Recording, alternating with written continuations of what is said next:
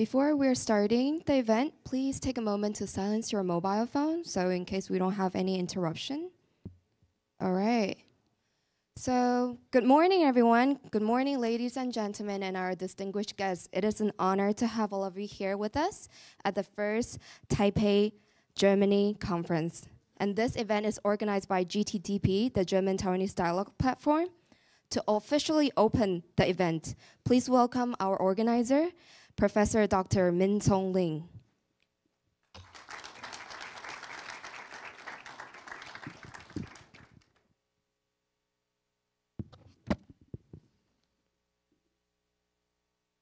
Okay, ladies and gentlemen, distinguished guests, good morning, everyone.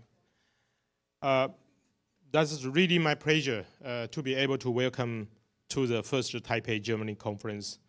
It's also for me a great honor to host this event here in Taipei. It's the first time I had this idea with the name, the first Taipei Germany conference. I think comparatively to the Berlin Taiwan conference, I will tell you a little bit about the background to organize this conference. So welcome. So I would like to give my warm welcome to all of you, our distinguished participants from both Taiwan and Germany, as well as those joining us online. I think we have also several guests online to join this conference.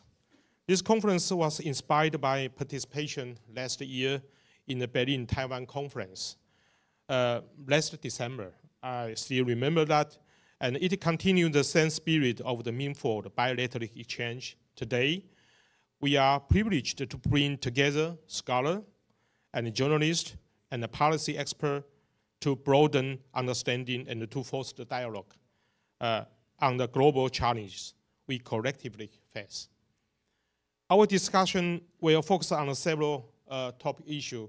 I think the key issue actually we have today is we actually spend sometimes through the online discussion with a co-chair from the German side, Bütikoff, who will also give the planned talk. I will also tell you a little bit the background.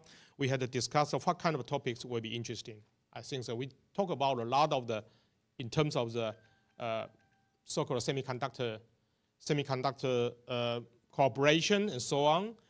If you go abroad right now as Taiwanese people, so everyone, I think the first keyword, the magic word is the semiconductor, okay?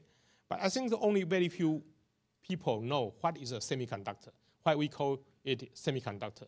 At the low temperature, it's normal semiconductor. It's become the insulator. Yeah, I'm physics, so I know. And there will be also the new technology in the future, as we yesterday visit the so-called National Taiwan Semiconductor Research Center. So we have also the issue how to make the semiconductor still be a conductor in a very low temperature. That is very important for the quantum technology. So we have a lot of major conception or magic the world in the world right now through the dialogue.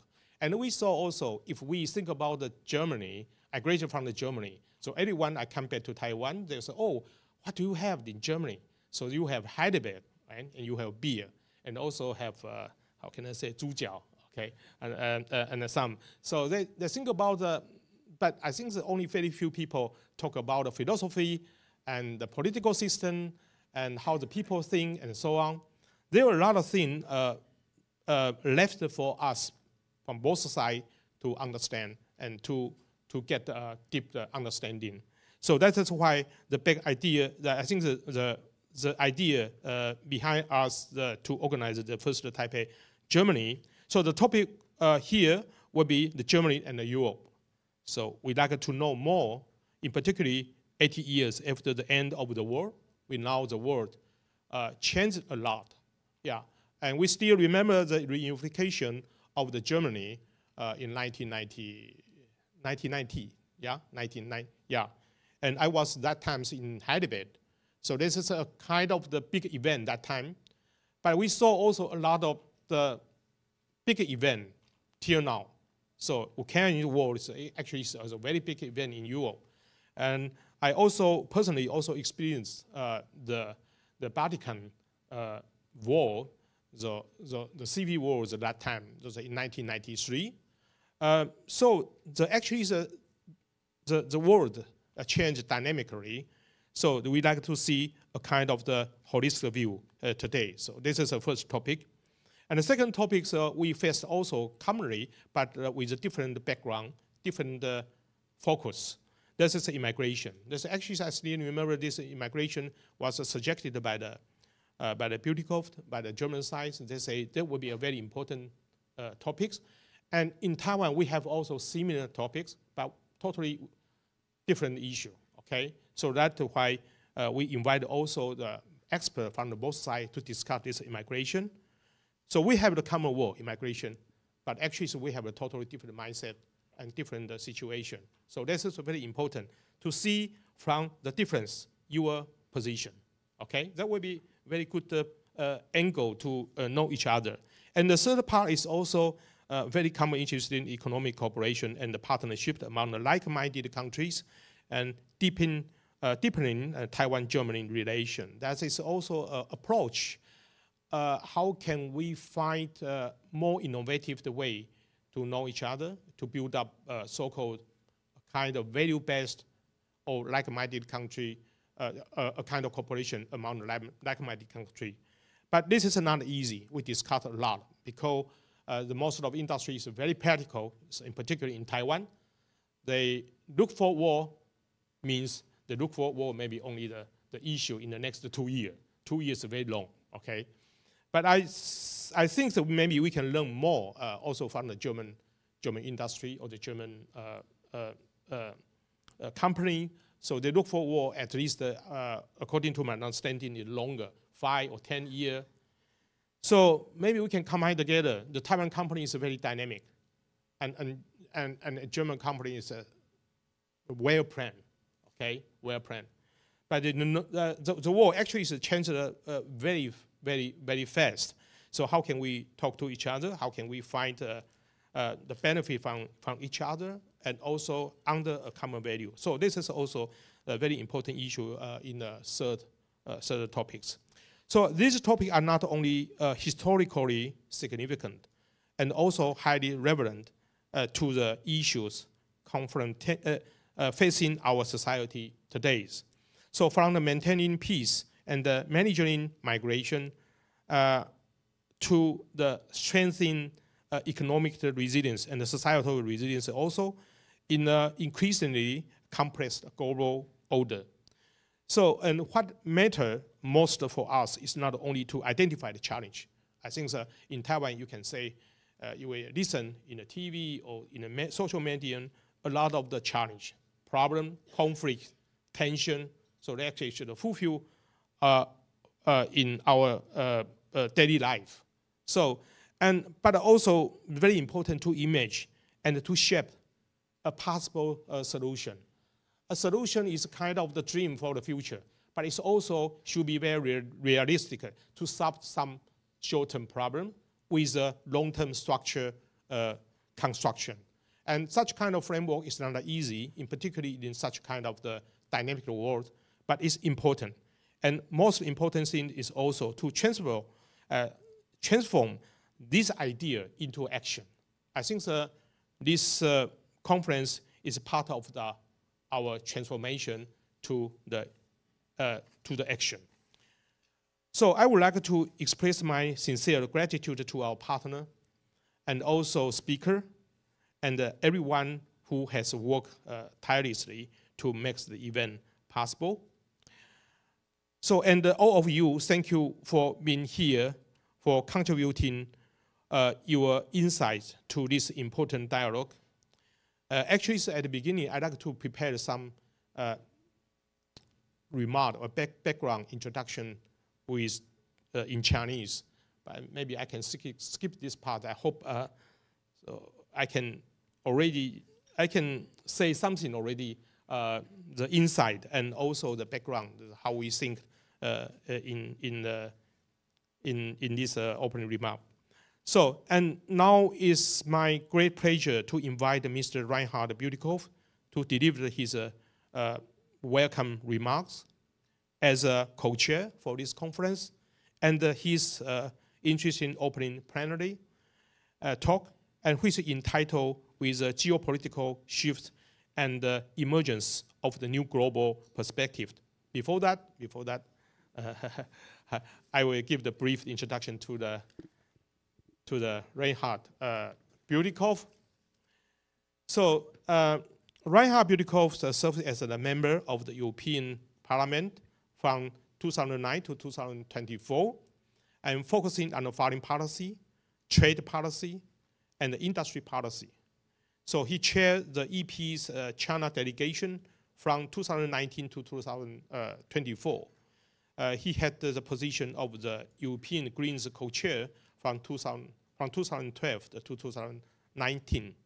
So Bütikofer co-founded the Interparliamentary Alliance on China. This is actually right now is a very important organization or networking, IPAC. He's a non-resistance senior fellow at the Center of European Policy Analysis, CEPA, a senior advisor at the European Policy Center, so the so-called EPC, and sits on the advisory board of the Global Taiwan Institute. And of course, very important right now is the co-chair of the German Taiwanese dialogue platform. He is actually the really driving force for this all of the thing here, which can happen right now from the German side.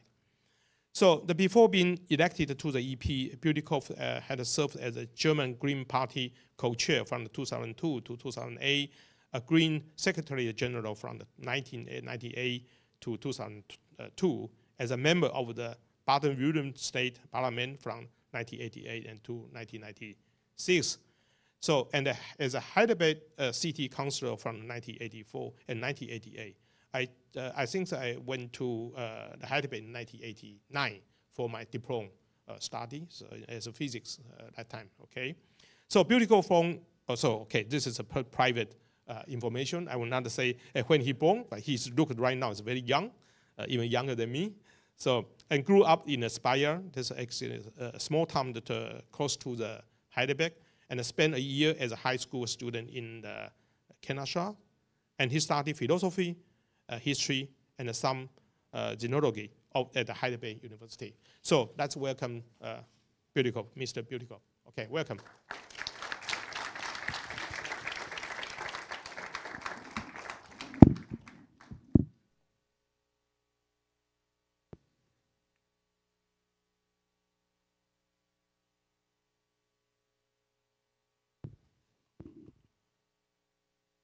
Good morning. Good morning, ladies and gentlemen.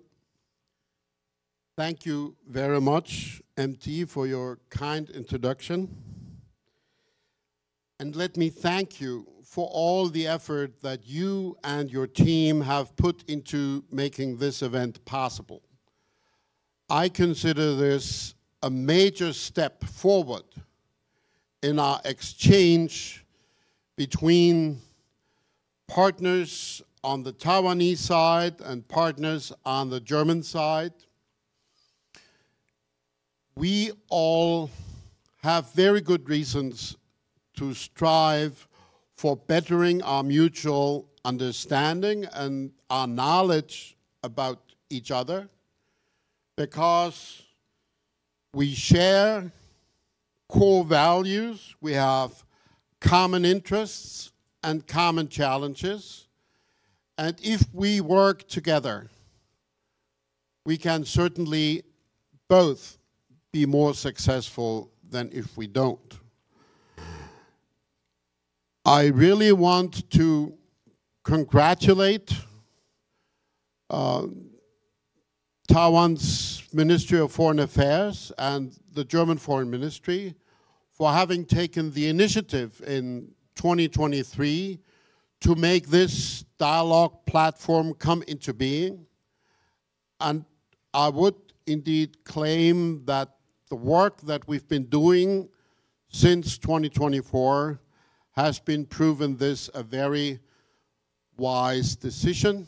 And I hope that we will have a very good future also in broadening the exchanges. We don't want to be an exclusive outfit. We want to be a facilitating group of people.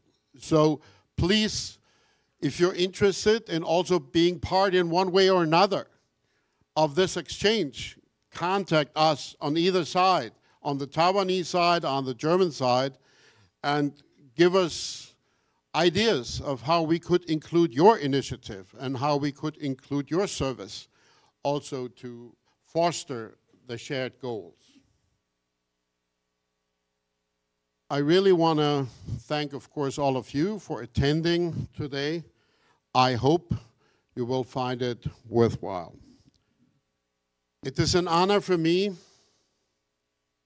to be given the role of the initial speaker at this conference today. And I want to share a couple of my thoughts about the geopolitical shifts and the emergence of a new global perspective. Or maybe I should say the hope for shaping a new global perspective, because perspectives don't just automatically emerge. They have to be created. Let me start by alluding to a visit that our group paid yesterday to TSMC's Museum of Innovation in Hsinchu. There we were shown an introductory video that started with the sentence, and I quote, "The world is always changing." That's an obvious truth. I think even Donald Trump couldn't disagree with that. And if we don't embrace that truth and shape this permanent change, it will devour us. There's the saying, either you have a place at the table or on the menu. That's about the same message. Either you shape change or you're falling victim to change. Much of the change affected through the globalization of recent decades, in particular social change and technological change, has improved the life of billions of people. But how many of our co-citizens would probably sign on to a second sentence that I heard in that TSMC video? And that second sentence was, "We now live in a more brilliant world." In my country, Germany, that is certainly not the prevailing mood. And also more broadly in Europe. Rather, change is seen as a burden, as something to be afraid of.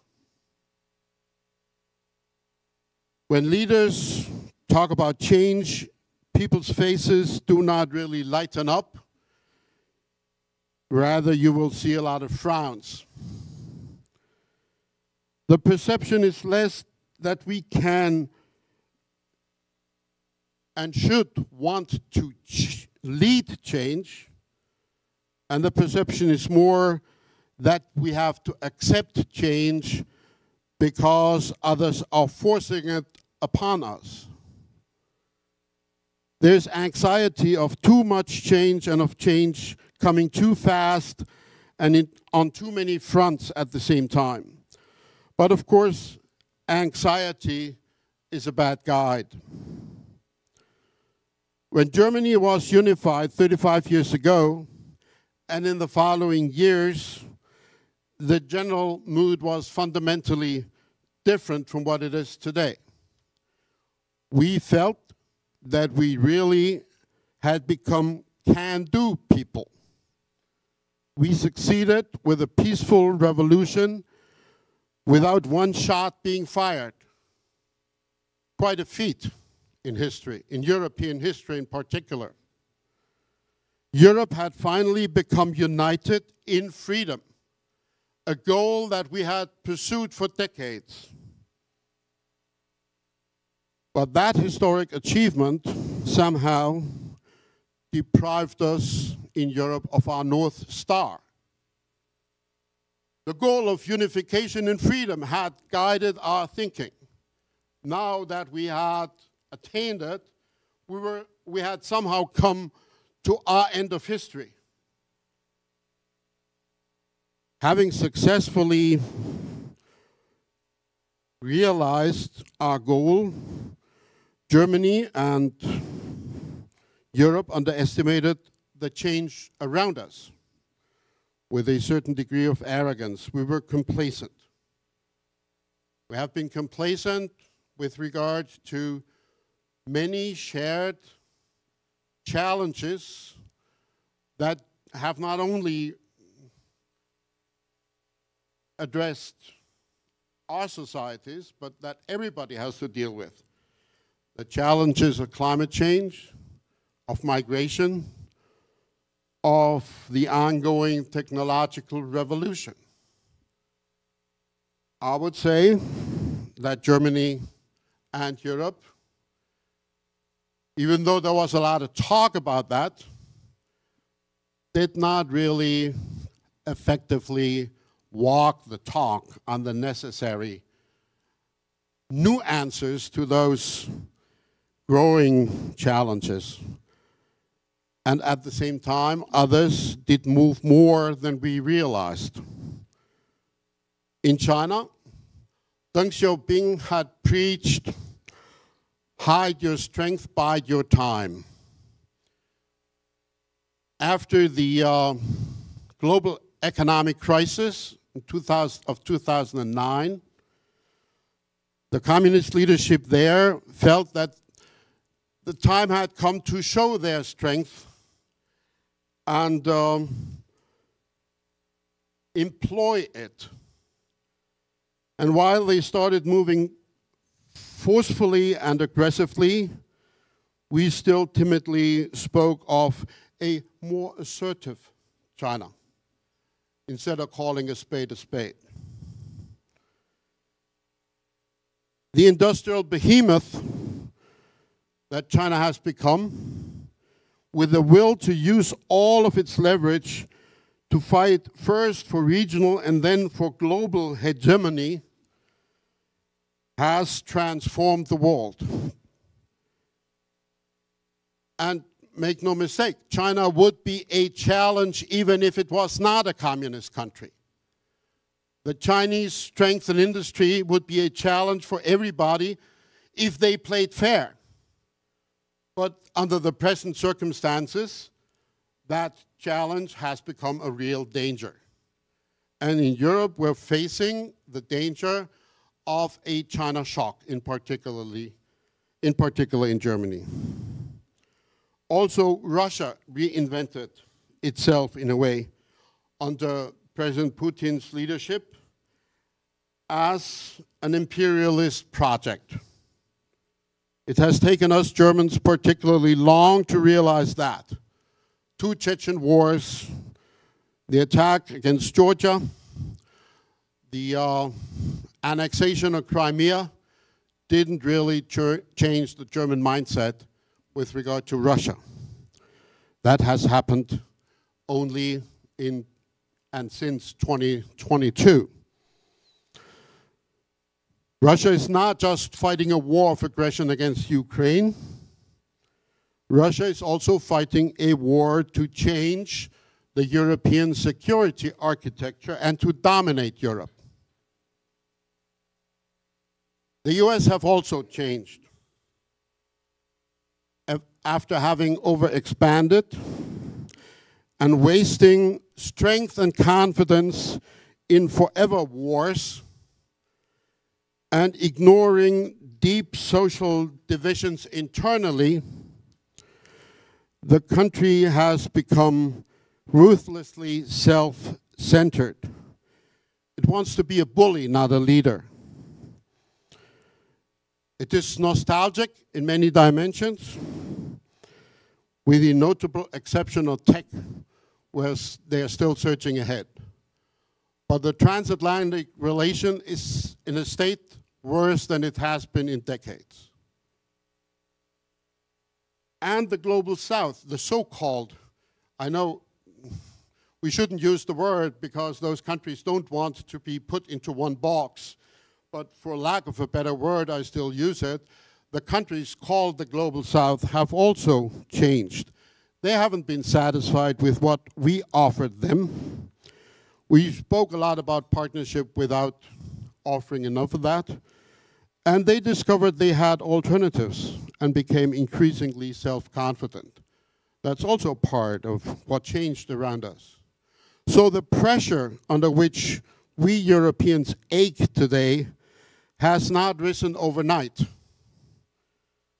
Hemingway once described change in a very succinct way. He said, change comes gradually, and then all of a sudden. That's the situation in which we find ourselves. And this applies in particular to Germany. The German economic success had been built on 4 pillars.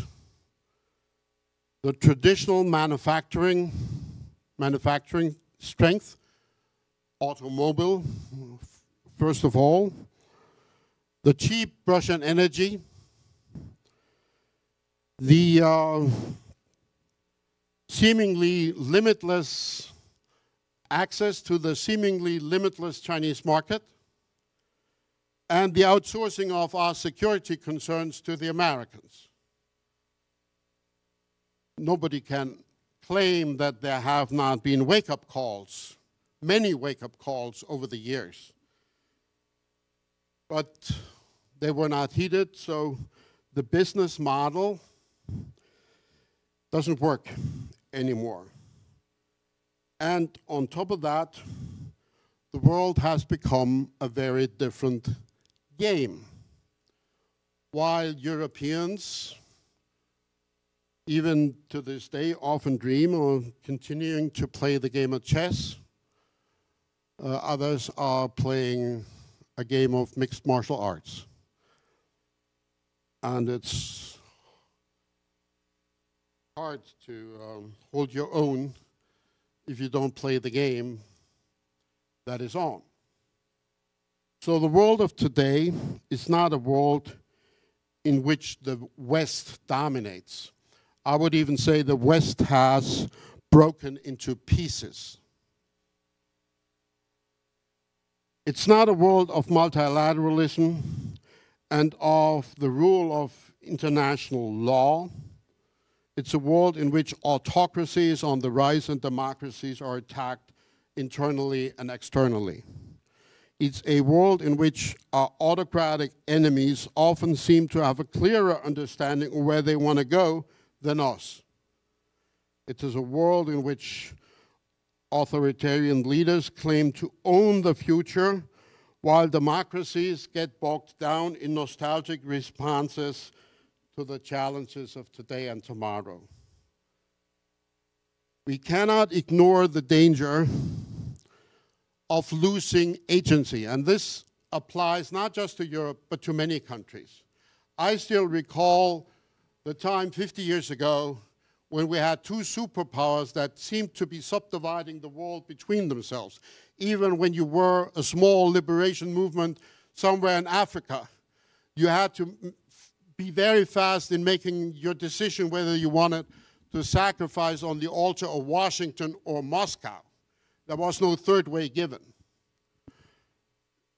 I don't think anybody would be particularly happy to fall back to that age, nor would we be happy if an axis of, or an alliance of autocrats would stabilize that we see developing presently. When you saw the military parade in Beijing and saw the leaders on the rostrum, that was the forbearing of such an axis of autocrats. In Europe, we often say that our answer to the MAGA challenge and the Chinese challenge, which is much more dangerous even, has to be Europe united, that we cannot afford nationalism. And I think this is fully true. It is already a tall order. When you look at practical policy making around Europe, on the technology front, on the defense front, or on foreign policy more broadly, we see how difficult it is to get Europe united, not just in speech, but in action. But I would say that we need to be even more ambitious. And this is where I will now talk about what could possibly emerge as a new perspective. And I think we should shoot for an international coalition of the willing among democracies. I recall that John McCain in his day once used to talk about a league of democracies. When he used those terms, he of course assumed that the US would be the leader of that league of democracies. I'm not so sure that President Trump would share that ambition, to say the least. But we should learn from that thinking. The challenges to democracies in Europe and the Indo-Pacific are similar.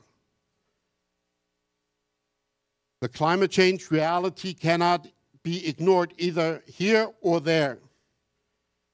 Trump's policy, which only has one rule, namely that there is no rule, and that every deal will be pursued with the ambition to turn it into a ripoff, has its consequences here and in Europe.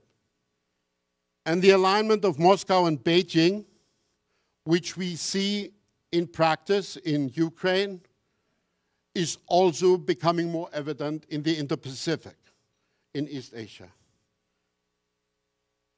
And they have their supportive autocrats from North Korea or Iran or others. And the external challenges are also aggravating our internal problems. And it would be a mistake to just attribute the problems we have to the outside. We also have to be self-critical and look at the internal problems. And let me just list the most important ones without going into detail. The question of equality and social fairness. I don't know of any European country that could claim that we have been successful in that regard, in reducing the level of inequality. It's just the opposite. Second, security. There, I would say Europe, under the shock of the Russian attack against Ukraine, has moved more than on other fronts.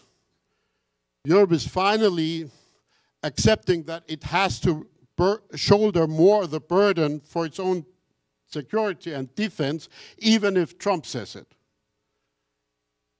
But we're by far not where we have to be.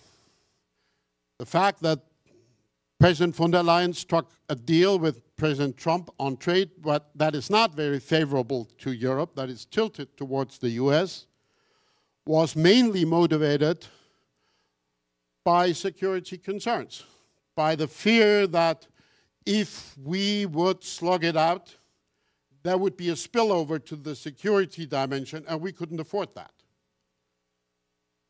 Then technology development. MT has already mentioned modern technologies like AI or quantum, where Europe may have some fundamental scientific contributions, but not the business implementation of that, the practical implementation. There's the dimension of fair and free trade, and there's the dimension of partnering with countries in the so-called Global South. I think the inroads that China made with the Belt and Road strategy was to a huge degree our mistake, because we had ignored the infrastructure necessities of those countries. We had not made the kind of offer they craved for.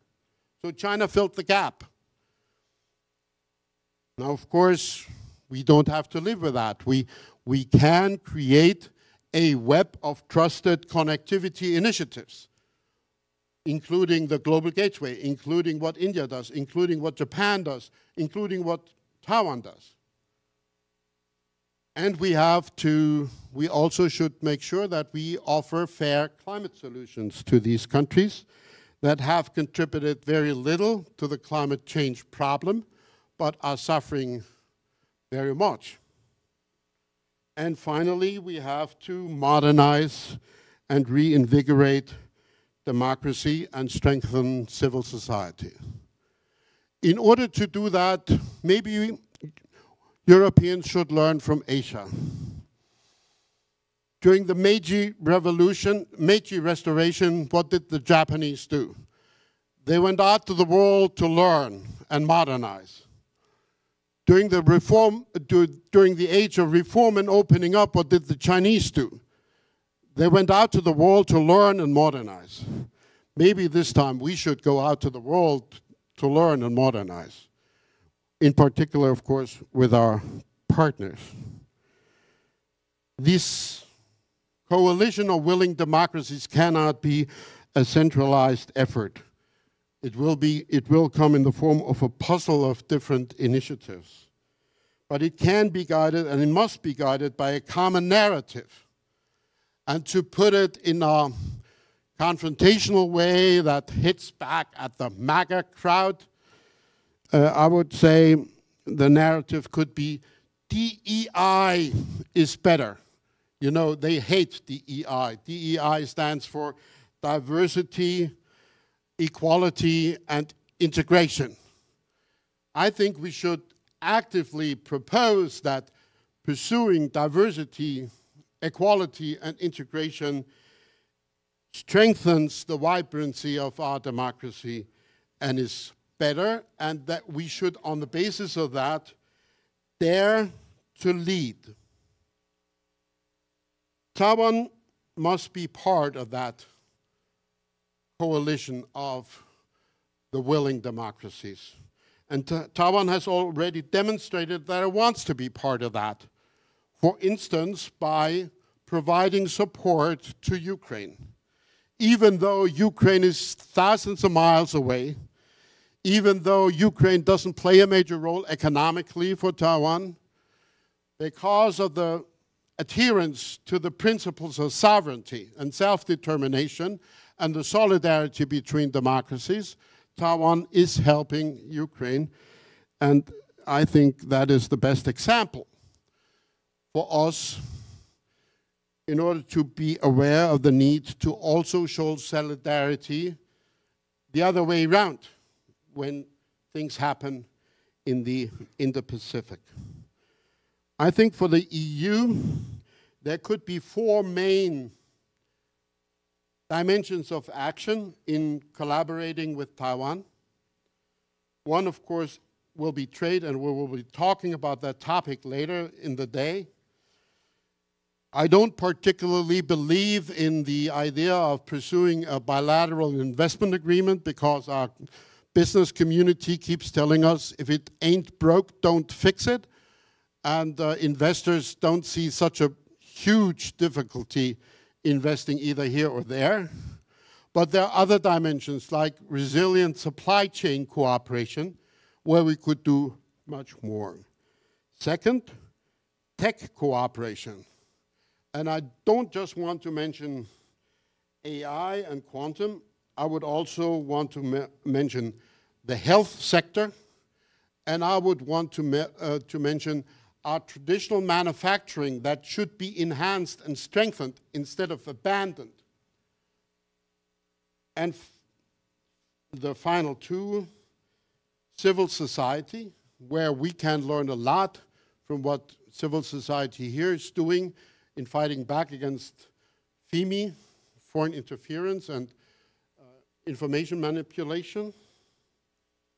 And of course, and this will be contentious, I know, the security dimension. I agree with all those that claim that we should join efforts in arms production, join efforts in creating supply chains that are secure, and also being willing to do arms sales, either way, if necessary.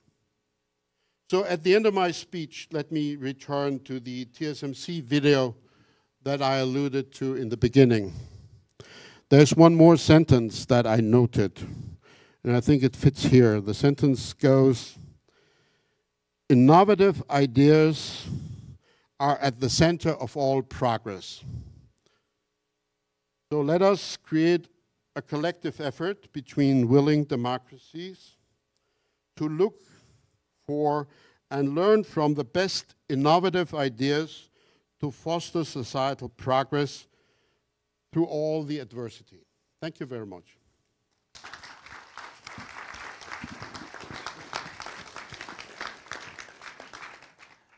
Okay, thank you very much. Yeah, please, you still need to answer the question. Okay, we have sufficient time to have the Q&A. So I think anyone, maybe we take one or two or three, then you can answer once. Okay. So anyone like to agree or disagree? Anything? Comment? Okay. Yes, please. Mr. Si.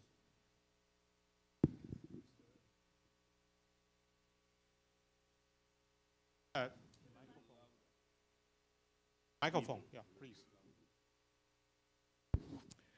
Mr. Bütikofer, you talked about the unity or reunity of Europe. How far is Europe progressing? Here from Asia, people still are very anxious about the ability of Europe to find together again. Before not too long time, even Chinese government doesn't take it seriously. They say, okay, there are three big powers: the United States, Russia, and us. I didn't find any place for Europe. Maybe you could lose more words about the progressing of Europe. You talked about a lot of difficulties. We see that. But what is the progress, and what is the motivation? What is the driving force for such progresses? Thank you very much. Okay. Any similar question? Follow up? Okay, if not, maybe. Thank you, Shuming, for the question. I would say Europe is more united on China than it has been in 20 years. Some of you in the audience will recall that there used to be an outfit called the 16+1. It was created by the Chinese to drive a wedge between the European institutions and the Eastern and Central European countries from the Baltics to the Balkans. That has fallen by the wayside. It's not been formally abandoned, but it doesn't exist anymore. Germany used to be an outlier on China for many years. That's not the case that much anymore. I recall that the Chancellery, under the leadership of Mrs. Merkel, killed European proposals for trade defense instruments several times between 2012 and 2019. Today, these trade defense instruments have come into being with the support of Germany. When the European Union agreed on talking about EU-China relations under the triptych of partner, competitor, systemic rival, Mrs. Merkel, to the last day in office, refused to use the term systemic rival. The new government that is led by Mr. Merz from the same party, together with the Social Democrats, has written in their coalition agreement that the rivalry dimension of the relationship is coming to the fore more and more. They have abandoned the word partnership. And when you look into the reality of the business community, you also see an interesting development. Let me quote from a strategy paper that was published just a few months ago by an industrial association, namely VDMA, the Engineering Industry Association. It's mainly small and medium-sized corporations. Traditionally, this association, they had been the paradigmatic free traders. They were opposed to any investment screening or any other trade defense instruments. They have come full circle. Now they advocate protecting European industry against unfair Chinese competition. They advocate local content rules. They advocate that Chinese products must adhere to European standards, and so on, so on. That's quite a change of thinking, and that reflects the perspective, not of some of the big multinationals, not necessarily the perspective of, let's say, Volkswagen or Mercedes, but of the vast majority of SME, which are the backbone of the German economy. So I think we're moving in the right direction, and having said that, I would still argue that we're far from where we should be.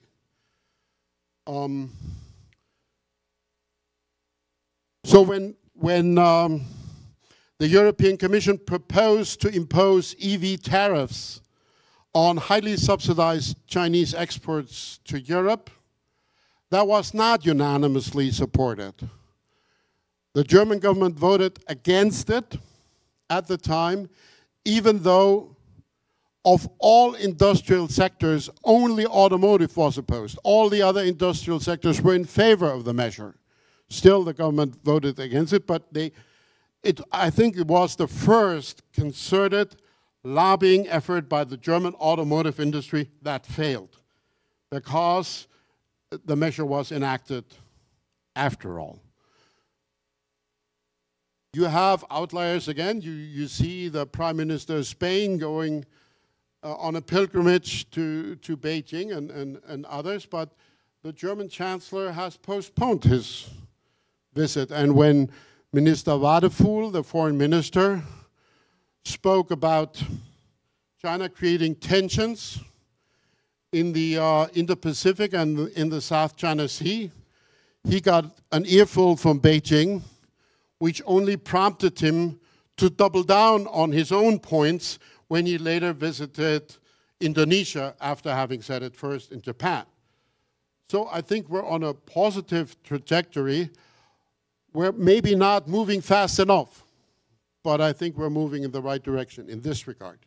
There are other fields where we're much more constrained and have much more difficulties finding common ground. For instance, with regard to the security dimension, how to rearm effectively.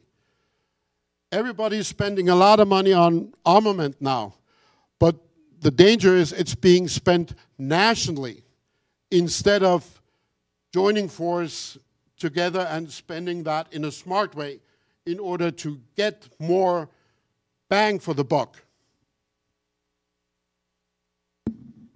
Okay, thank you.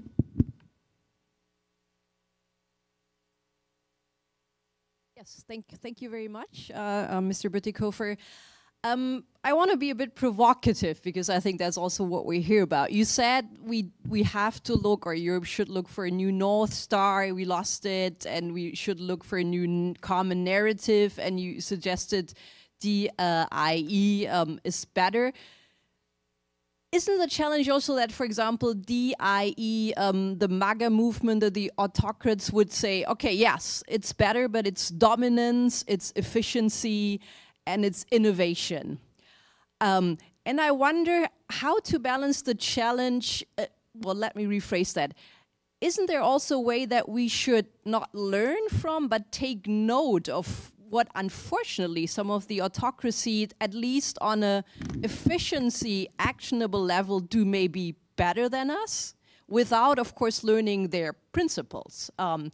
I wonder if it's just enough to say we have to go out into the world to learn from other democracies, but how to, take note or to flip things that autocracies, you talked about technology innovation, nobody denies that, and I would say, unfortunately, China has been doing so well. So how to balance that? Not de-learn our principles, but to take note of efficiency, innovation, how can we do better, or what can we take note of from autocracies? Thank you. Thank you, Professor Kupfer. I accept your correction. We must not only learn from democracy, we must be willing to learn wherever there's something to be learned. I agree with that. But on the other hand, and there's no contradiction between what you say and what I said, we should not abandon our principles in order to do that. So when I talk about diversity and they attack us on that ground, I would tend to point out that a lot of the innovation in Silicon Valley has been affected by 100,000 Indians that went there.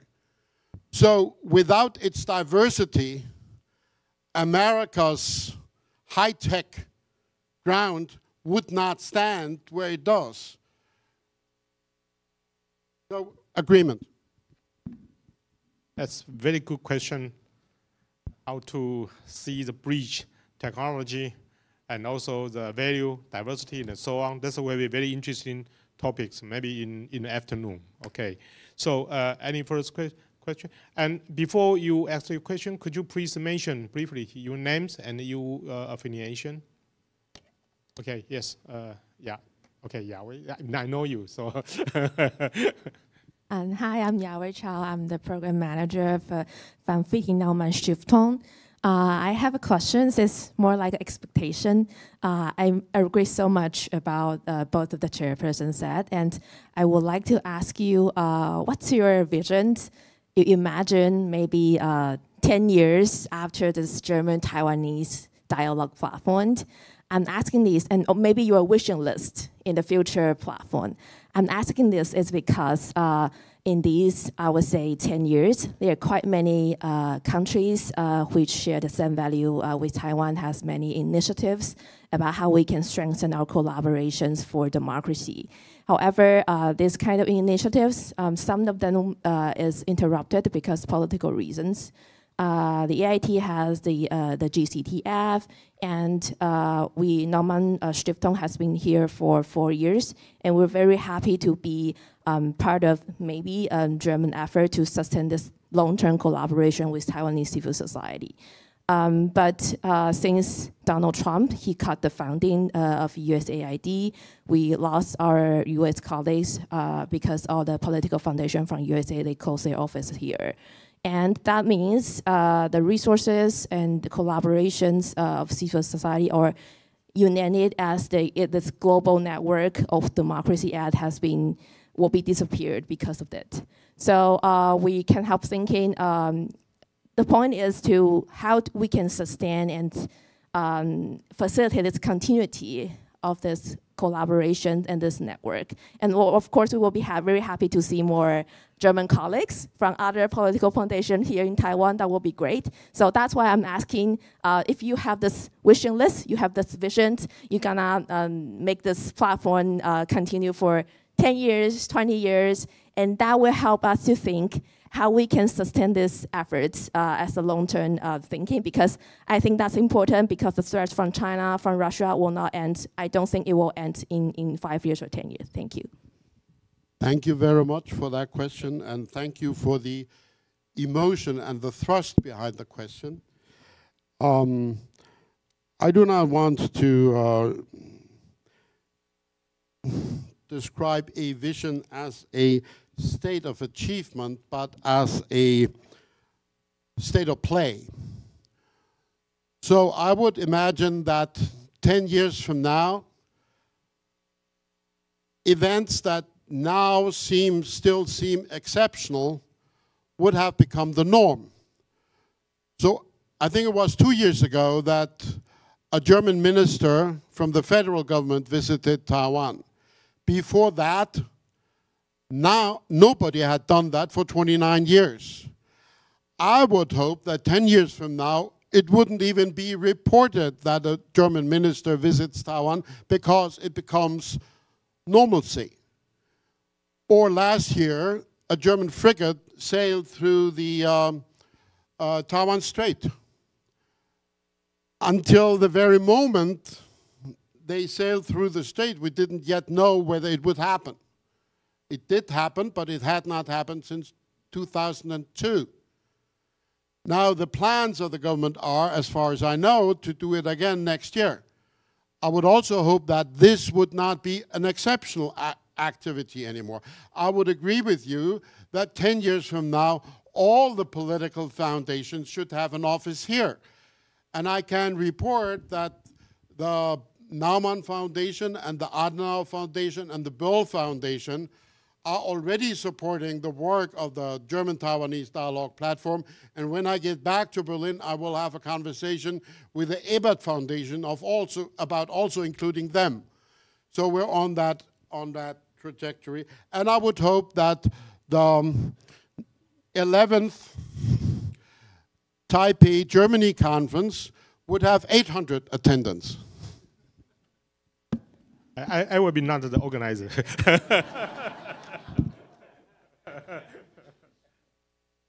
Okay, we have still a few minutes. Anyone? Yes, please. Maybe you can correct another one later, okay? If you'd like to speak Chinese, I will try to translate. Okay, so. Thank you both, Chair. And I'm Ga Hongjiang. I'm from the Legislative Yuan. I work for Legislator Chen Guanting, and he's a member of Foreign Affairs and National Defense Committee. And actually, I just returned from Poland last week, and I just attended the Warsaw Security Dialogue. And when I was over there, I just feel a sentiment that a lot of our European counterparts just worry about the U.S. might retreat from the European continent, and because they're afraid that the U.S. might be distracted by the potential situation escalation in Indo-Pacific region. So my question is that when I and other delegations was over there, our message to our European counterpart is that it is time for Taiwan and European countries to work together. And it is so important because just like you mentioned that your frigate just exercised the freedom of navigation over Taiwan Strait. So do you see is there any other space for Taiwan and the Germany to enhance our security collaboration in the future? Thank you. So may I correct maybe a very last question, if any? 还有其他的问题吗？如果没有，那我们就 that will be the last. Okay, good. Yes, please. Thank you for your question. As I said just shortly, but I did say it in my speech, I'm in favor of security-related collaboration in all the possible dimensions. Now that will not come in one step. We have to go step by step. One practical dimension could be the usage of AI in armed systems. One practical field of collaboration could be building drones with red-free supply chains. And there are others. But I want to push back a little bit against this conception of American retreat from Europe. I'm still not convinced that this is going to be the future. I concede that there are some people in the United States, including in this Trump administration, that advocate a strategy that is called hemispheric defense, basically defending the homeland and defending the space around it. So controlling Greenland, would come handy, controlling Panama would come handy, but let the rest fall by the wayside. But that's not the dominant thinking, even in MAGA world. And I would claim that the American national interest still plays a role regardless of whether you have a president that mostly goes by his whims. And it is not in America's national interest to have Russia controlling at least half of Europe. Biden understood that.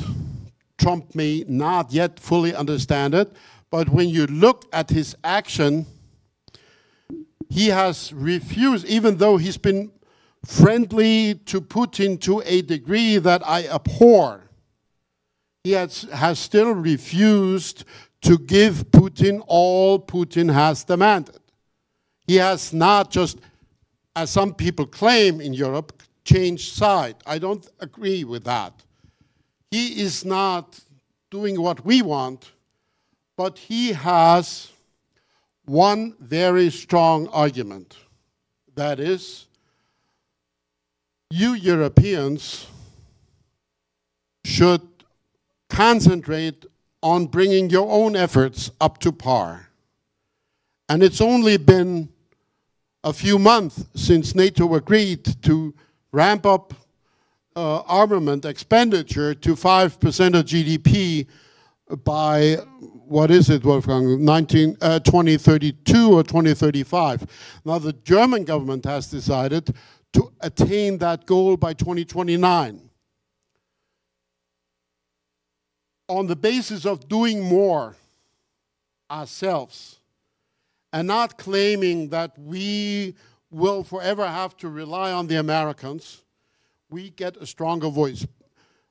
Prime Minister Tusk of Poland said once, why do 450 million Europeans need 140 million Americans to defend against 120 million Russians? And once we give a good answer to that, then we can again talk about retreating from Europe. I don't believe that this is the most imminent challenge we have. Yes, I think it's a very good answer and also very good word to Taiwan. So we should also spend more time to focusing on our effort, which can facing the challenge actually is in on side. But in these points, I think that we can really cooperate together a lot in many areas.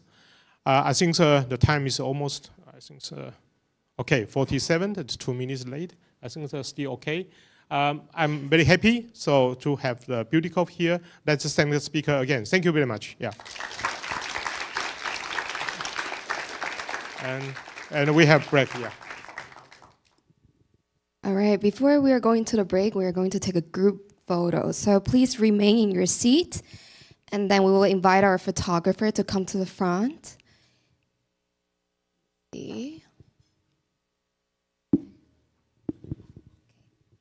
So I will count on 3 for twice, okay? 1, 2, 3. One more. 3, 2, 1. Okay, I think we got it. All right, so now we will have a short break, and then we have our coffee and tea and also some dessert outdoor, and we will be back around 11 for our first topic. So now it's time for a break.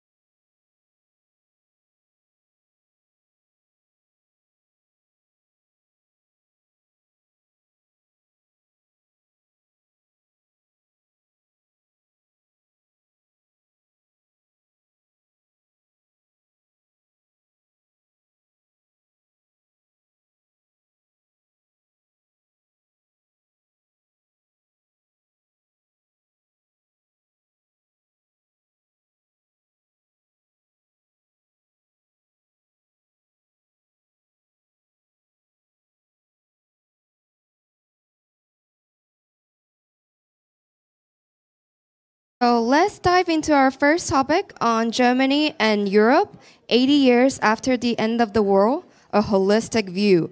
And please join me in welcome our moderator, the senior managing editor of the Commonwealth magazine, Ms. Liu Guangying.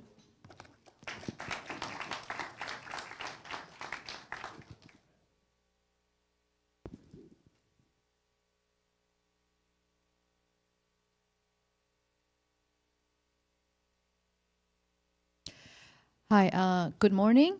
My name is Guangying Liu, and I'm the senior managing editor of Commonwealth magazine. So it's my pleasure to be the second-time member of the delegation of the German-Taiwan dialogue platform. I was in Berlin last year, and the very generous host of the European Academy in Berlin. And I think that the second time. Oh, Siri.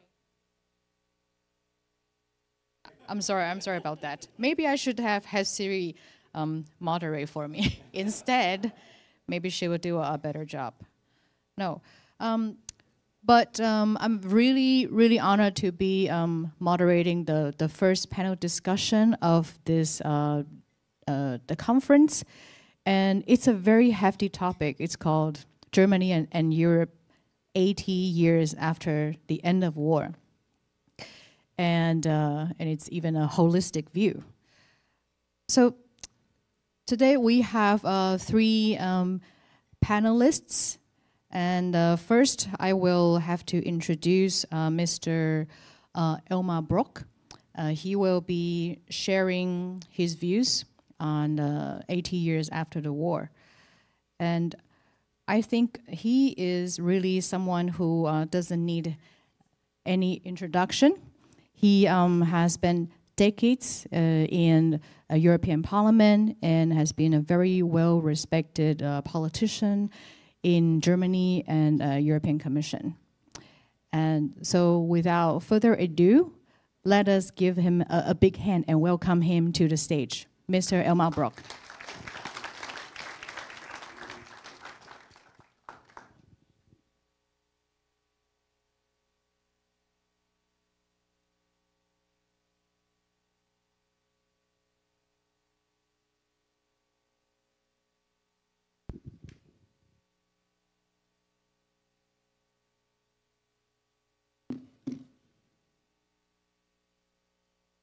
Thank you very much for this invitation. I have a hard job to do. I said after the speech of Mr. Bütikofer, he might have been the common denominator of the Social Democrats and the Christian Democrats in his speech, but Mr. Schmidt did not totally agree with that. But I'm very thankful that I can take part in this discussion today. We talked about Zeitenwende, the change of time after the Russian intervention in Ukraine, but after Trump changed American policy, that it's even more true that we live in a different time. This is the first big change of policy since Second World War. The Second World War was a lesson for us in Western Europe, where we were able to do so because we were democracies, that we came together, understanding that Europe has only a chance to survive in the future if it cooperates, but to do it under the umbrella of the United States. This time is finished since the beginning of this year, most probably. For sure, we have to do a lot in order to keep the transatlantic alliance running. NATO formally does function, but there are doubts whether Article 5, in a moment of danger, really works when it comes to an aggression of to Estonia or other places.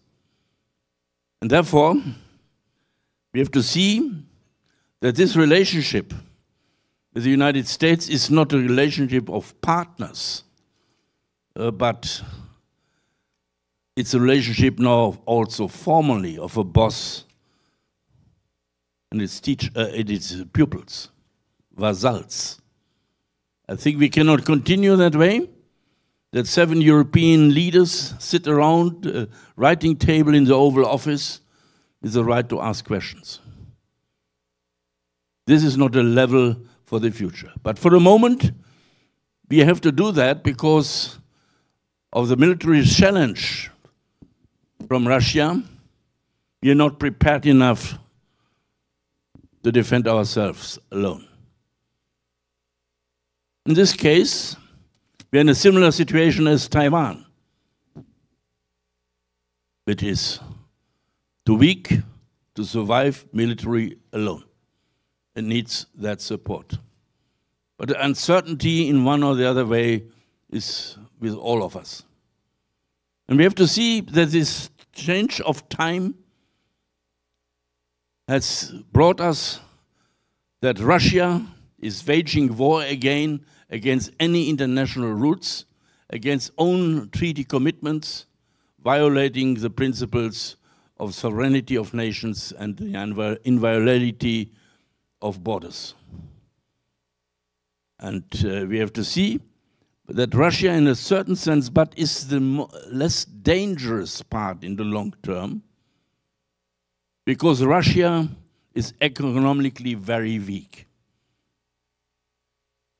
It's only military strong. China and the United States are military strong, economically strong, in capital strong. And if I come to the situation, European relationship, German relationship to the United States now, then for me it's a decisive moment, the speech of J.D. Vance on the Munich Security Conference, where he threatened if we use our rules for the digital markets, then they will call it the violation of media freedom and will put any measures on us.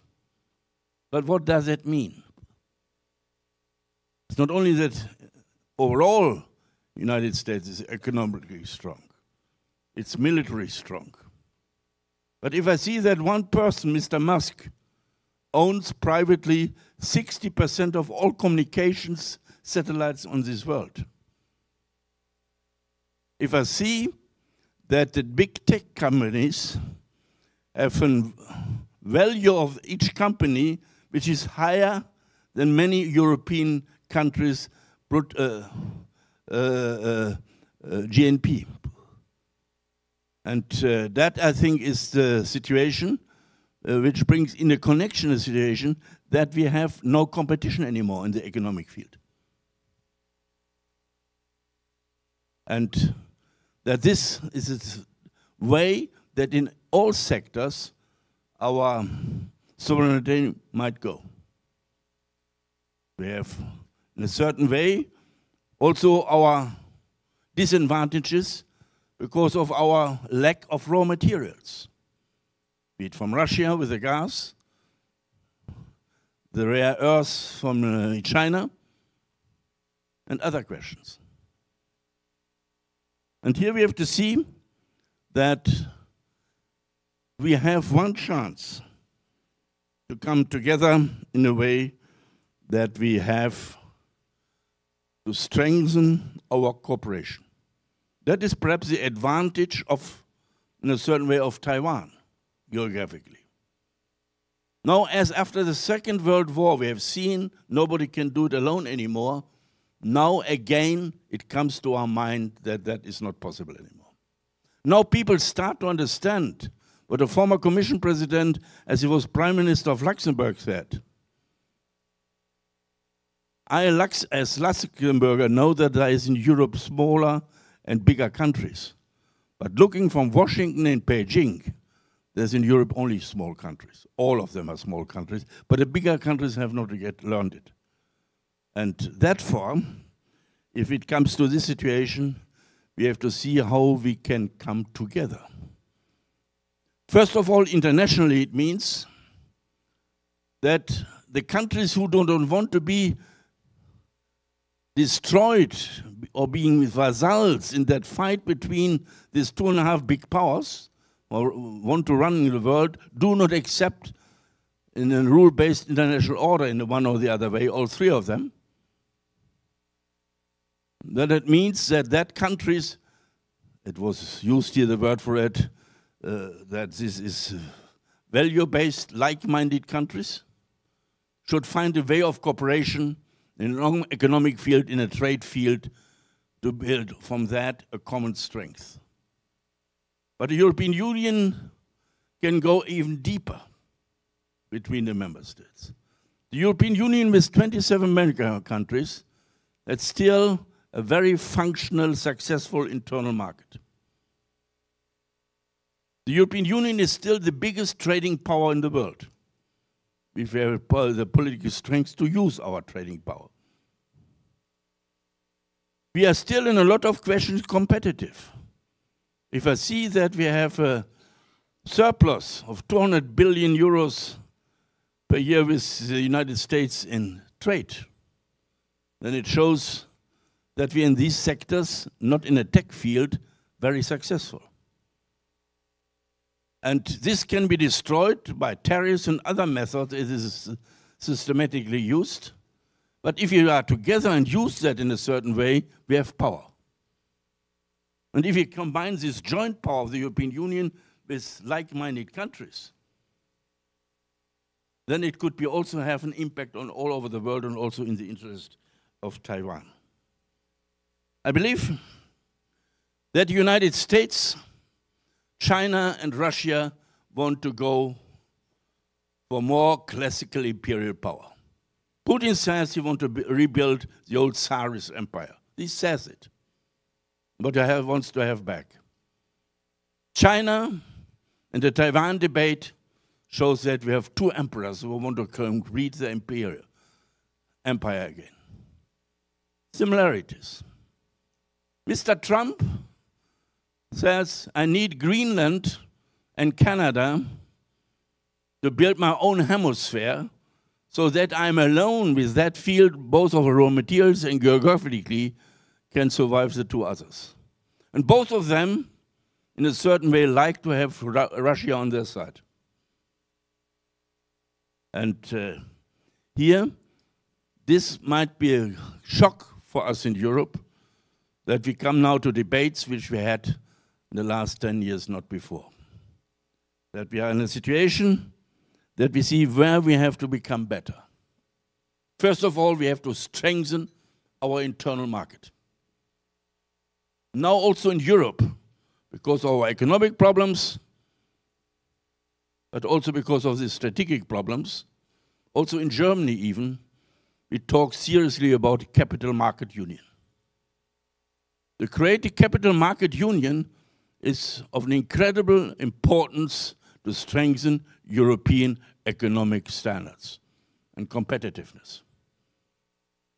There's an incredible amount of money, private money in Germany, for example, which because of our old-fashioned credit systems, we are not able to use for investments in Europe and in Germany.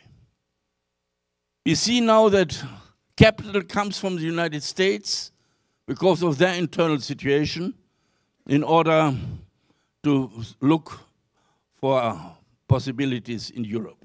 Here we have to be prepared for that. In that field, also in that field of brain drain from the United States and so on. But it's a good, very good possibility to do something there to strengthen ourselves. The second point is that we have also to do that, to really build a digital market. With DSA and DMA, we have done that in the last period of the European Parliament.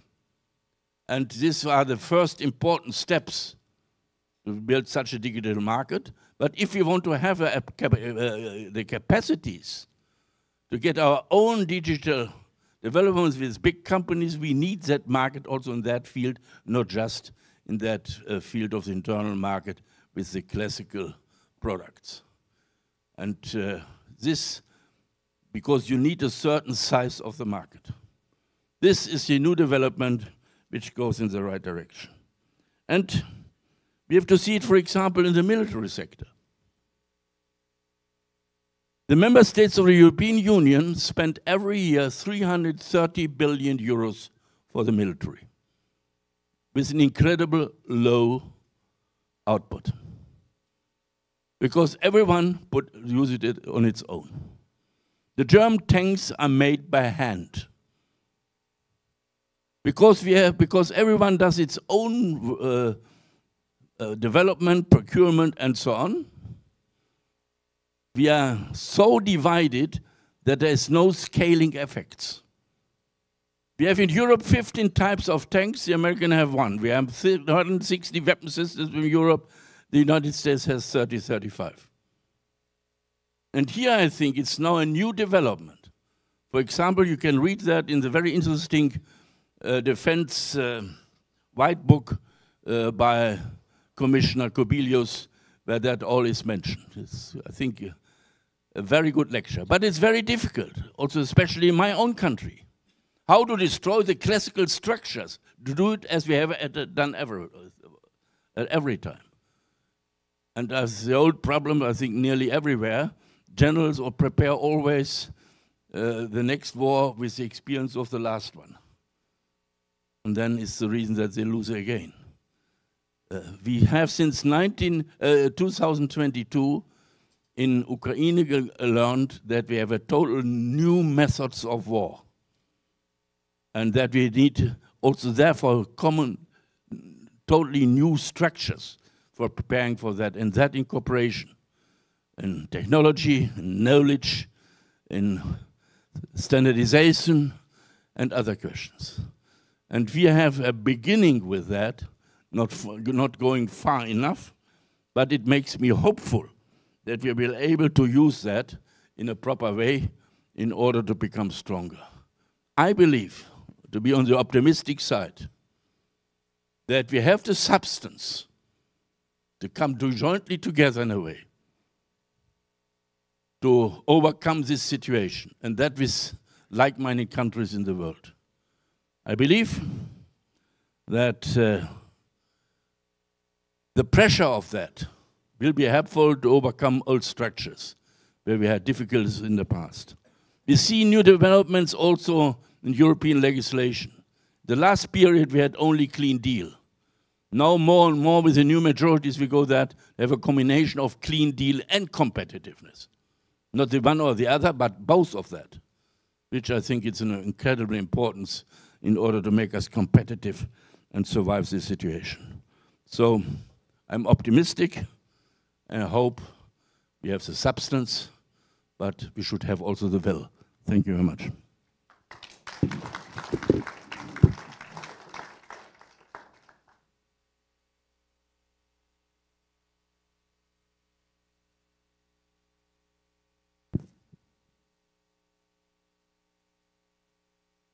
Thank you, Mr. Brock. And so I heard a few keywords like cooperation and like-minded countries, and I think that's the values we need to explore furthermore in today's discussions. Well, the next speaker is also a very well-respected politician in Germany. His name is Wolfgang Walter Schmidt. He was a former federal minister of a Social Democratic Party, the SPD, and he has worked also as a coordinator for the intelligence services. And the other day over lunch, we had some very interesting conversations about that. So I will now give the floor to him. I was told that his topic is something about economic. And it's actually a very interesting topic. It's called Europe's former economic engine, the German model in transition. So let's give him a big hand to welcome Mr. Walter Schmidt.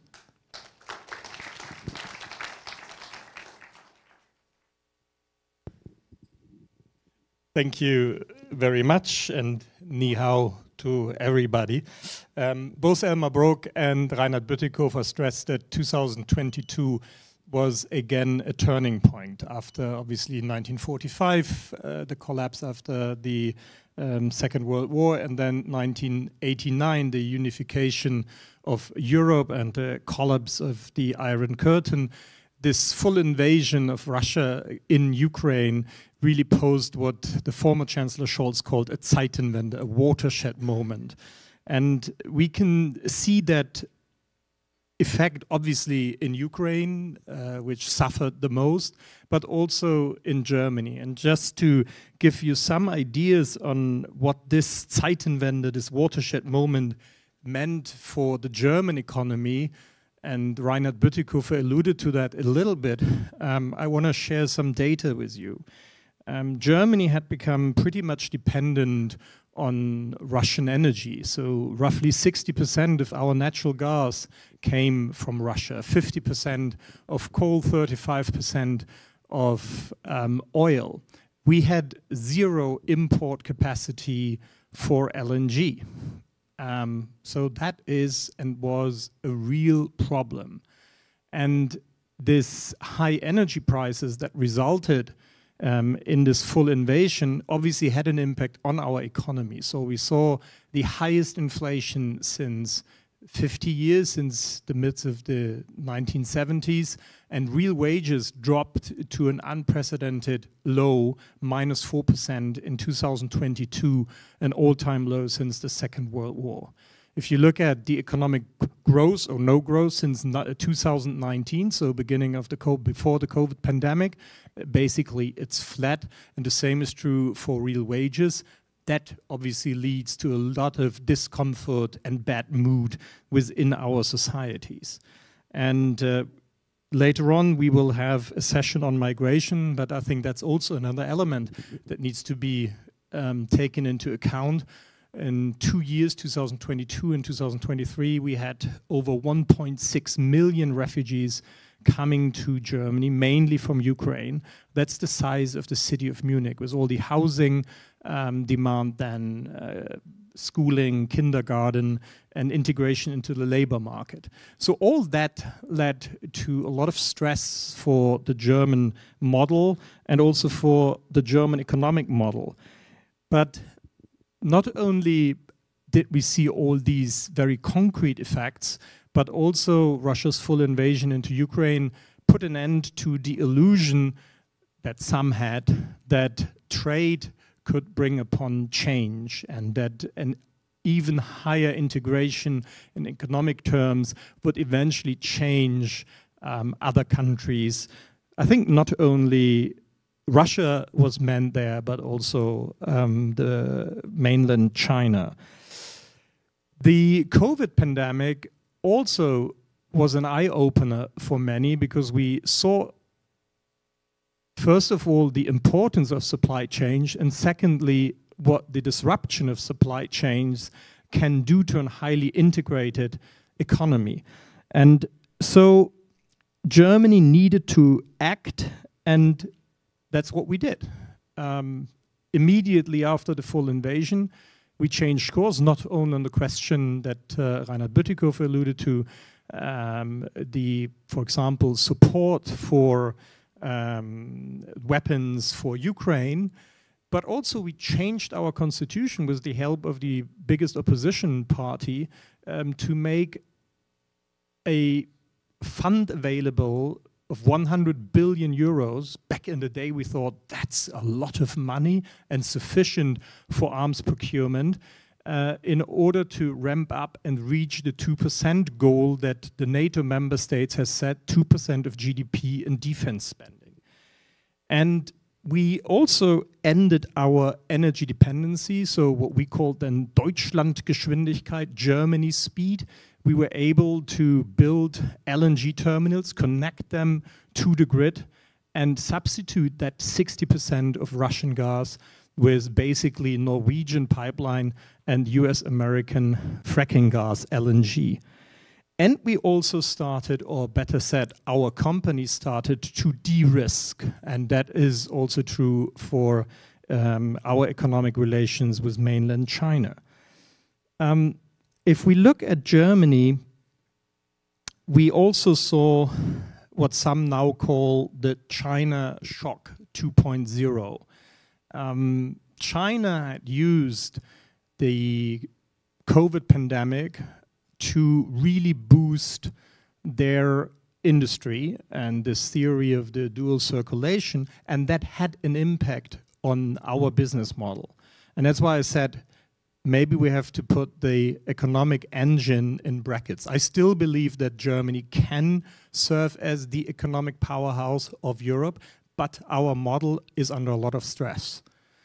Germany was always a highly industrialized, export-oriented, energy-dependent economy. And all these elements are now under stress. If we look at the industry, we talk about the 3 Ds: decarbonization, digitalization, and demographics. So we have embarked on the journey in becoming net zero till 2045. That's in less than 20 years. That's like tomorrow.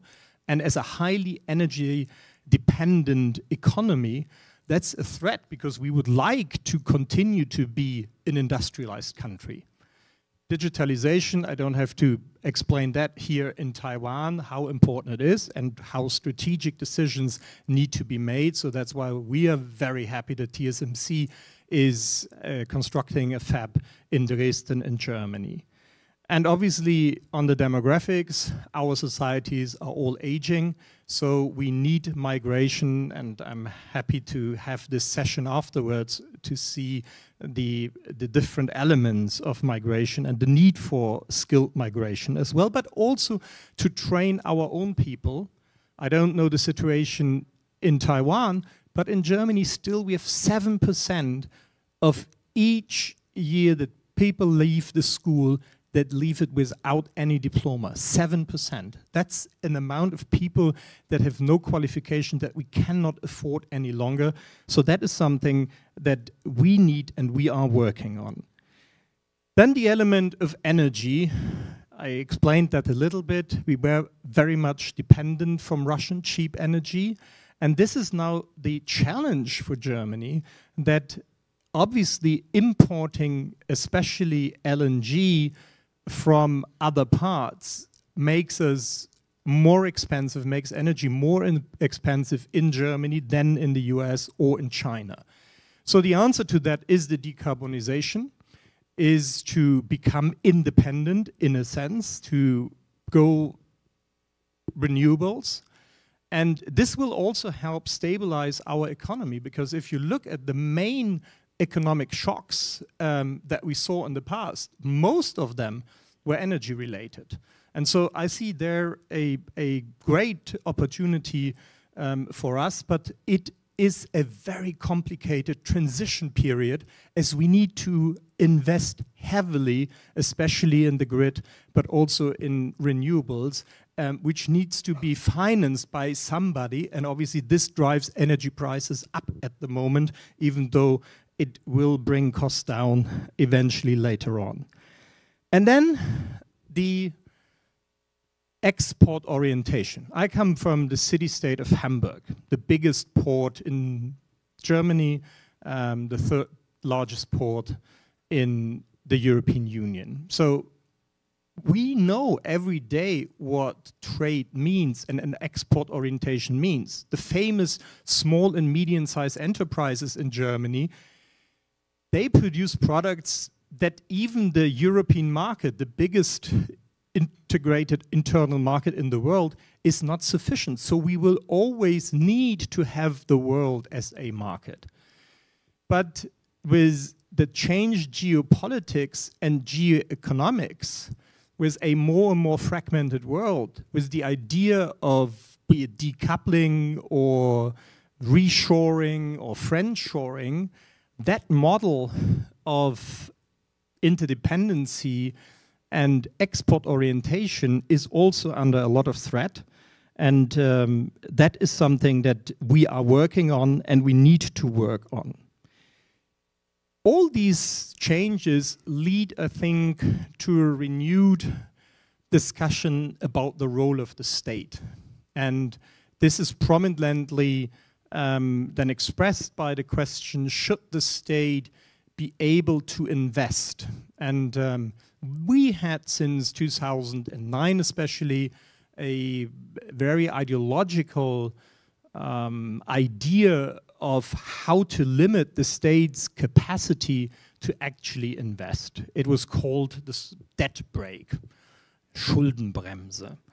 When you ask your American friends, how do you do all that? Invest heavily in your military, also do infrastructure investments like the Inflation Reduction Act or the CHIPS Act.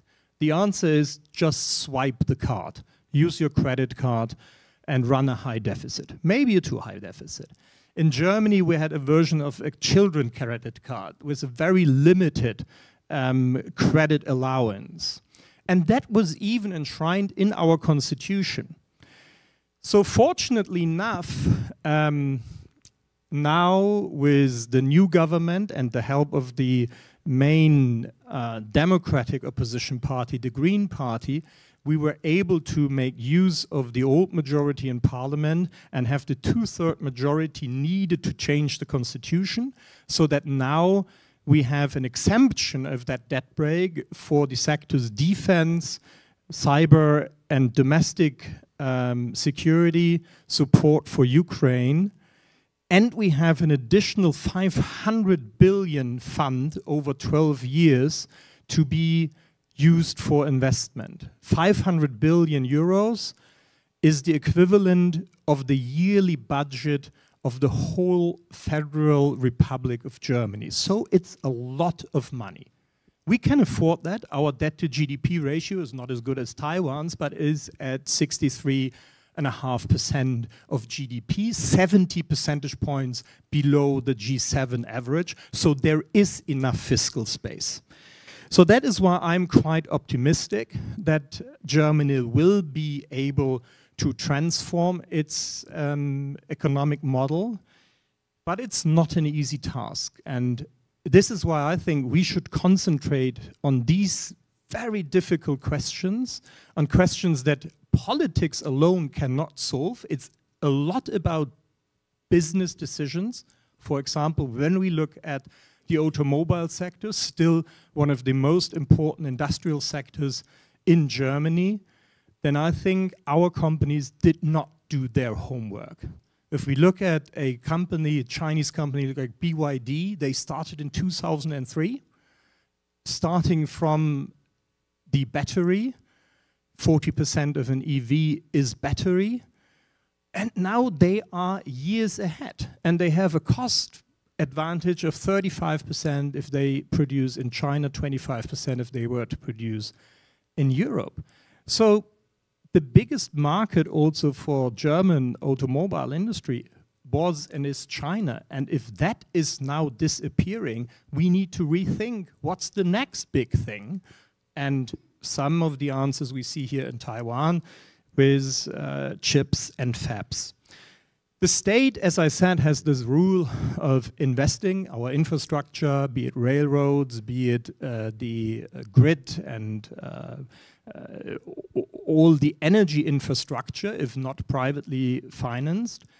But also we need to make sure that we are not strangled by red tape, because over the years we have added layer and layer and layer about of regulation. Very well intended, but the effect now is that it's strangulating very often our economy.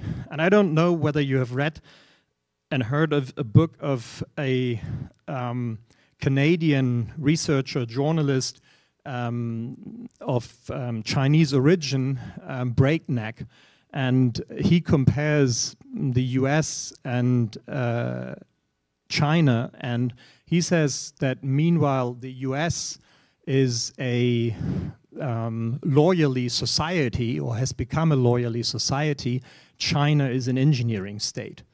And my feeling is that this is even more true for Germany. We used to be an engineer state. We used to be the ones with skilled labor and innovation and driving machines. And now we become, and I can say that because I'm myself a lawyer, very much a lawyerly state, where we focus and put a lot of engineering capacity into regulation. And I think this is something where politics, where we can change course so that then this bracket and the former will disappear and Germany continues to be the economic engine for Europe. Thank you very much.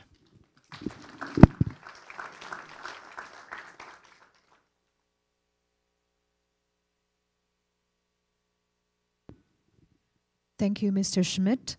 So I feel like we have really set the stage for really difficult discussions. First of all, the Zeitenwende, and then followed by the German model in transition economically. So I feel like we have really a lot of work ahead of us. So now for a change of mood, I'm going to introduce our next speaker. Professor Hua Yifen. She is a professor at the Department of History in National Taiwan University, also my alma mater. And I also learned just today that she got her PhD in art history in Cologne. So I really have a lot of admiration for that. She was also a member of the Transitional Justice Committee. And I'm very happy to see that her topic today is going to be about culture and art. For a brief transition of mood, it's about mind transition as well. So let us welcome Ms. Hua Yifen 老师 on stage.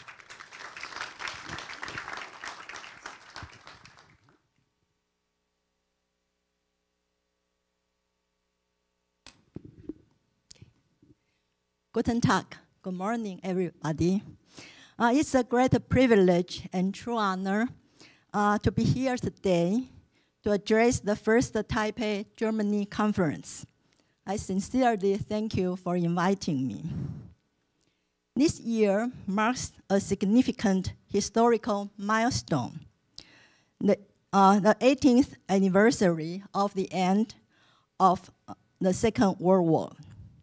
It is a moment that calls not only for solemn remembrance of the past, but also for renewed reflection on the enduring challenges that continue to shape our democratic societies. 10 years ago, in 2015, I had the honor of being invited by the German Federal Foreign Office, Auswärtiges Amt, as an expert scholar to participate in an insightful information tour to focus on Vergangenheitsbewältigung, Germany's ongoing efforts to confront and reconcile with its totalitarian past. That experience brought me back to my formative years in Germany from 1989 to 1999, when I studied in Cologne, Köln, and witnessed firsthand the profound historical shifts that followed the fall of the Berlin Wall and transformed Central and Eastern Europe. Reflecting on those pivotal years remind us that democracy is not a fixed destination. It is a continuous, evolving process. While the institutional phase of transitional justice in Europe and Germany might be largely complete, we now face a deeper and more urgent question. How can European societies continue to engage with the legacies of totalitarianism and cultivate the cultural resilience needed to defend democracy against the rising tide of extremism? To begin exploring this question, I turn to the recent exhibitions of German artist Ansel Kiefer. whose work offers profound insights into the cultural dimensions of democratic defense. In the post-transitional justice era, several European countries have strategically embraced powerful and evocative art exhibitions as tools for public reflection and transnational dialogue. These are not merely cultural events. They are vital, non-institutional mechanisms for confronting historical truths and sustaining democratic awareness. Kiefer's art has emerged as a shared cultural reference point across Europe, sparking renewed engagement with history and democratic values. This is evident in series of recent landmark events. In 2021,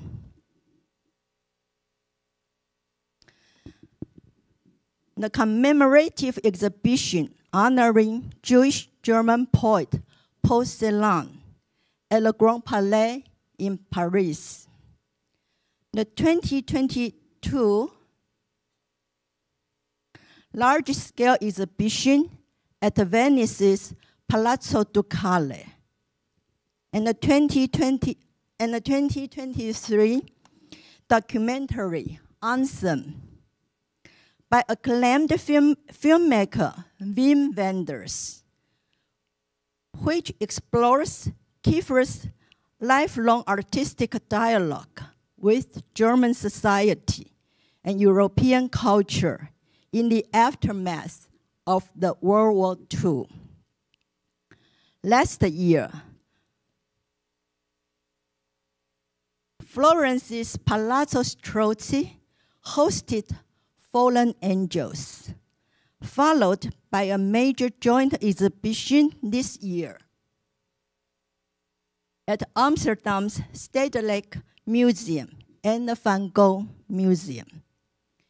Just some months ago, Kiefer's work also featured in London and Oxford, and most notably in Japan, where Kyoto's Nijo Castle presented Solaris, the largest solo exhibition of Kiefer's work ever held in Asia. These remarkable events underscore the global resonance of Kiefer's art in shaping democratic consciousness in the 21st century. Today, I would like to focus on two key points. First, why has Ansel Kiefer's art gained such widespread recognition among European countries in the post-transitional justice era? Second, inspired by the global reception of Kiefer's work, how might Taiwan, Germany, and Europe collaborate to defend democracy on a global scale? Why have all major countries involved in World War II, whether victors or defeated, come to a shared recognition of the enduring significance of Kiefer's art? Because his work confronts how totalitarian regimes manipulated collective memory and myth, while deeply engaging with the unresolved legacies of Europe's historical trauma. Following the Cold War, Germany and Central and Eastern European countries undertook ambitious transitional justice projects grounded in international law and human rights. While institutional mechanisms have largely been fulfilled, today we face a new threat: far-right movements that manipulate historical memory distort these democratic values, and exploit public discourse to sow mistrust and deepen societal divisions. In his recent book, Das Deutsche Demokratische Reich, wie die extreme rechte Geschichte und Demokratie zerstört, in English, the German Democratic Reich, how the far-right groups destroy history and democracy. Historian Volker Weiss offers a compelling analysis of how far-right political parties in Germany seek to dominate historical narratives and contemporary politics. Through racist and anti-liberal rhetoric, these groups distort history and normalize hateful, the so-called alternative facts, eroding public awareness and democratic cohesion. One striking example is the construction of the Nazi left theory. You can see here in the content. A misleading narrative designed to shift blame and disconnect today's far-right movements from associations from Nazism.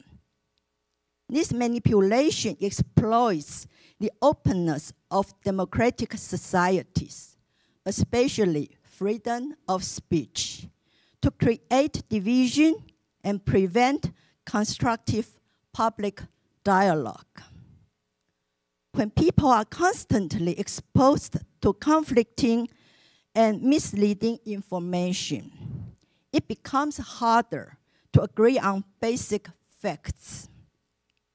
Over time, this confusion can lead some to believe that authoritarian regime might be more effective than democracy. Ultimately, far-right parties aim to exploit democratic freedom to undermine democratic order and weaken Germany's alignment with the broader democratic community. Volker Weiss also draws parallels between these tactics and Russian President Putin's anti-Western narrative strategy. Putin repeatedly reinterprets World War II history through a Russian imperial lens, claiming that the war against the Ukraine is a campaign of denazification, a justification for his aggressive invasion in Europe. This instrumentalization of history reveals a broader ambition to dismantle democratic values and replace them with authoritarian imperial rule. Let me now turn to the second part of my speech, the democratic impulse in Asa Kiefer's art. Asa Kiefer's work offers a powerful cultural counterpoint to the threats I have just described. From the outset of his career, Kiefer has critically examined how authoritarian regimes manipulated the national culture to consolidate mass identity. His art challenges viewers to confront historical complexity, resist simplistic narratives, and reject the comfort of political correctness. His work evokes rupture and unease, urging us to move beyond service-level understanding of history. A remarkable example is his early piece, Du bist Mother, You Are a Painter, which provocatively merges the image of Nazi propaganda minister Joseph Goebbels with the statue of Martin Luther in Dresden. This juxtaposition invites reflection on the entanglement between religion, culture, and totalitarian propaganda during Nazi era. Kiefer's use of raw, abrasive materials such as bent cement, lead, ash, and straw evokes the immense weight of historical responsibility. These tactile elements compel viewers to engage with the past, not as something distant or settled, but as an urgent living challenge. They prompt us to ask, how can we confront history with honesty, and in doing so, safeguard freedom and human dignity today and for generations to come? Let me now conclude. The democratic transitions in Germany and Central and Eastern Europe, along with the collapse of the Soviet Union, did not mark the so-called the end of history, as political scientist Francis Fukuyama once optimistically predicted. Today, as the post-Cold War order fades and the contour of a new global reality remain uncertain, the defense of democracy must extend beyond legal frameworks and institutional structures. It must be rooted in the cultural and psychological foundations of civic life. It is an age shaped by digital media and saturated with disinformation. Societies must strengthen their capacity to resist the emotional charged and simplistic political narratives that threaten to erode truth, trust, and democratic cohesion. This resilience cannot be cultivated through rational education alone. It requires a deep interweaving of historical experience, personal awareness, and active civic engagement. Taiwan, like Germany and other European democracies, faces persistent cognitive warfare, particularly from Chinese Communist Party, which seeks to manipulate public discourse and undermine trust in democratic institutions. Our shared struggle highlights the urgent need to defend truth and democratic values against authoritarian distortion. Ansel Kiefer's art offers a profound cultural response to these challenges.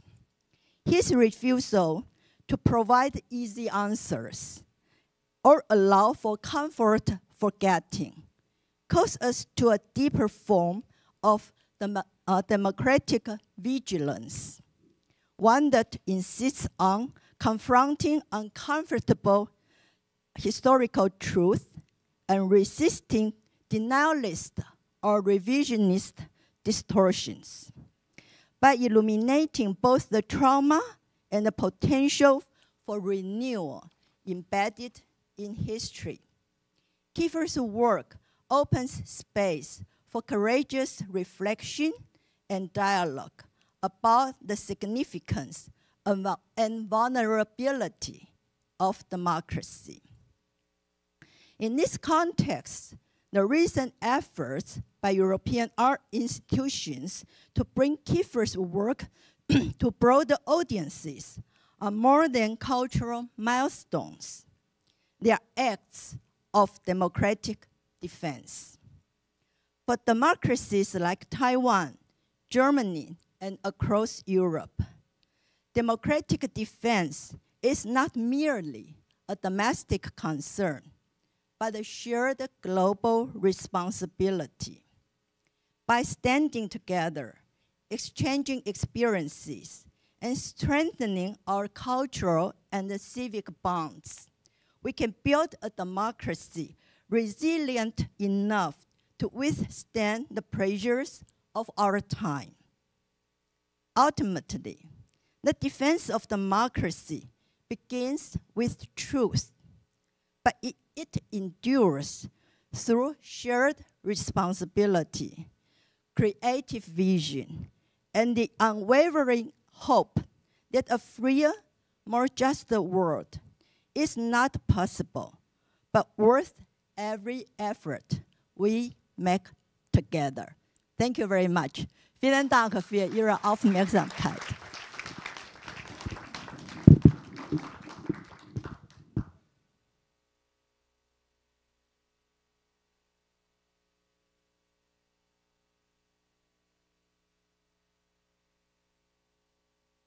So thank you, Ms. Hua. And please, let's welcome back Mr. Schmidt and Mr. Brock back to the stage. Yeah.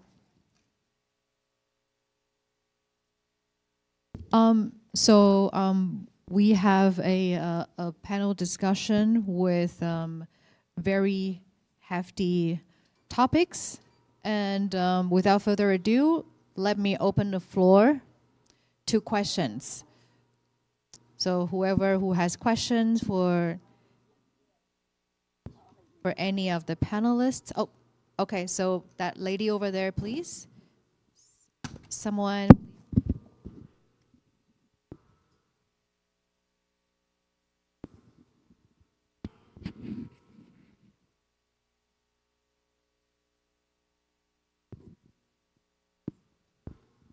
Thank you. Thank you. My name is Liao Ling. I'm a journalist here in Taiwan, and I have a question for Herr Schmidt. You just mentioned there are so many refugees, migrants in Germany, and I'm really wondering why it's so difficult so many refugees be transformed to a useful workforce for Germany. Thank you. Thank you very much, and we will have a session dedicated on migration later, and I guess they're going to go into the detail. So basically, we have three elements of migration in Germany. First is the freedom of movement within the European Union. This is the vast majority. Then we have skilled labor migration, where we decide who should come and who should not come. And in the last government, we made probably the most generous labor migration law for those we actually need. Everybody is discussing about, and that is the so-called irregular migration. That is basically people fleeing war, civil war, or persecution. And the problem that we face is that roughly half of the people who use that pathway are actually later on acknowledged as refugees. And the others are people that use that path, but are actually coming for other good, but not acknowledged reasons, for example, economic reasons. And there is a huge controversy with migration politicians, whether we should integrate them, even those who cannot stay immediately, allow them to work, or whether this poses a so-called pull factor. So word would spread and people would then come in larger scale because they know that somehow they can stay. What we did in the last government is that we actually made it possible for people to work, because our belief is that the public outrage is especially existent when there is the feeling that migrants don't work and live off social welfare. And if they work and then kind of earn their place in Germany, people are more relaxed. But this has been a huge controversy in German politics, whether allowing migrants also these irregular migrants to work is a pull factor or not. And that is the reason why there's so much controversy about it. Okay, thank you. This gentleman here. My name is Tang Shaocheng. I'm emeritus professor from NCCU, National Chengchi University. Now I'm running a kind of think tank in Taipei. My background is Germany. And my question is to Mr. Brok. You talk about the European Union. And do you think that Hungary is a democratic country? That's the first question. And secondly, Slovakia, and followed by Czech Republic. Both governments are not, I don't know, maybe in your view, it's something special. And on the other hand, AfD is the biggest party in Germany. And national, how do you say, in France, the Front National is also rising. I mean, is this kind of trend of, you can say, populism, or you can say is a kind of right extremism in Europe, and not only in this country that I mentioned, but also in other countries. It's a kind of general trend in Europe. So what's your take on this trend? And also, what's the countermeasure that the governments, for instance, in Germany or in other countries, can take to accommodate this kind of, what do you say, incidents? And also the question goes to Mr. Schmidt. Thank you very much. Mr. Brok, please. Thank you very much. The extremism from the right is a danger, but it's not a threat which cannot be overcome. The AfD is not the strongest party in Germany. And we have to see that in most of the European countries, if they are strong, they're mostly less than 30%. And when you see in elections come to final rounds, then the parties of democratic stand together. And they have always a majority of 60, 70% in our parliaments, and even European Parliament even higher. And this, I think, is the real thing. This development of right-wing people, extremist people you have everywhere in the world, but the Democratic Party must be aware that a certain way of, besides all needed competition, a certain cooperation is needed to defend democracy. Hungary is not anymore a full democratic country, but we have to see the elections in next spring. At the moment, the governing party is in a minority in opinion polls. There's a good chance that there will come a change of government. In Poland, we had such an experience 2 years ago, as there was a new government elected, which is a very pro-European, pro-NATO, and pro-democracy party. And in France, always, despite all the problems we have at the moment. And I'm still convinced, as most of the French, that in the next presidential elections, in the second round, there will be not a Le Pen person be elected. So it's a danger. We have to see that. We have to work at it. We have to look into the reasons. The debate about migration is one of the reasons in that question, because that gives an alibi for the radical parties. And therefore, we have to solve certain problems, get credibility, and to win that battle.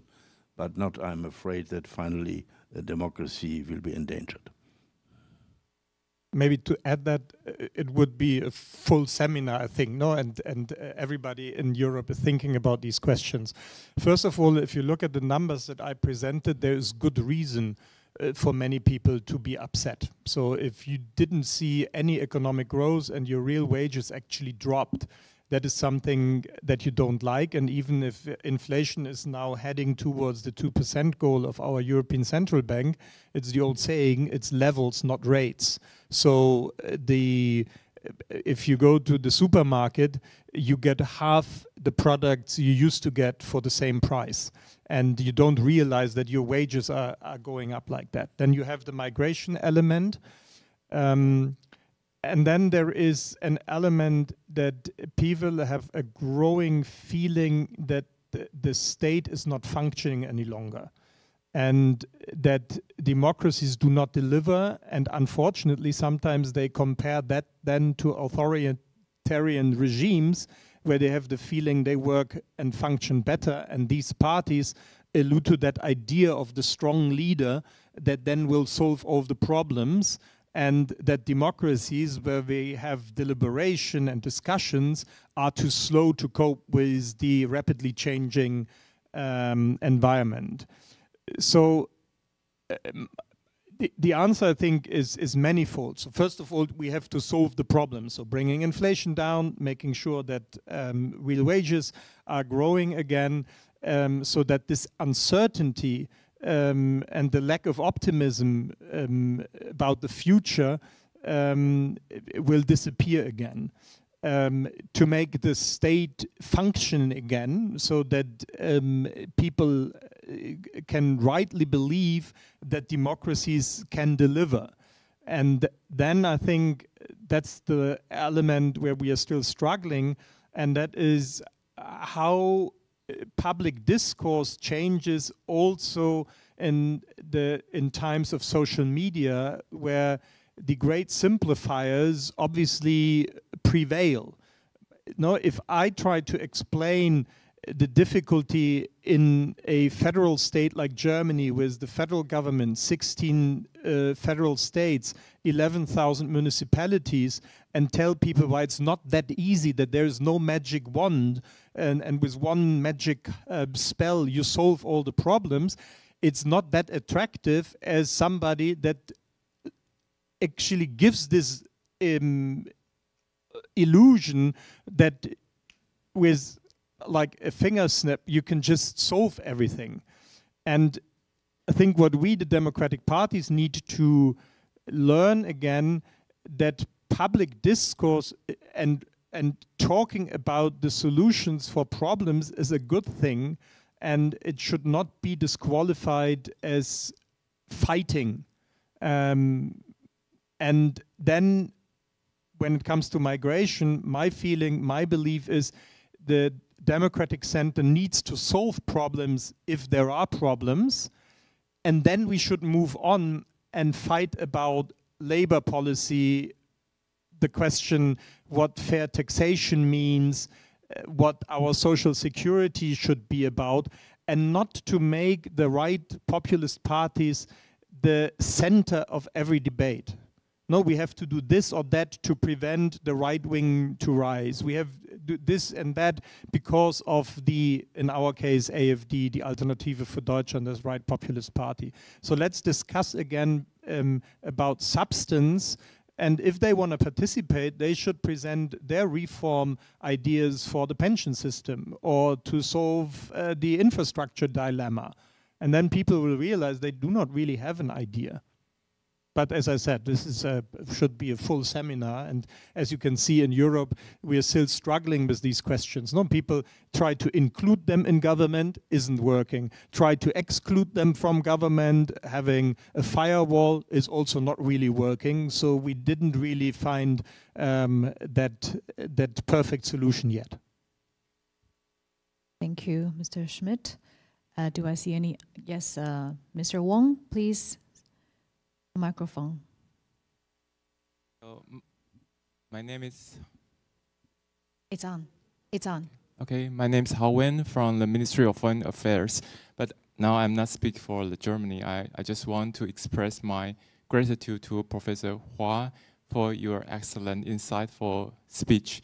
As far as I remember that 8 years ago, in years 2018, we worked together with also Professor Chen Junhong to learn more about the transitional justice, the experience from Germany.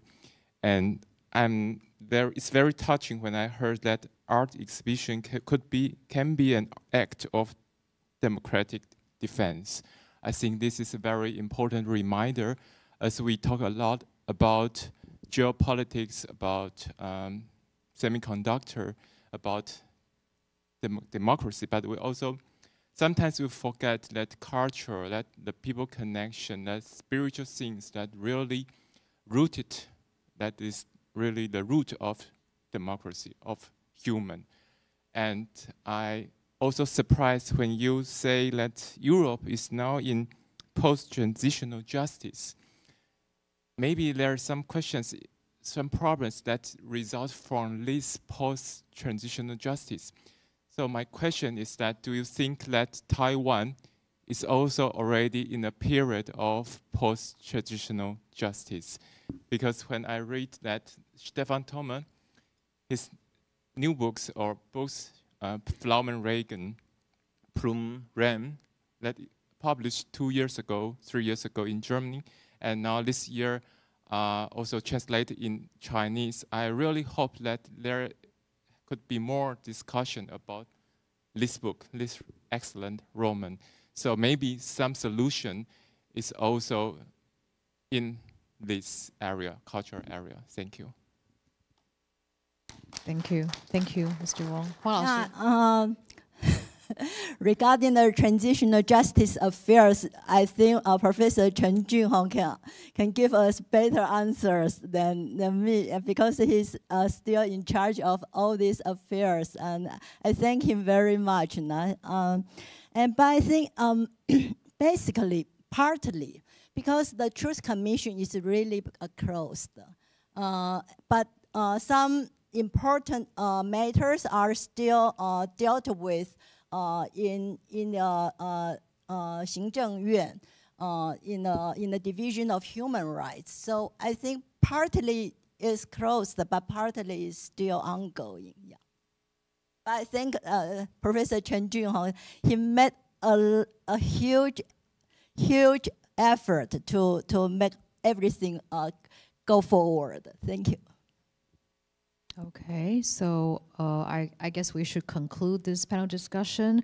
Although I have an outstanding question, I hope to be, maybe we could discuss it in the afternoon, which is, I think people in this room today, we all agree with whatever is being said. We have to collaborate, work together, and not to let authoritarianism win. We should be more open-minded, like-minded countries. We should collaborate.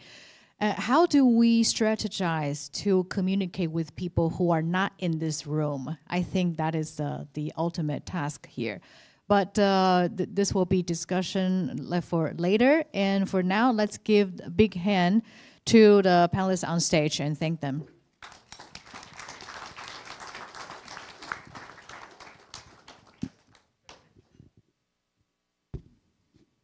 As requested, we're taking a picture.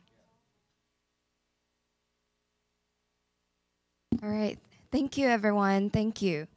So our morning session will end here, but we also have 2 more topics in the afternoon. So now we are having our lunch break. So please return to this area or this ballroom around 1:20-ish, 1:25. And then, okay, thank you everyone. 贵宾和与会者们，我们现在进到午餐的休息时间。那邀请大家可能在1点20左右的时候回到这一间会议室。谢谢大家。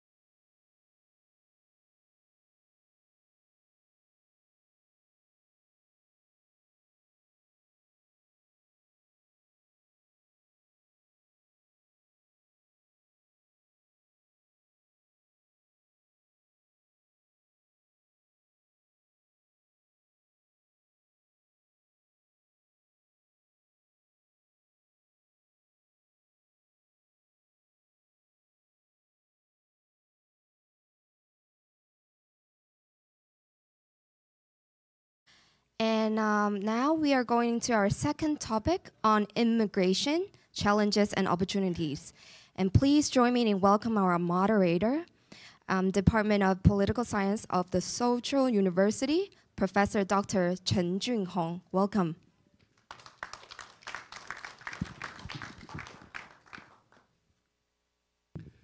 Good afternoon, ladies and gentlemen.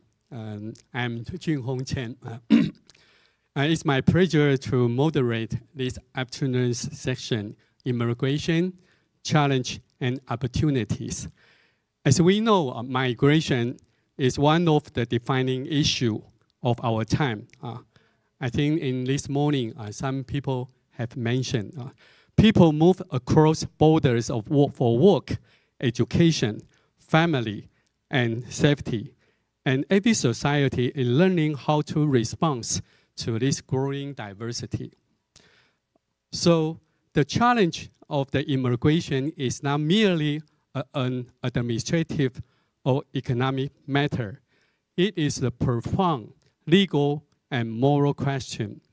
It forces us to examine whether our social contract truly apply to all residents, or if we are creating system of contingent belonging based on nationality, class, or gender. For both Germany and Taiwan, immigration has become a key part of the national conversation. Germany has decades of experience with integration and inclusion, while Taiwan is exploring its own path as the new destination for migrations and new residents. So today's discussion gives us a great chance to exchange perspective, to think together about what challenges immigration brings and what opportunity it creates for our economy, for our countries, our cultures, and our democracy. So first of all, I would like to introduce and we welcomed Mr. Chair Stephan. Mr. Stephan is the member of the German Bundestag. He also served as the chairman of the Bundestag of Taiwan Parliamentary Friendship Group. Prior to his time in the Bundestag, Mr. Stephan twice served as the Minister of Justice for the city-state of Hamburg. Today, Mr. Stephan's presentation is titled Turning Points and Transformations, Migration in Post-War Germany. He will share Germany's invaluable experience in this legal and social transition. Please welcome Mr. Stephan.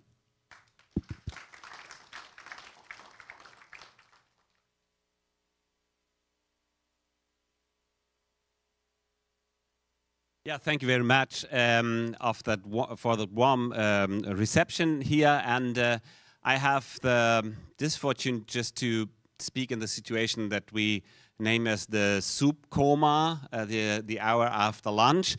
But lucky me, I learned this morning that many of you just can't wait to talk about the topic we have now, the topic of migration. I would like to begin my presentation with a basic assumption. In view of demographic change in developed countries, none of these countries can afford to ignore the issue of migration. Germany's population is aging, Taiwan's population is aging. This has enormous implications for the labor market, for social security systems, and above all, innovation. Since no one, not even the most authoritarian regimes, has yet successfully significantly increasing birth rates, migration is the only way forward. However, those who view migration as an emergency solution fail to recognize its enormous potential and will not be able to fully profit. We must commit to being a country of immigration. This is also the lessons to be learned from Germany's migration history after World War II. Without migration, Germany's rise to become a leading industrial nation would not have been possible. The German post-Second World War so-called economic miracle is also the achievement of millions of immigrants. The native population has benefited from this. While maintaining his high economic growth, immigration has led to a significant reduction in working hours for Germans. According to calculations by migration researcher Friedrich Heckmann, immigration between 1960 and 1970 enabled approximately 2.3 million Germans to move up the social ladder from blue-collar to white-collar positions. Without immigration, pension insurance contributions would have had to be increased as early as 1971. In fact, the pension insurance system was virtually subsidized by foreign workers, as only about 1/10 of the contributions paid in were offset by benefits. Germany is a country of immigration. In 2023, around 30% of the population had a migrant background. In 2024, 42.6% of all children under the age of 5 had a migrant background. Despite a long history of immigration, it took until the 2000s for the Federal Republic to acknowledge this reality. But those who ignore this reality make wrong decisions. Germany is still dealing with the consequences of this denial today. One of the biggest deceptions in German migration policy was the so-called guest worker. Due to the strong economic boom after World War II, there was already a labor shortage in some sectors of the German economy in the 50s, such as agriculture and mining. In 1955, the federal government decided to address the labor shortage by recruiting foreign workers. The Federal Republic of Germany also closed recruitment agreements with other countries, Italy in 1955, Greece 1960, Spain also 1960, Morocco, South Korea in 1963, Portugal 64, Tunisia 65, and Yugoslavia in 1968.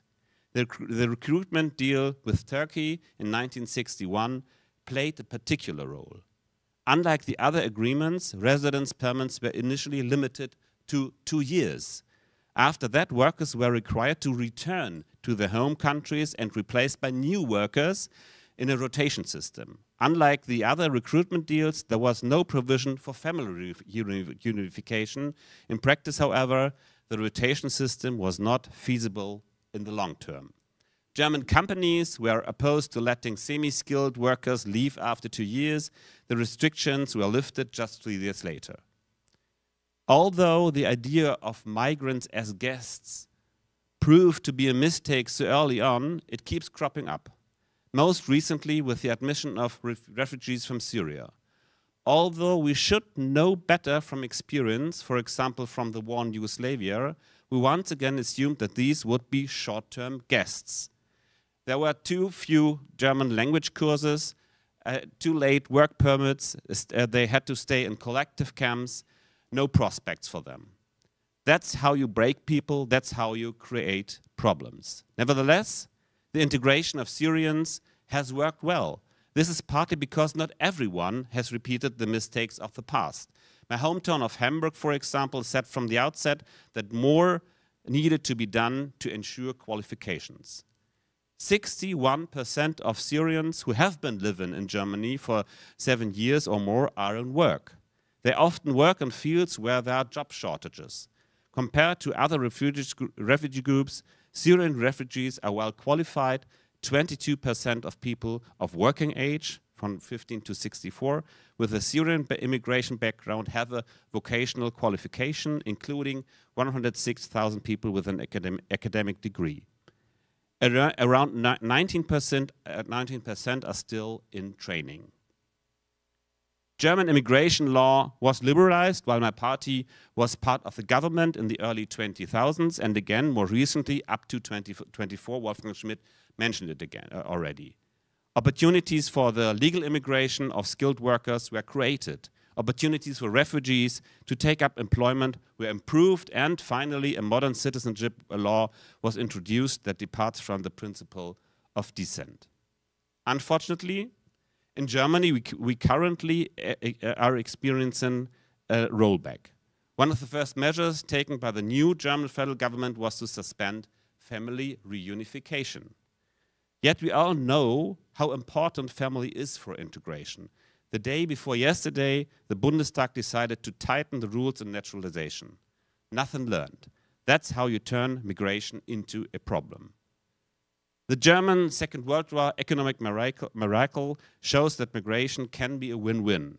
But we must face reality. The reality is that crises and wars last a long time. Refugees are not just guests. People need prospects. The reality is that there will always be illegal immigration. The system must adapt to the fact that these people are here to stay. The reality is that you cannot simultaneously discourage migrants with all kinds of harassment and integrate them at the same time. You must decide. A country of immigration recognizes the potential in every immigrant regardless of how they immigrated. A country of immigration does not allow doctors who have fled the country to work in a kebab shop, as I recently read an issue of the German magazine Der Spiegel, just because the German bureaucracy is unable to recognize their qualifications. Ronald Reagan said in a speech in 1989, if we ever close the door to new Americas, our leadership in the world will soon be lost. Now that America is going down this sad path, I think it's up to others, to Germany, to Taiwan, to take up the American recipe for success. Thank you very much.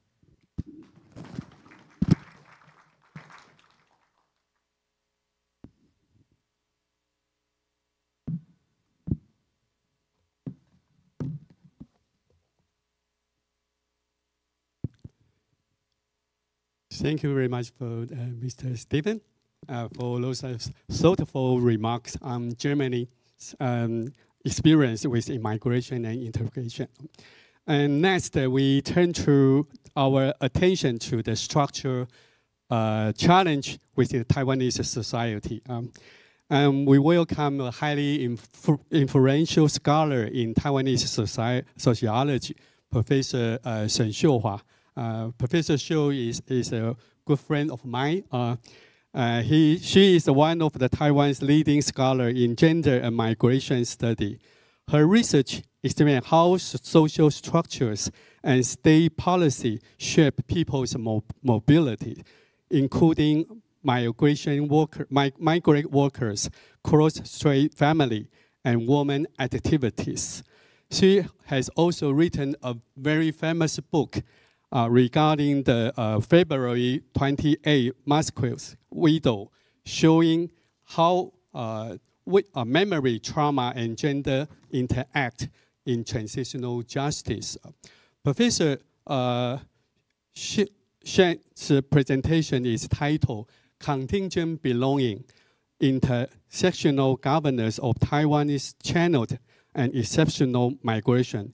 She will offer a critical analysis from the sociological, gender, and class perspective of Taiwan's system that decouple labor status from civil rights, revealing how institutional design create and sustain a conditional sense of belonging. Please welcome Professor Shen Xiuhua. Thank you very much. I'm going to stand here so I can see. Thanks. Very honored to be here. I'm going to see. My talk today is here. So I'm going to give an overall argument at front.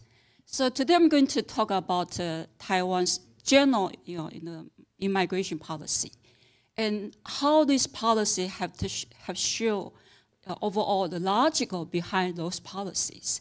And my overall argument is about the Taiwanese immigration policy. It's a channel, have different tracks for different kind of people, and then the track is according to the intersection of skill, the definition of skill, and then gender. Sexuality is not so much here, but then you see the class and nationalism, nationality, so that kind of intersectional.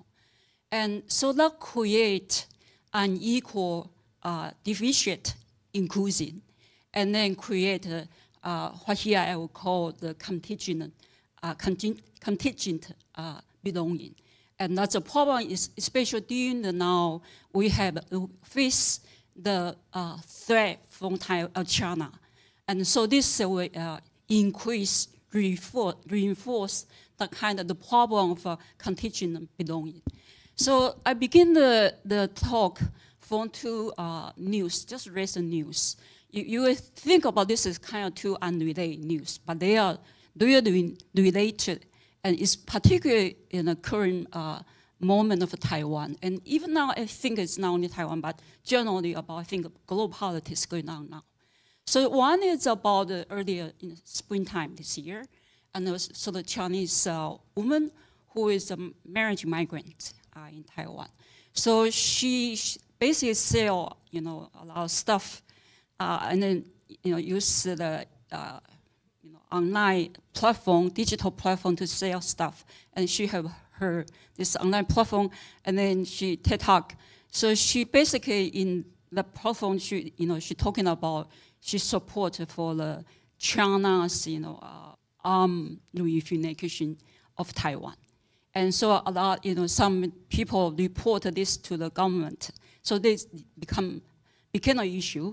And then anyway, so after some investigation, she was sent back to China. She didn't have Taiwan's citizenship, but she got a permit, residential permit. So she was sent back to China and two other cases. So that was a huge news in Taiwan for a while. And then even after that, now still news in terms related to the issue of those so-called Chinese background family and their second generation. And my personal, I have students, they with this kind of background, and they are struggle with this kind of issue, identity. Are they belonging to here or what? So this is one news here. The other news, it just happened to, this September, the president of Taiwan talking about to free up, to have free up the labor, in terms of, so women can go out to work, right? And then so his proposal was going to have more, domestic workers come to Taiwan, so they can free up the Taiwanese women's work. And then so they are, if they are free up a little bit more work, domestic work, maybe Taiwanese women will willing to get married. More Taiwanese women will willing to get married, and then they will have get more children, and then they can save the whole national security issue in terms of low fertility. So this is two unrelated news, but actually they really highly related in terms of, so it's not easy to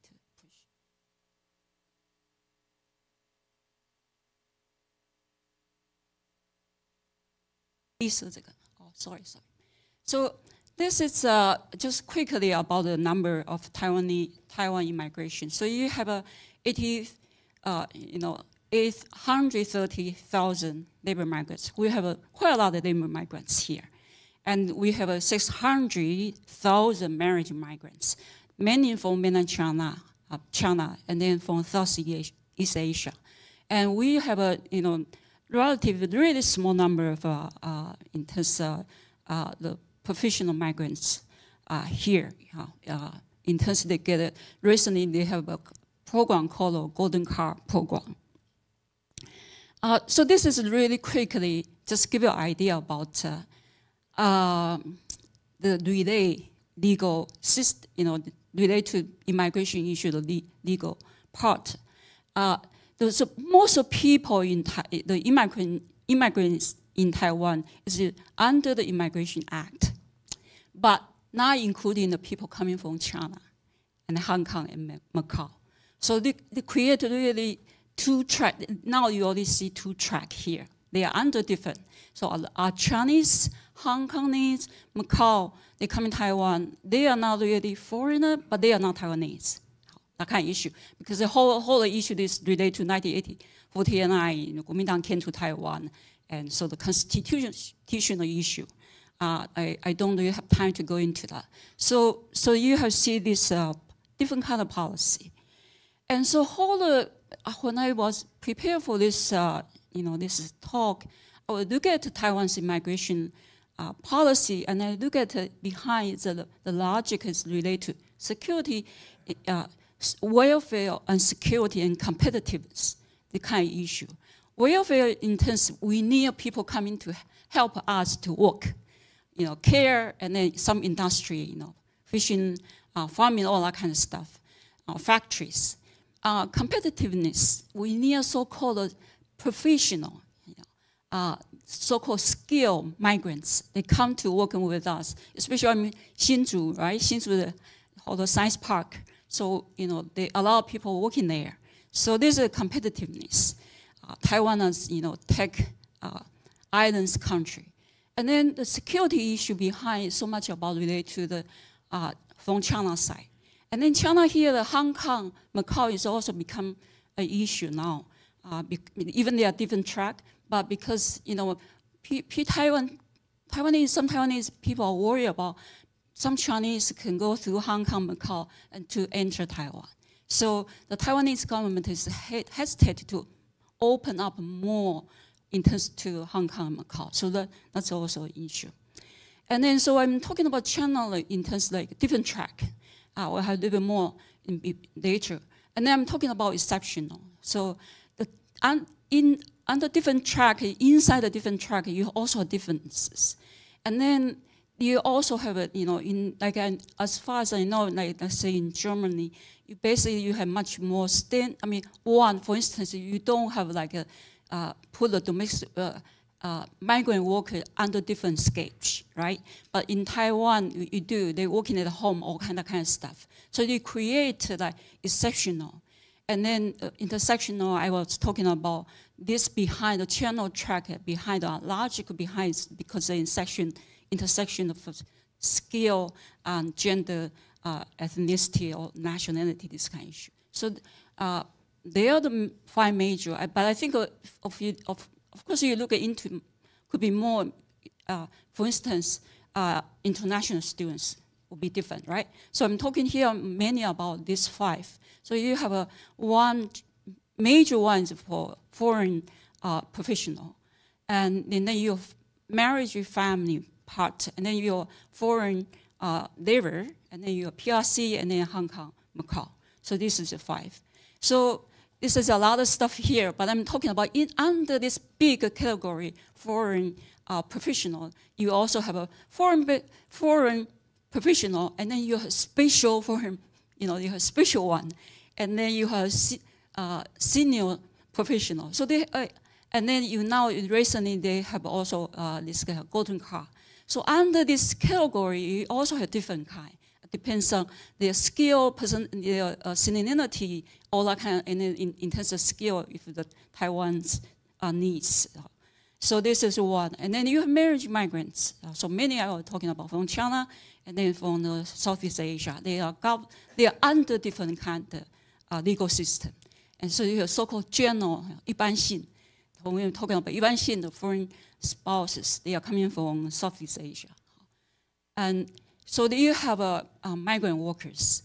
And the migrant worker, the major difference is in terms they can come into Taiwan without already have a employment tie, that kind of stuff. The major issue for them is until to resident, no possibility of residency.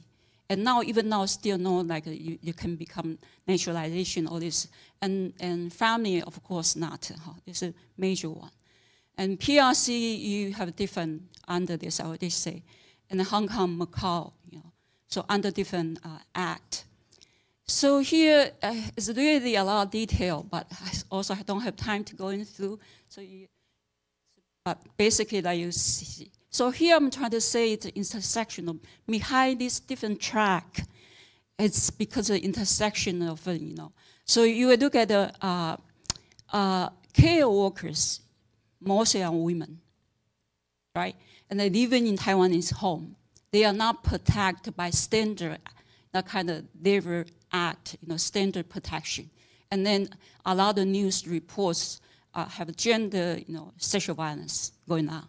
So this is one exceptional in kind of disadvantage, that kind.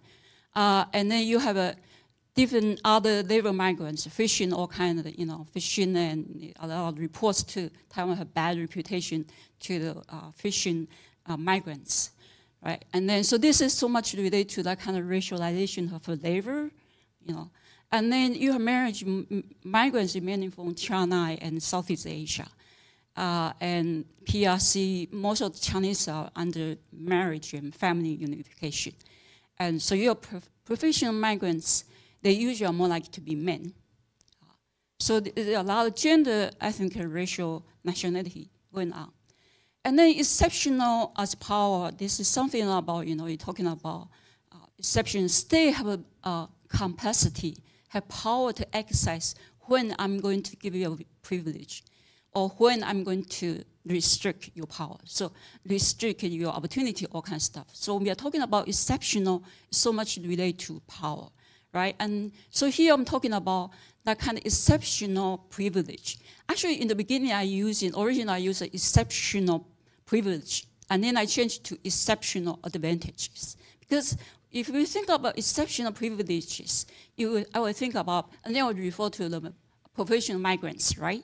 But then I think of, no, their track, their rights, they can have rights to reunification and residency, all the stuff should be the normal. So I should not call them as a privileges. But in comparison, compared to labor migrants, they are advantage here. But then we look at the labor migrants, they are exceptional restriction. And then also to some Chinese background, they are facing exceptional, So state could have that kind of space to exercise, and then you can count on when the state will exercise that kind of power. And so this is unequal by design. In terms, we have so many different tracks, right?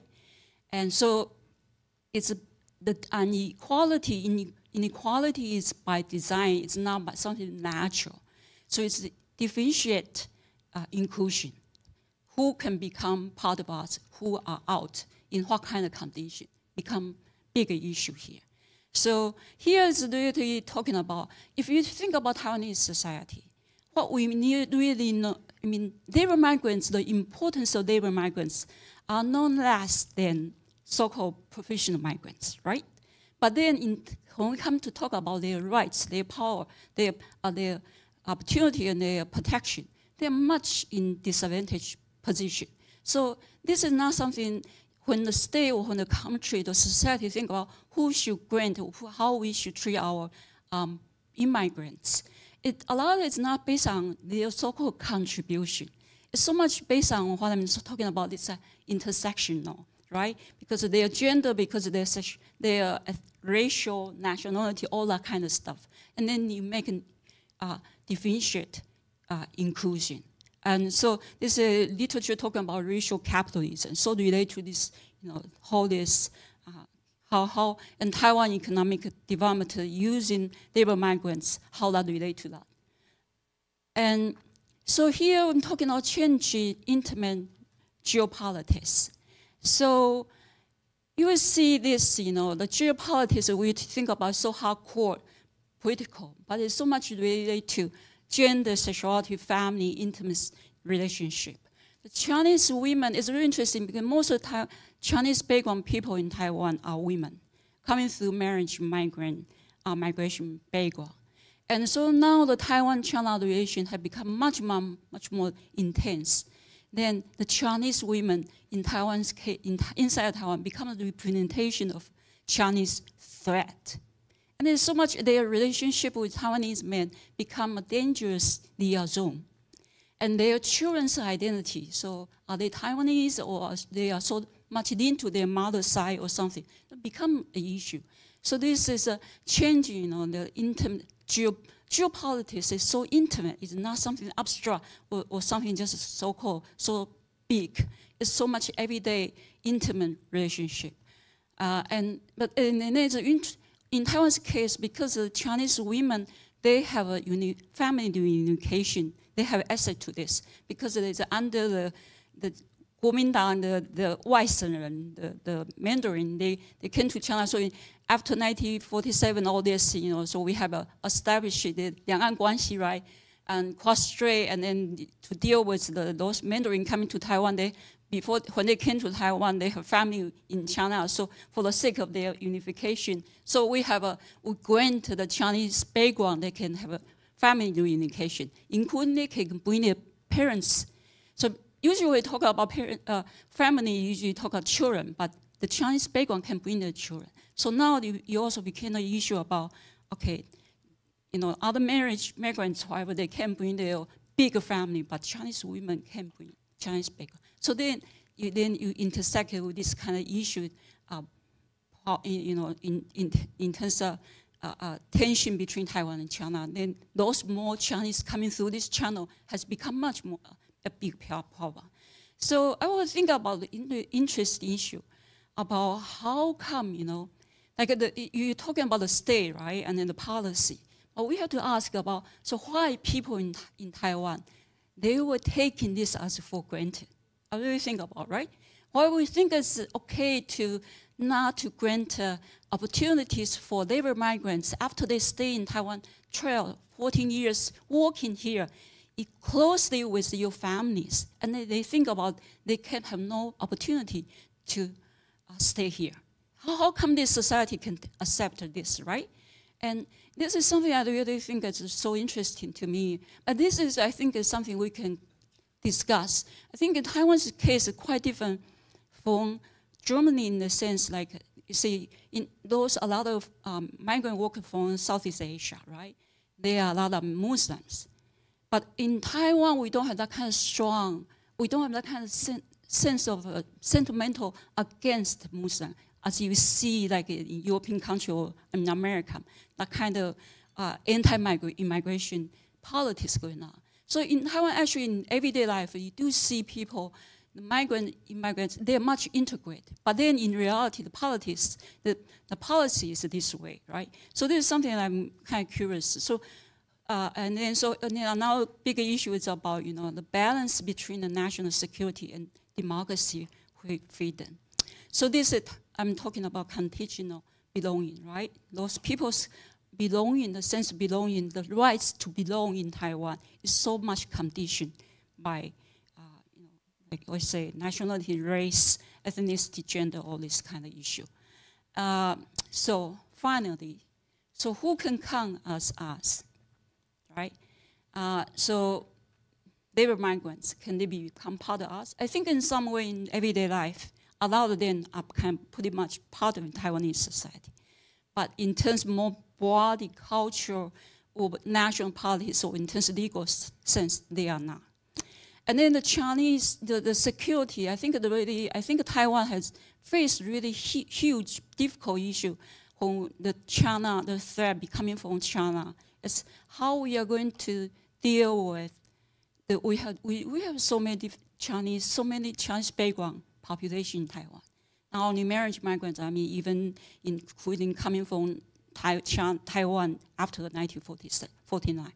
So who are they, Can they become part of us? And I think that's one big issue is, are we going to draw the line and become smaller, smaller? So us become smaller, smaller, and then we make the enemy bigger and bigger. That's something really difficult, but at the same time, we can't be uneven about, no, there's true about national security issue. And I personally also do a study about, the Chinese government really have done a lot of work about all this in Taiwan.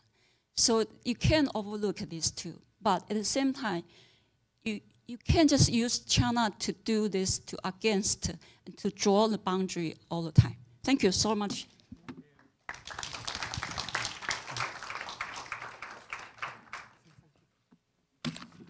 Thank you very much for Professor Sheng. And thank you to our two keynote speakers for their insightful and wonderful talks. And we will now move into our panel discussion. And in addition to our two main speakers, We are very honored to be joined by two important discussants whose participants will add rich layers to these issues. Professor Guan Dawei is a professor and chair of the Department of the Anthropology at National Zhenji University. As the member of the Taiya indigenous people of Taiwan, his research focuses on the indigenous geography, land policy, and community resource management. And the other one is Mr. Klaus Badenhagen. Mr. Badenhagen has been reporting from Taiwan as the Taiwan reporter since 2008. In the 2024, he published his German language book, The Most Important Island in the World. Continues his mission to deepen understanding of Taiwan's democracy, society, and culture. As the journalist deeply embedded in Taiwanese society, Mr. Badenhagen will provide the external media perspective, helping us understand how subtle difference in Taiwan's migration policy affect international opinion and public communication. Maybe I would like to invite Professor Guan. Look forward to your insight. Thank you so much. It's a great honor to be here and share you some of my response to the speakers today. I come from the indigenous community. So the mainstream society in Taiwan used to say that the new immigrant as a newcomer of Taiwan. But from my perspective, all the Han Taiwanese are newcomer to Taiwan. So I prepare a little slide for you to show my observation, and that will also echo to Professor Shen's insight. So, yes. So the topic of my response is settler, indigenous people, and migrant workers in highland agriculture in Taiwan. Okay, so I'm very lucky to have the opportunity to work in different indigenous community in Taiwan. And in past few years, I start to notice that there's a phenomena that come out the Southeast Asia grocery stores in the highland indigenous area. So I start to have some observation of the phenomena. It's not very in-depth study so far, but I would like to share you some of my my observation here. So this is a little outline for my sharing. So you can see that the highland agriculture in Taiwan distribute mostly in the indigenous area. And as Professor Shen just mentioned, that we have 830,000 labor migrant in Taiwan. And according to the newest statistic, there are over 90,000 undocumented, or let's say disconnected labor migrant in Taiwan. They used to work in the fishing boat or the factory, but they kind of left their employee disconnected for many different reasons. Maybe very high tension pressure in the working place, or not very good working condition. And most of them turn into the agricultural activities. Some of them came to the indigenous mountain area. And according to the informal statistic, in the area of my study, there are more than 3,000 disconnected, or they say undocumented, labor migrant in this area. So now the highland agriculture is not just indigenous people and settler anymore. There are more agency in it. There are settler, indigenous people, and migrant workers. So the question of my observation is how the highland agriculture created the ethnic landscape in the indigenous area nowadays, and what are the power relations behind the landscape. So I adopt some conceptual, some concept from the theorists, including the landscape, the settler colonialism, and also the neoliberal transitions. So if we look back to the history, the highland agriculture in my research area came after the construction of the East-West Cross Island Highway after World War II.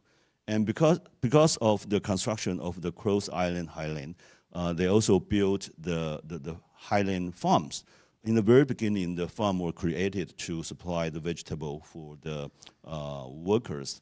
But later, they turned that into some experimental stations for highland agriculture. And in my research area, the non-indigenous workers come to this area in 1950s. And because of the high values temperate fruit in this location, and only this location can grow the temperate fruit, so that yield high economic returns. So a lot more and more lowland farmers came to this area, and they purchased the land. In the very beginning, they purchased the land from the veterans, and later they purchased the land from the indigenous people. And these people also try to establish our own orchard. But unfortunately, because of the lack of access to financial credit and also the manipulate of new grafting technology or technique by the lowlanders, so the indigenous people in the highland gradually leave their farm, they rent out the land to the lowlanders. And after 2010, the undocumented migrant workers start to move into this area and work in the highland agriculture in this area. So the landscape changed. You start to see the immigrant worker working in the orchard. And you can also see their residence, the worker shed. They used to work in the farm and then stayed or live in the workers' shed. They start to organize family. They have their second generation. And this is the Southeast Asia grocery stores in this area. Firstly, I noticed there is one, and there is two, and there are more. So there is a community of the disconnected or undocumented laborers, migrant laborers in this area. They have their own network. They will sometimes interact with indigenous people, but not very often. They have good relations with their employees. The lowlanders come to the highland area. They come many decades ago. They're getting old. They're not able to work in the orchard anymore, so they hire the migrant workers to work for them. To compare with their working condition in the lowland, according to the interviews, the employees are more friendly. It's not so high tension or pressures as working in the fishing boat or as working in the factory.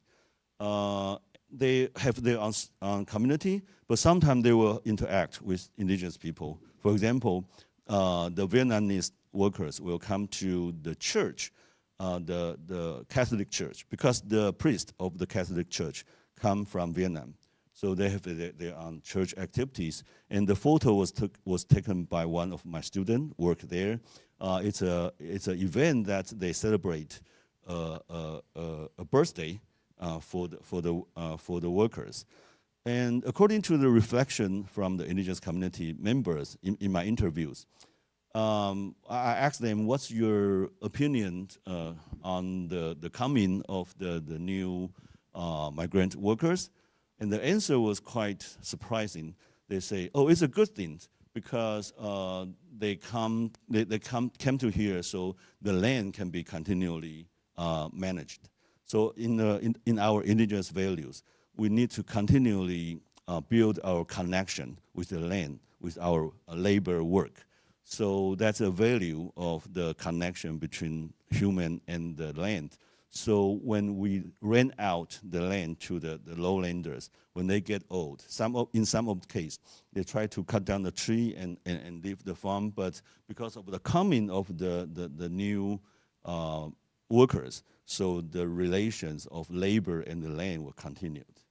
But we should also not to be over romanticize this phenomena, because we also see some crisis. According to some report, there are illegal logging that was organized by the migrant workers. And of course, we should also not stigmatize these peoples because they were hired by Taiwanese to do the illegal logging. So I did some discussion, analysis behind the power relation behind the ethnic landscape.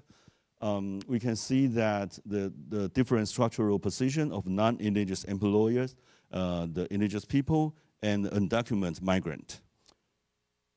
So this is my very short, the conclusion of my very short observation. Is it an extension of settler colonialism under neoliberalism, or it's an opportunity to the seeking of more inclusive governance? Maybe both. Maybe both. Maybe it's also it's both a crisis and opportunities. So that requires us to have more collaboration, interdisciplinary collaboration for further studies. Thank you very much. Thank you very much, Professor Huang. And I would like to invite Mr. Bargenhagen. I look forward to your insight. Yes, thank you. I would like to pick up where Mr. Steffen ended his speech. I think you said that you hope that Taiwan can learn from Germany's experience in the way that Germany used to treat its so-called Gastarbeiter or guest workers. So for the longest time, there was this illusion in Germany that you have these people who only come temporarily to work here, and you don't really need to give them any long-term perspective because they will leave anyway soon. And you also do not need to spend too much effort integrating them into society because they are only guest workers after all, and they will leave. And this, of course, turned out to be a very consequential mistake that German society is still suffering from, the outfall of this. And I'm sorry to say, but I think Taiwan is currently still repeating the same kind of mistakes that Germany did back then, because Taiwan, as we heard in your talk, has actually, in practical terms, it is a caste system for different kinds of foreigners here. And you have like higher castes and lower class castes, and you treat them differently, and you give them different kinds of rights. And I would like to start with my own experience, because I think, if I'm not mistaken, I'm the only migrant sitting on stage here. So I'm an immigrant to Taiwan. I belong to the so-called caste of white-collar foreign workers. And there's not so many of us. I think there's less than 100,000 in Taiwan, if I'm not mistaken. And they probably tend to look a bit like me, and they also tend to do the kind of work that I do, which is mostly taking place in offices or well, on the computer anyway. So when I came here, I only had to stay in Taiwan with a working permit for 5 years, and after 5 years, I had the right to apply for a so-called alien permanent resident certificate, which means that I now, as long as I don't really screw up, I have the right to stay in Taiwan for as long as I want to, no matter if I have an employer, no matter if I'm married to a Taiwanese citizen or not. I have unlimited citizenship rights in Taiwan, which of course I was very happy about, but I am very much aware that this is a privilege that most foreigners in Taiwan are not being afforded. So let's look at the bigger group of foreigners foreign labor in Taiwan, which is the case of the so-called blue-collar workers. There is more than 800,000 of them, as you said, and just to put that into perspective, that is more than 3% of Taiwan's population. These people mostly come from countries in the region like Indonesia, Vietnam, and the Philippines, not from the so-called West. And the kind of work they do, there's the term of the 3D, which is dangerous, demeaning, and dirty. It's the kind of work the blue-collar workers are supposed to do. Work in the factories, work on building sites, and take care of the old people at home. Basically, the kind of work that the Taiwanese themselves don't want to do any longer. As I said, there's 800,000 of them, and I think the kind of work they do is actually more important in contributing to Taiwan's society than the kind of work I do. Well, these people, until recently, they had no pathway at all to an alien permanent residency like I do now. Then there was a reform, and I think to qualify, you don't only need to stay 5 years, but I think initially 5 years, and then the clock starts counting. So they, de facto, they need to be working in Taiwan for 10 or 11 years before they even have the chance to apply for the permanent residency. Now, even within that blue-collar case, there's still a system of two groups that are being treated differently, because the caregivers, or the people who who live in Taiwanese families' homes and take care of the senior citizens, or maybe of the children soon as well, they have even less protections than those blue-collar workers who work in factories. They, for example, are not covered by the Labor Standards Act, which means that they don't have a fixed minimum wage. In fact, they don't even have the rights for a certain number of days off. So, and this group, and here we talk about intersectional discrimination, this group, of course, are mostly women doing the work. Women from Southeast Asian countries that are poorer than Taiwan, having the least protection of all. And if we look at the way the Taiwanese society is aging, I think they are doing one of the most important kinds of work at all. So Taiwanese society has been shrinking since 2020. I hope you're all aware of that. And the demand for so-called skilled labor migration, as well as the so-called blue-collar labor migration, is only going to go up. I think 3 years ago, I found a quote by the head of the National Development Council. He said, in Taiwan's high-tech industry, only to keep our high-tech industry running until 2032, which is 7 years from now, we will need 400,000 skilled foreign labor immigrants. Right now, so we're talking about white collar here. Right now, I think the number I found is there's something around 30,000 in Taiwan. So good luck finding the other 300,000 in the next 7 years. And in the so-called blue-collar sector, I think the development will only be even more dramatic, and the demand will even be larger. So one of the points that was really important for me to make in my book, which you also mentioned, was that Taiwan is shooting itself in the foot with this kind of immigration policies. It's weakening itself in the eyes of the world. We can also talk about how, for example, exports by Giant, the biggest bike producer, were just blocked entering the US because they say you're treating your foreign labor not well enough. It looks like there is forced labor going on there. If you want to, we can talk about the broker system and the fees and all that. I don't want to go into that now. So it makes Taiwan look bad in the eyes of the world. If the people from Indonesia, Vietnam, and Philippines are making negative impressions and they take it back home to their countries, these are all very important neighboring countries of Taiwan. They are all very influential in ASEAN. These 3 countries alone have a larger population, 20 their population combined is more than 20 times as large as Taiwan's. So Taiwan would do very well to strengthen their relations with countries like this.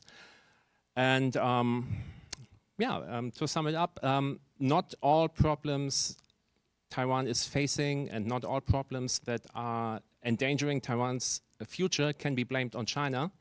This is a problem that Taiwan should really figure out by itself. Thank you very much, and Mr. Baden-Hagen.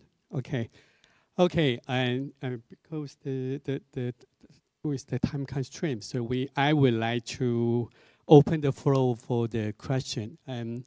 Okay, so Professor Schmidt.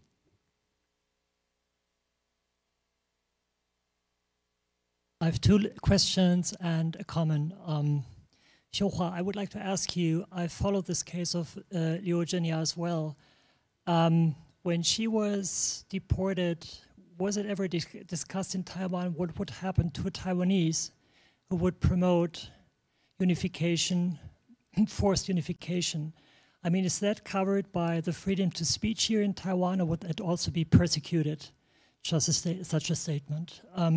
Just a question, because I really don't know. The second one is to Professor Guan. You know, according to my knowledge, and I'm absolutely no expert in immigration and illegal migration here in Taiwan, but to my information, those refugees that have, those labor migrants who have escaped are still pretty much under persecution. They must still flee the places where they are. There's a lot of control, and there is this famous documentary that has been done 2 years ago, which you might also know, that is reporting how these people hide and go, and hide and go, and hide and go, and have this hide and go, this hide and seek game with the Taiwan police. So is that what you, I think what you say is absolutely factual, but is it the major picture here in Taiwan, or is it just an exception?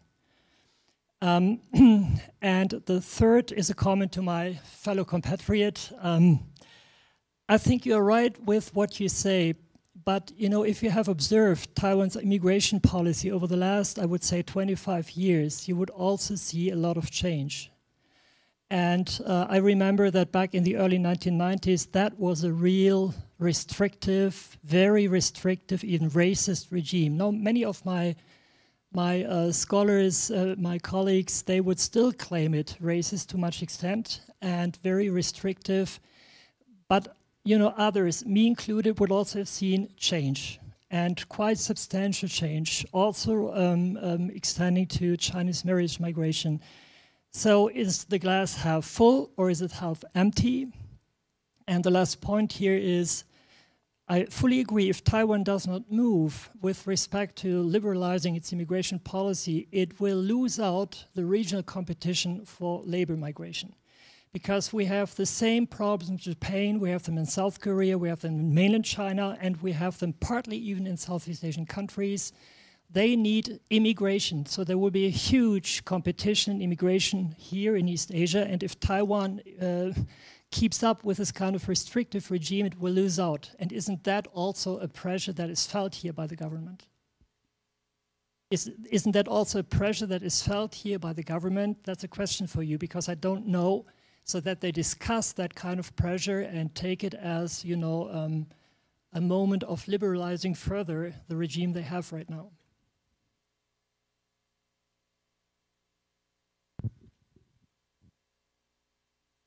So your question is about it's a debate. Was a debate about freedom of speech and nation? Sorry, because her permit was abrogated because she propagated armed unification. Or she, I mean, it's very contested. But what she said, basically, I read it as well, is like, you know, if there was ever something like that, I would be fine with it, more or less. And then she was taken as a national security risk, and her permit was abrogated. My question is, if a Taiwanese is promoting forced unification in Taiwan, would he be legally persecuted, yes or no? I really don't know. Would there be, you know, a legal persecution, or would that be covered by freedom to speech? Still don't get. You mean talking about? It's not a different issue. I mean, that's would be treated as a different issue, means would be covered by freedom to speech. You mean, I mean, are you talking about generally, or you mean talking about Chinese background? Baoqiang. So basically, if you promote forced unification, military unification by China. So this case will be applied to generally about. If would that also no? I mean, you cannot deport a Taiwanese. My question is, if a Taiwanese would be legally persecuted. I see. Oh, sorry, I missed it. Okay. So far, I don't. I haven't seen that kind of cases, right? But I think that kind of talking is going on. Of course, they can be deported, but I think do something about on those kind of Taiwanese. This kind of talking, it's going on in some communities. I have seen this kind of talking, but I think it's still quite. It's still talking. I think, right? Am I right? It's still talking. May I say, maybe I can answer you in Chinese. So, 如果他只是有居留，但是他没有 passport， 那就是前阵子的那个例子。哦，我知道。但是如果说你有 passport， 但是你没有放弃，那可能就是一个可能性，把你以这个理由把你送出去。好，但是现在已经在做全部的这个 survey， 所有东西基本上你有 passport 的人，你要秀你以前的，或者是你有 resistance 的这些，有那个有居留权的。那第三种情况就是 pure 从来没有去过中国的，然后在台湾长大了，但是你有 passport。你如果讲这样的话啊，那多了哈，那很多，那就不能用同样的处理。我是说他会 treat different 呀。Background. But I think the Taiwanese part still, I think we much. I do feel a little bit pressure in terms to, have some kind of legal action toward those kind of Taiwanese. But I don't think that's something it's decided or something. Easy to answer. 就他的 passport, the passport will not cancel. Yeah. For the Taiwanese. Yeah. Okay. And I'm talking quickly about the pressure about the competition for the labor migrants. I do think so, because I have seen like in Japan, right? In recent years, Japan actually have quite relaxed a lot the immigration policy on migrant workers. So I think that's something that put a lot of. I don't know how the government now thinking here. I have no idea, but I do think that's a competition going on for recruiting labor migrants in this area. Okay. Yeah. When I try to describe the situation of migrant laborers in the highland agriculture, I'm not saying that they are working in the paradise. Actually, there are some issues. But this is an example. During COVID-19, the pandemic, the public health department trying to give vaccine to the labor workers in the mountain area. So they say that if you come out to do the vaccine, then it's okay for you to go back to the mountain. We will not take you, put you into the jail. So they prepare a couple hundred vaccine for the labor workers, but they come out 3,000. It's more than their expectation. And after that, they just go back to the mountain because they know the agriculture in highland need the labor force. Okay, so the government is like open one eye and close one eye on this, and of course they have some issues. The time in their work is more flexible. They earn more money than their work in lowland. But they don't have insurance, and when they have their baby, there's no registration. So when the baby grow up, they come out the educational issues.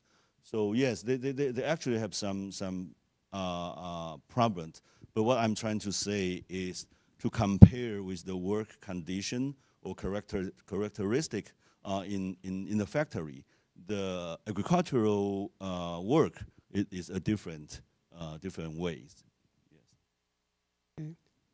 Reforms. Yes, yes. In the 16 years that I have been living in Taiwan as an immigrant, I have witnessed a number of reforms and improvements, but they have always been incremental, so little steps, almost as if the government was hesitant to really do any big steps, only just as much as you could sell the public without going into uncomfortable territory. So, for example, the whole system of white-collar foreigners, high-class white-collar foreigners, and very high-class white-collar foreigners, this was introduced in the last few years, but they did not give the improvements to everybody who might qualify. So, for example, dual citizenship is still being handled very restrictively in Taiwan. I could try to fit into one of these categories, and I would need to get a lot of documents and certificates, and maybe I would manage to get a Taiwanese citizenship without giving up my own. The thing is, even Germany, in terms of dual citizenship, is more liberalized than Taiwan, and that says something. And in the blue-collar sector, as you said, the possibility to even have a pathway to permanent citizenship was also only introduced very recently. So is the glass half full or half empty? If Taiwan would have a lot of time, and if Taiwan would not be under the special situation and pressure it is, and if maybe we would talk about this 10 years ago, I would say the glass is half full, but we just had new demographic numbers coming out in the next 10 years. I think 6 million people will exit the labor market. Taiwan this year has officially become a super-aged society with more than 20% of people over 65, and in 2040, I think, if not much changes, 40% of the population will be over 65. So I would say the time for careful, hesitant reforms is over, and I would say the glass is half empty. Mm-hmm. Because our time is almost up, so we had only last question. Okay. Thank you. Liao Linglin speaking again. I have a question for Herr Stefan. We know Germany just celebrate the reunification days for 35 years. And when it comes to migration issue, we see it's a so big gap or difference between Eastern Germany and Western Germany. What's your view on that? And why so many people in Eastern Germany support far-right party? Thank you.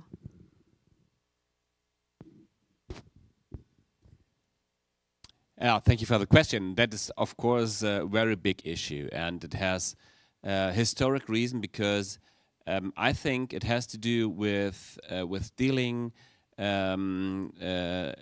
with overcoming the experience of dictatorship, and of course there are many different analyses on that, but the key point is the expectation onto the state. And of course in Eastern Germany the state had a complete different role than in Western Germany, and people are very disappointed with the state they see now, because they were used that the state is looking for their jobs, they're looking for everything, for food, and everything was the state, in fact, in Eastern Germany. And now they make the experience that they address a lot of issues to the state, and the state just says, why do you ask me? Why do you ask the state? Because it's your private thing. And people are more disappointed with the state than in Western countries overall, where it is a problem also, where people lose faith into the ability of the state to solve problems. But in Eastern Germany, they pack a lot of more problems to be solved from the state that derives from their experience. And in fact, the second thing is that in Eastern Germany, the government always said, we are an anti-fascistic republic, and we have overcome fascism in Germany. But in fact, they didn't really work on it as as it has been done in Western Germany with 20 years delay. In 1968, there was a big movement in Western Germany that started a process of dealing with the experience of fascism, and that has never been done in Eastern Germany. And so there has been, under the layer of solidarity and things like that, there has been very imminent racism in Eastern Germany, which nobody was talking about, but it was really, really, really strong. So they were really used to that kind of racism, and they were not used to having neighbors with a migrant background. That's the third thing, being used to it. So in fact, what you see now in Eastern Germany is, on the one hand, many people with migrant background, they hesitate to go there actually. But at the same time, if you are in a city in Eastern Germany, you see a lot of migrants as well. I've been campaigning in a campaign with a colleague who himself comes from Iraq. And the first one we spoke to, he switched to Spanish because he was a student from Spain. Then he switched to Arab. Then he switched to Russian. And then he switched, I don't know, whatever language. I was wondering how many languages he speaks, my colleague speaks. But he was able to campaign in 4 languages or 5 or something. And that was just by chance in the city of Chemnitz.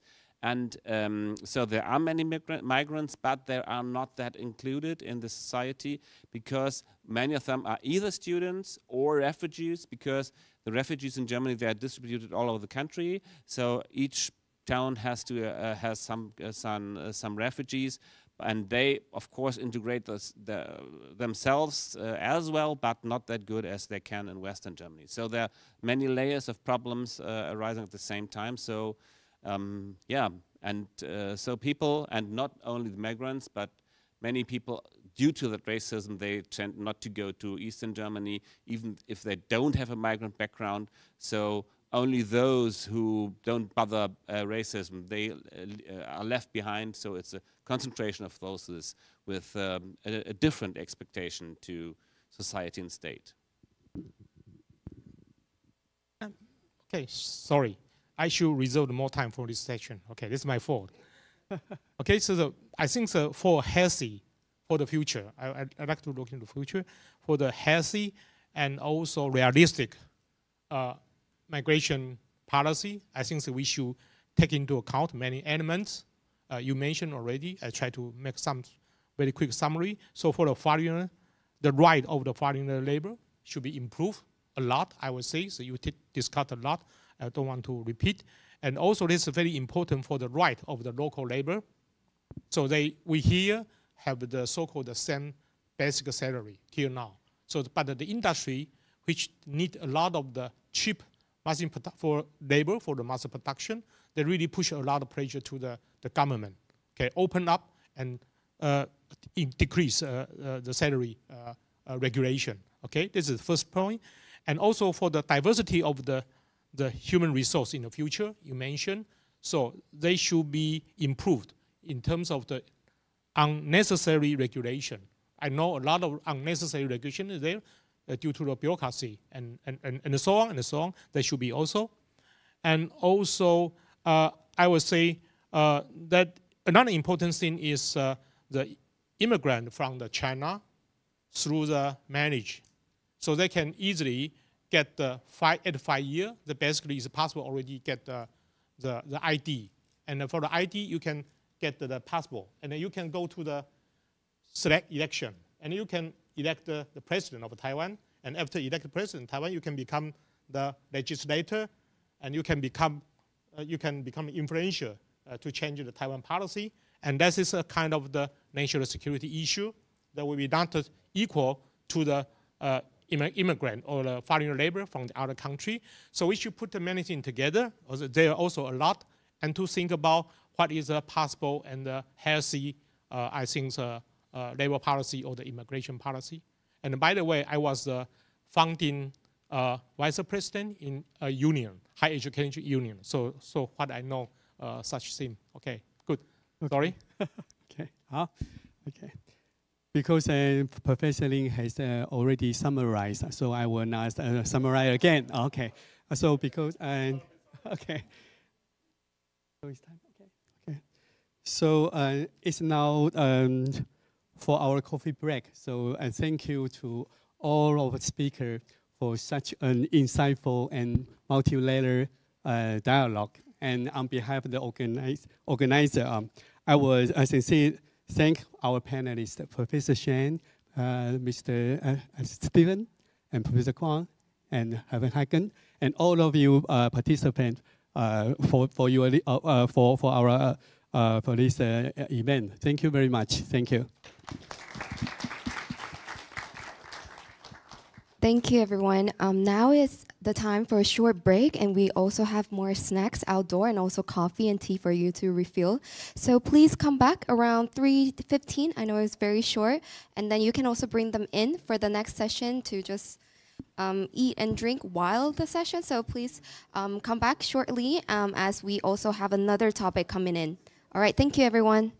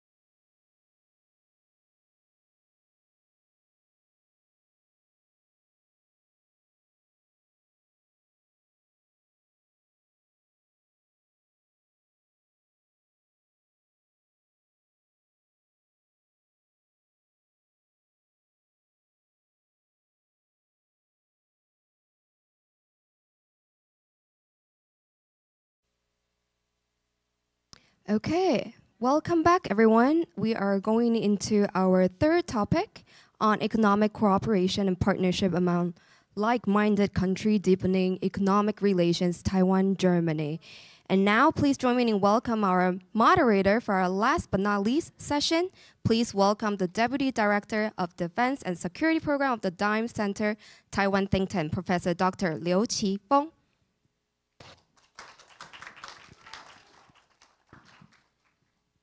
Thank you everyone for staying with us till the end. Now we are having the last but maybe the most exciting session because it has something to do with money. And speaking of money and all this kind of thing, I think it seems that this is where we have the most potentials. I'm Roger Liu. I'm also a member of the GTDP. And I returned from Trier, Germany from my September trip to Universität Trier, and I visited the Karl Marx house. Well, people now, they don't talk about Marx anymore. However, I think there's something that we still need to talk about him. Infrastructure determines superstructure. Although he used infrastructure in a different way, but now people are talking about infrastructure like BRI and all these kind of infrastructures that will bring people together. But I think economics usually plays the role like that of help creating new ideas. And the idea that it has been created by the trade and all this kind of commercial stuff actually can be liberating us from too much ideological strains. So for this session, we have four prestigious members who are going to share their insights with us. The first I would like to invite to the podium is Dr. Eva Langerbeck, who is serving as the Chief Representative and Executive Director of German Trade Office in Taipei. And she's going to bring us new perspectives of economic cooperation and the opportunities that Taiwan and Germany can work together other than semiconductor and AI. So I will give it to you now, Eva.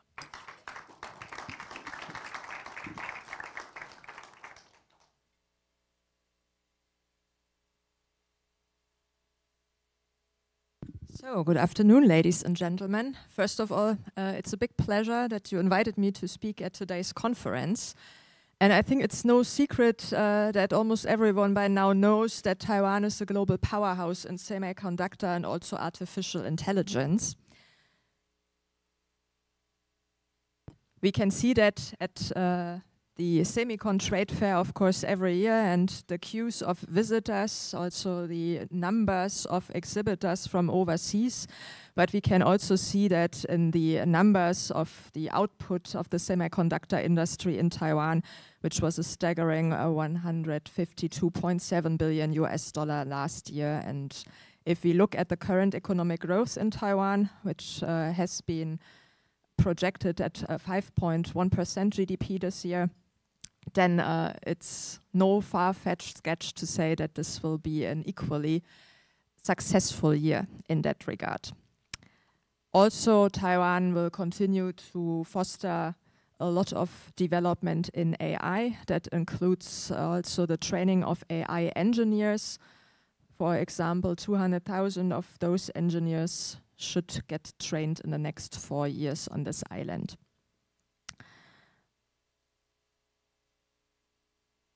Besides semiconductor, and we all, of course, know about the TSMC investments now in Dresden and also in chip design in Munich, we see a lot of influx in AI-related investments in Taiwan at the moment. Last but not least, also because the Ministry of Digital Affairs here in Taiwan plans to allocate 300 million euro for AI startups, also to grow that ecosystem even further. The past Minister of Economic Affairs in Taiwan, Minister Guo, said that Taiwan is already leading in hardware and should also lead in software in the region, and tries to keep up with Singapore and also Korea and other powerhouses in the region. Google, Nvidia, also Amazon AWS and Microsoft are investing in data centers here at the moment. So the growth is largely fueled by AI-related investments. For the German companies, it means industrial AI is a big topic on the table, where also the companies providing a lot of solutions. And current market is expected to grow even further. But I want to talk, of course, about what lies beyond semiconductors and AI, because we don't necessarily have to promote semiconductor and AI markets to German companies in Taiwan. Everyone in the industry knows that this is growing at a very good rate, and almost all the companies who are part of that supply chains are invested here already. So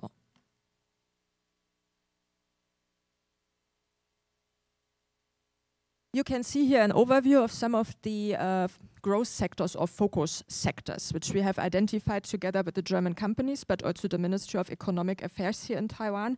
Those are sectors where there is a lot of potential for collaboration between German and Taiwan companies, and also engagement of German companies is highly welcome. I will start with the first one, which is aerospace and security.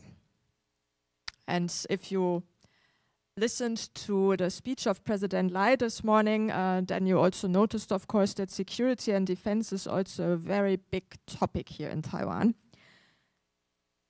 And Germany and Taiwan, in a way, share the same focus, which is economic resilience and strengthening vital supply chains. It is also Taiwan's ambition to build a self-reliant UAV infrastructure and a resilient satellite system to be less reliant on undersea cables, which can be damaged. We see that in the Baltic Sea, but we also see that in the Straits of Taiwan, of course. Europe has already become Taiwan's primary UAV export destination. Taitra published recent numbers where 66.8% of the total exports go to Poland, followed by 12.3% to Germany, and another 8% to Czechia.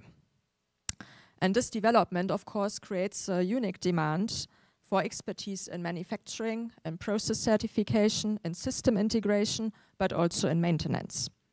And German companies can capitalize, of course, on these developments by pairing and also partnering on cutting-edge projects here in Taiwan. We can expect to see also a lot of public tenders coming up, whether it is air defense and other security-related subjects. That was also announced by President Lai in the morning. And we recently also had a German pavilion at the Taiwan Aerospace and Defense Trade Fair, and will definitely also have one in the next 2 years.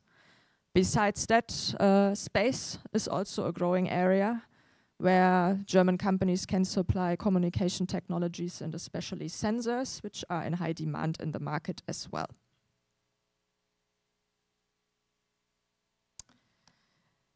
The other area is energy and, as I call it, resource management. To date, still 97% of all the energy resources are being imported into Taiwan, and that is mainly fossil fuels like coal, oil, and also gas. And it's no denying that this sector remains complex and challenging due to a variety of factors. But Taiwan, same like Germany, has embarked on an energy transition, and in order to fuel the need of the power-hungry semiconductor industry and also the recent investments in AI data centers, of course, renewable energy resources need to be expanded, and it's necessary to focus on energy efficiency and production and upgrade existing grid infrastructures. German companies here can offer, of course, advanced technologies and also solutions in grid stabilization, in battery energy storage systems, and also in renewable integration.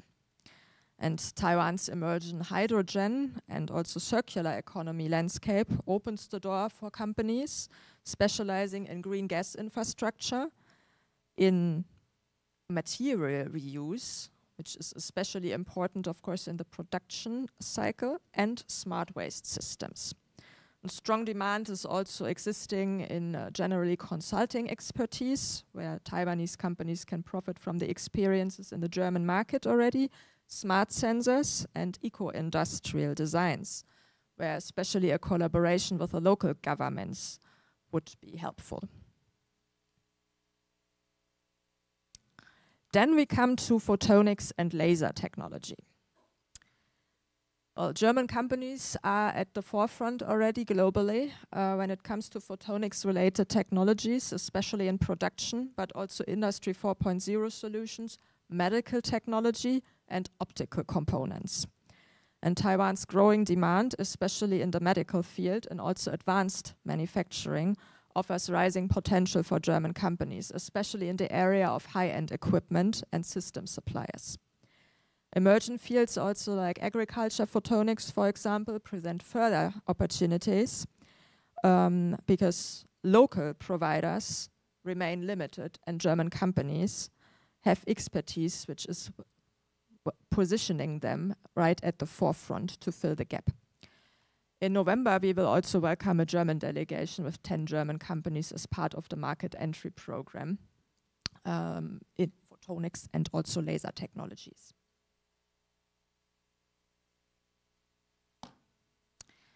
Then we have machinery and automation. So where would, of course, the semiconductor industry be without machinery, machinery tools, and also automation technologies?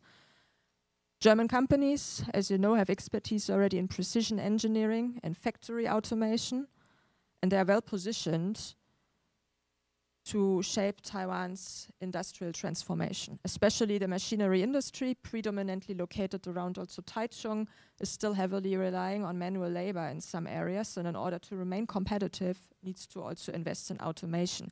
This is also being fostered by the Taiwanese government with incentives.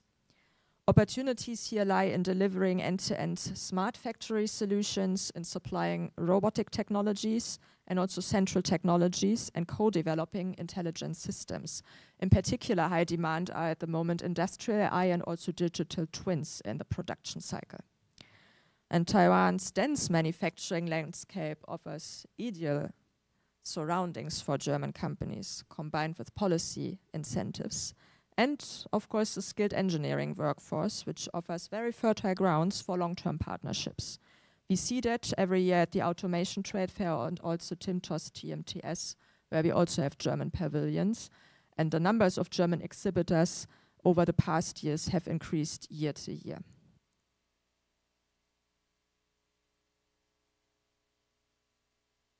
Moving to transport and mobility. German companies offering logistics, urban mobility solutions, and also electric vehicles, charging infrastructure, will find a lot of entry points into the Taiwanese market and the evolving mobility system. While incentives for car manufacturers are modest in Taiwan, EV adoption is expected to increase further in the coming years, creating a very strong potential for companies involved in vehicle design, in components, battery systems, but also e-mobility services. And at the same time, EV charging infrastructure, battery technologies, and also grid integration solutions are also in high demand. However, the ongoing tariff negotiations with the US remain a particular challenge, especially for non-American car manufacturers.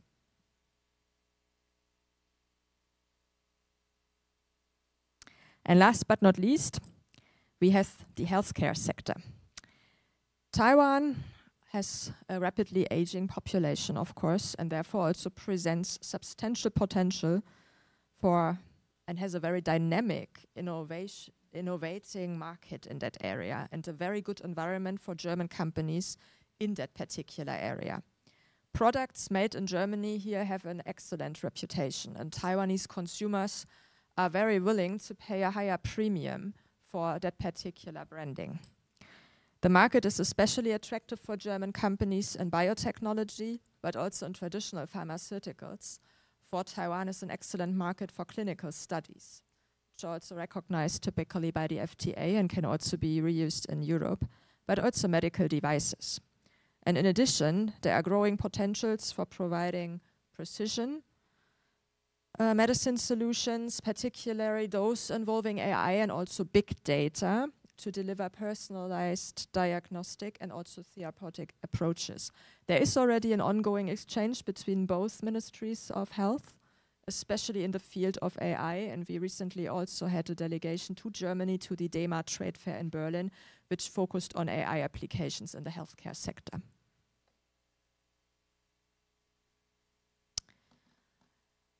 So to summarize, I highlighted already, of course, that we have a rapidly growing population also here in Taiwan, which means despite a lot of training programs and a lot of collaborations also with universities, there's still a shortage of talent in a lot of areas. The brightest engineers, especially in electronics, of course, usually pursue a career at TSMC and the other big brand names, which means that German companies need to offer very competitive benefit packages in order to compete with those companies in the market.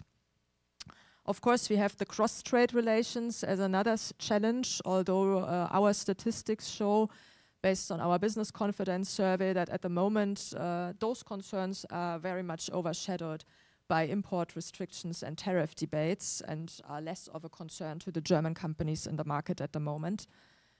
And of course, last but not least, the, as we call it, shift towards the US is also, of course, a challenge for the German companies at the moment, as competition there is also quite high. When we look at the chances, of course, the Taiwanese ecosystem, when we look at the semiconductor AI ecosystem already, is pretty unique. It is a strength built on strong government support, public-private partnerships, and of course also excellent talent management. We have a lot of policy incentives here in Taiwan which further the growth, making it a very good opportunity. And last but not least, also my office sees it a bit as the golden hour at the moment due to the TSMC investment, because we get to talk more about economic development and chances for further collaboration instead of only geopolitical challenges and topics. And I will highly welcome German companies, of course, to seize the opportunity at the moment. And last but not least, it is also a discussion on focusing on like-minded partners. As the export is shifting also towards the US, the Taiwanese government is also trying to diversify their own export markets at the same time, focusing on Europe if possible. So, just to conclude, there are a lot of opportunities beyond semiconductor and also AI.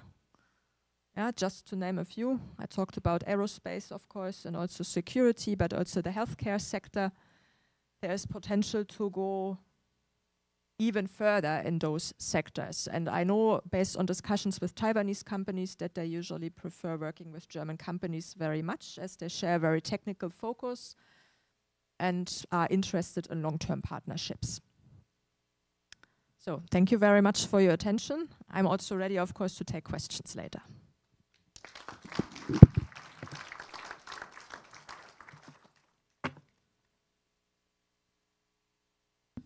Thank you very much, Dr. Langerbeck, for introducing us many other potential areas that Taiwan and Germany can work together in commerce and trade. Well, I found some interesting thing that the IC in ICT actually doesn't stand for integrated circuit. It stands for more information and communication. So it actually has a meaning that, well, the two countries or democracies can kind of build up the relationship through trade and commerce. So later I will like to invite Professor Dr. Xin-Shi Wang, the Associate Professor at National Zhengzhi University, who is also an expert in semiconductor industries, to share his insights on how to forge a resilient Taiwan-Germany economic alliance in a shifting global order. Dr. Wang.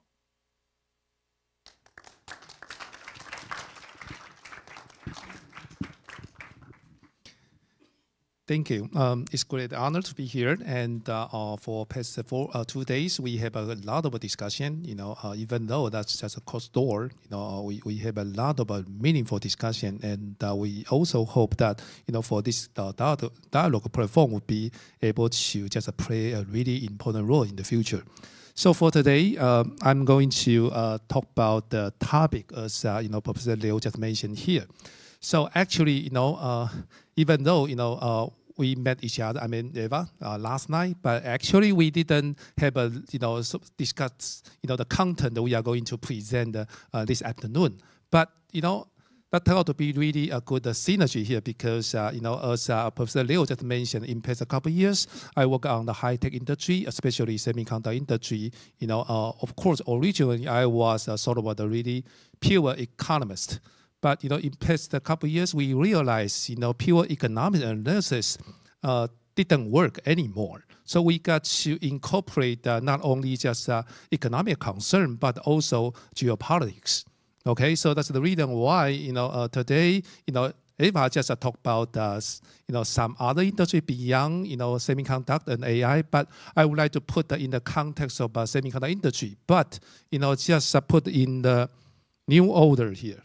Okay, we understand, President Donald Trump for his second term here, and a lot of people just call it Trump 2.0.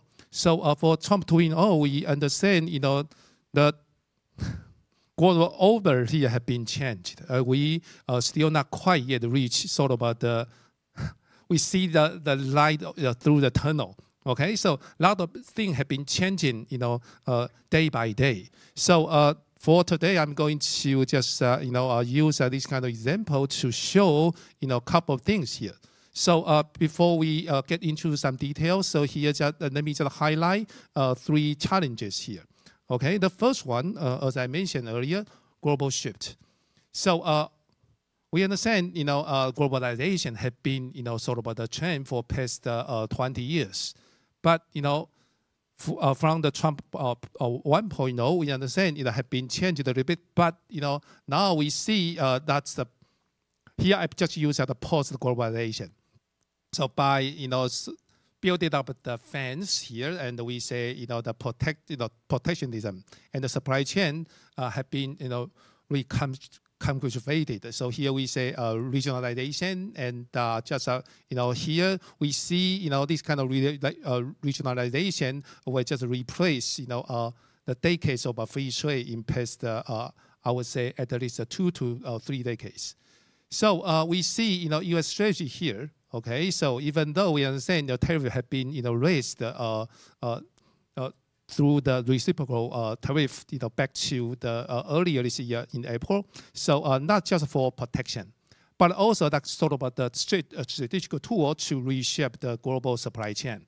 And of course, MAGA, we talked about a lot of issues related to MAGA in past couple of months. So toward to what here? We say, the U.S. national security interests. So number 3 here, in the context of Taiwan and Germany, and we see this kind of impact how to be quite differentiated. Okay, oops. Here, so for example, Taiwan, turned out to be, quite, we say technological driven resilience in past couple of months as we see, in the context of semiconductor industry and the AI related industries. And, Germany here, traditional industrial, we say setting, especially we say machinery and also the automobile turned out to be quite, the notable here. Okay, so I will put this to lay down to show a couple of example. So here I because of a time limitation, so here I just put a couple of tables for you to just easily to read. So from earlier I mentioned the paradigm had been shifted. Okay, so this is we said reciprocal tariff threats here, and this is quite a systematic risk and geopolitics. This kind of risk, and not only just to Taiwan, but also to Germany. So, but if we take a look at from different aspects, we see the one to Germany here will be the automobile and the machinery, as I mentioned. So this is the high exposure. But to Taiwan, this is the other thought about the reasons. We say because export from Taiwan take more than 60% of GDP. So that make it more, we say, vulnerable, okay, in the context of protectionism. So, as I mentioned, by using the AI and the semiconductor, dominance here, I was just say something, about the current, scenario, especially we say, that would be the engine of the, Taiwanese economic momentum. So, for example, recent report just mentioned that the projected GDP the coming year would be more than $40,000 US, and that would be the first year bypass, in past 2 decades, bypass the South Korea. And the second one here, AI. Okay, so we see the really booming industry right now, and we see the double-digit growth in the first half of this year. And industry forecast, here we say semiconductor products, value just more than $200 billion US, and that's more than 20% annual increase from last year. So this kind of really important the focal point of technology and the pricing power will just get the more advanced capacity for Taiwanese semiconductor industry related and also packaging advantage. Okay, and also we build up this kind of resilience through the technical leadership. But still we see some other drawbacks here. Just like earlier we mentioned, for example, something related to the inflation rate, and also the rising the production cost, and also the other one here. So that would be the other concern. We say the concentration risk.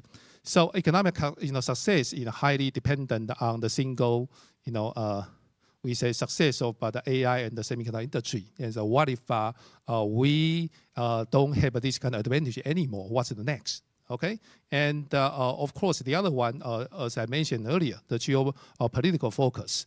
So U.S. policy aims to reduce the strategic dependence on Taiwan's concentrated supply chain and make it a more, we say the risk factor in terms of geopolitics.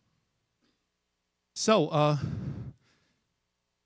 for the, we say, reciprocal tariff here, and let me just highlight, the thing we will be able to talk about. So this is a direct impact onto the Germany, in terms of export, and also, some dilemma if we use the automobile industry as an example. So through this kind of arrangement here, the most favorable nation, Europe, actually, European Union just faced this kind of dilemma.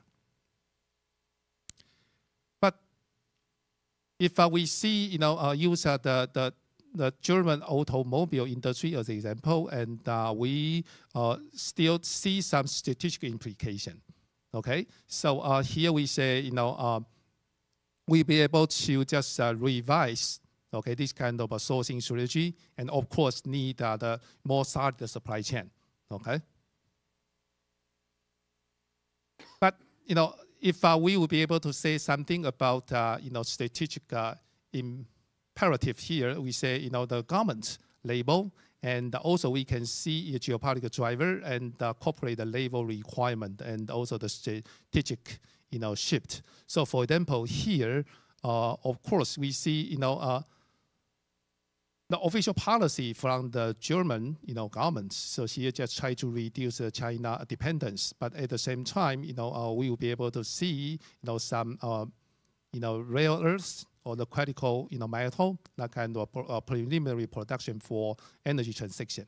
But here we also see, some other type of thing, especially here. So let me just, I'm running out of time. So here just, have this one. So dual squeeze, between, we say, U.S., tariff, and also China, risk force this kind of shift to the maximum, cost efficiency to geopolitics, political stability. And so it turns out that we will be able to think about if we are not able to just enjoy, we say the benefit of the globalization. So how to just shorten our supply chain. And turns out that some type of we say complementarity between Taiwan and Germany turned out to be a good fit. Okay, so if we use Taiwan as an example, and we will be able to, just like earlier I mentioned, high-tech complementarity here, and also green, technology cooperation. Early on, Eva just talked about that. So if we may say more about institutional design, and here just give you some example, and also we have a really important design back to 1973. The E3, okay, Industrial Technology Research Institute, okay, was founded in that year, and that just helped a lot to the R&D, especially fundamental R&D, because in Taiwan we have many small and medium enterprises. Most of SME, they won't be able to do or just provide the huge funding for doing research and the development. So it turns out government supported or back up some type of fundamental research, and once it mature enough, and will be able to spin off to just build up the new companies, just like back to 1981, that's a UMC, okay, Liandian, and 1987 that was a TSMC, okay, that's through this kind of trend. So it turns out in Taiwan we have a Department of Industrial Technology, 商业技术司, okay. Currently they provide a different type of research program, okay. So I just wrote some details here. If we won't be able to talk the detail, but just get you some idea. So that at the government level, and we'll be able to just build up this kind of collaboration.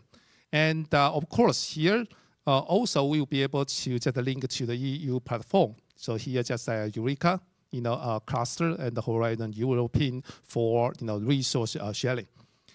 Okay, and let me skip this one because how much time I have? Okay, go ahead. -2. Sorry, I prepared too much. But here, just maybe let me just skip a couple slides here, and just something let me talk about here. Okay, so some policy and corporate strategy recommendations here. Okay, so we say we will be able to just have some more concrete and high level, relocate the high value and the high exposure component to Taiwan or surrounding resilient region hub. And that's what I mentioned. Probably the long-armed, that kind of we say supply chain is not quite suitable right now, and that would be the one thing. And from the diplomatic level, German and the EU, and also we say the EU and the Taiwan. So probably the joint framework on the critical raw material, and also offering the alternative resilient supply chain pathway. So I will use the example here.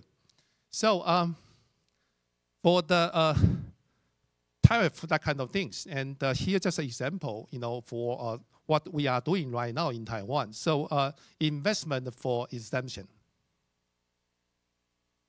So here we say, exempt, condition U.S. High tariff on semiconductors as the wave for companies that have committed to or are building manufacturing facilities in the United States. So the current stage, from Taiwanese, corporates like TSMC and some other like UMC and Vanguard, so are just pursuing this one, US +1. Okay, this kind of strategy and building up the related factories, and for example in the Arizona and the Dallas, the Texas of the United States. So that raised a really interesting and some discussions here. So here I would just highlight here.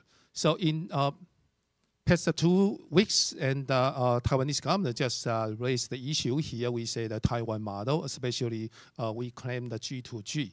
I mean the government to government. So the really successful example, back to 1980s, when Taiwanese government launched the Hsinchu Science Park. It turned out to be quite, important infrastructure because, the science park have a single window to deal with all the details, not only just administrative work, but also some other type of, how to deal with the polluted water and the air and different type of things. So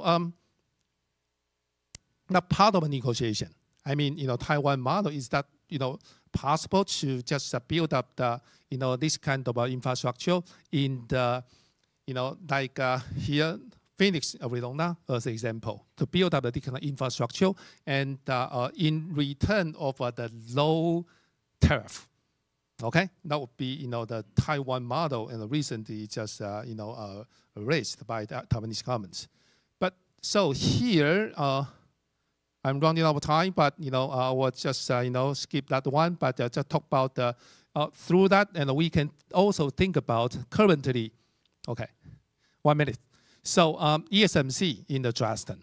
Okay, and let me skip this one, but I will come back this one.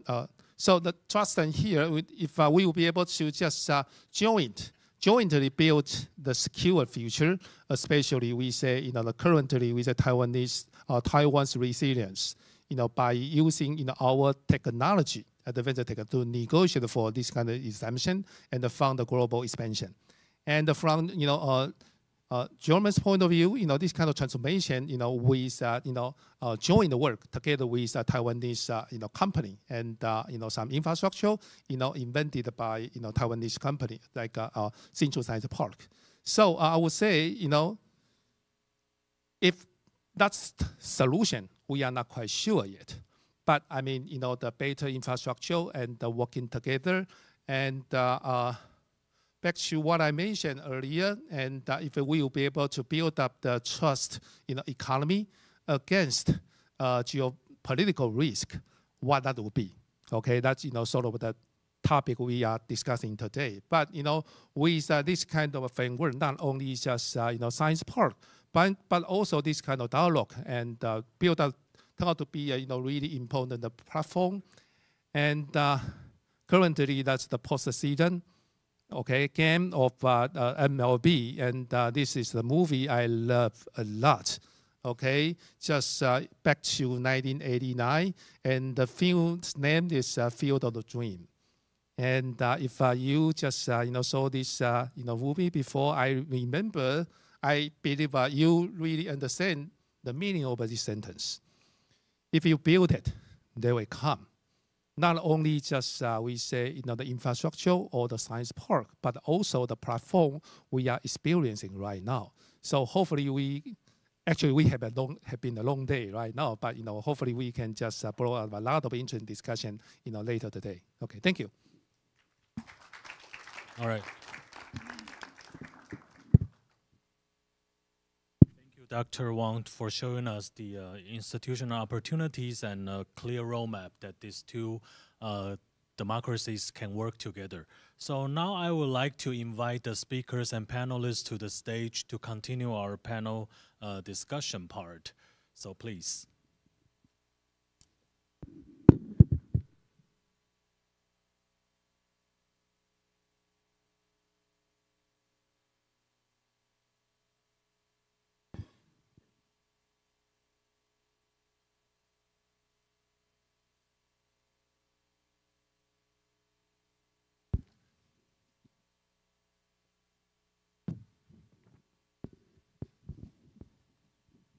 So we are happy to be joined by two panelists here. The first I would like to introduce to you is Dr. Professor Gunther Schubert, who is a chair professor from the University of Tübingen, and he has been playing a very important role bringing Taiwan and Germany together by his emerging ERCCT, the European Research Center on Contemporary Taiwan. So for the new panelists, I would like to give you first 5 to 7 minutes to share your insights first, and then we will go into the discussion and the Q&A session. So I will give it to you, Dr. Schubert. Yeah, thank you very much also for having me here. I'm very happy. Actually, for me, there is not too much to say on the two presentations. I think our German companies seem to be very, very good and very attractive. So the Taiwanese companies, and also I can only agree to the policy recommendations you made. I might bring in two other factors that I have observed from my research. So I'm talking basically to corporate actors in the wider high-tech sector here in Taiwan, but also in mainland China. I'm talking to companies in mainland China and in the Southeast Asian region, and try to understand their corporate strategies in those geopolitical times. And my observation is, and this goes basically from ICT companies to semiconductor companies to AI-driven companies, that they might talk about Germany, but not too much. And they do this basically because of, well, they don't do this for three reasons, I think. And it depends, of course. I can only generalize because they're very different companies in different size and scale. There is the problem of costs. Investment in Germany is expensive. There is also the question of regionalization in the current geopolitical era. So many Taiwanese high-tech companies, as far as I understand, focus on regionalization here in the East Asian and Southeast Asian region to integrate supply chains in that region, because it's cheaper and also because there is more knowledge here. I'm not talking only about the semiconductor industry and its many, many support technologies, but in particular of those.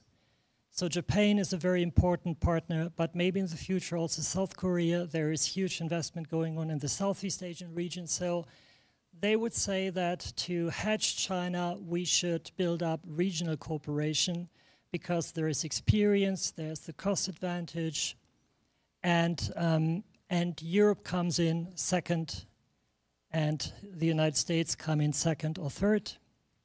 So this is very generalized, but this is something that I've observed. Now, in the particular case of TSMC investment in Dresden, I think that may also apply to other Taiwanese companies who jump into the European market. I was always told that Dresden is fine, but Dresden cannot be everything.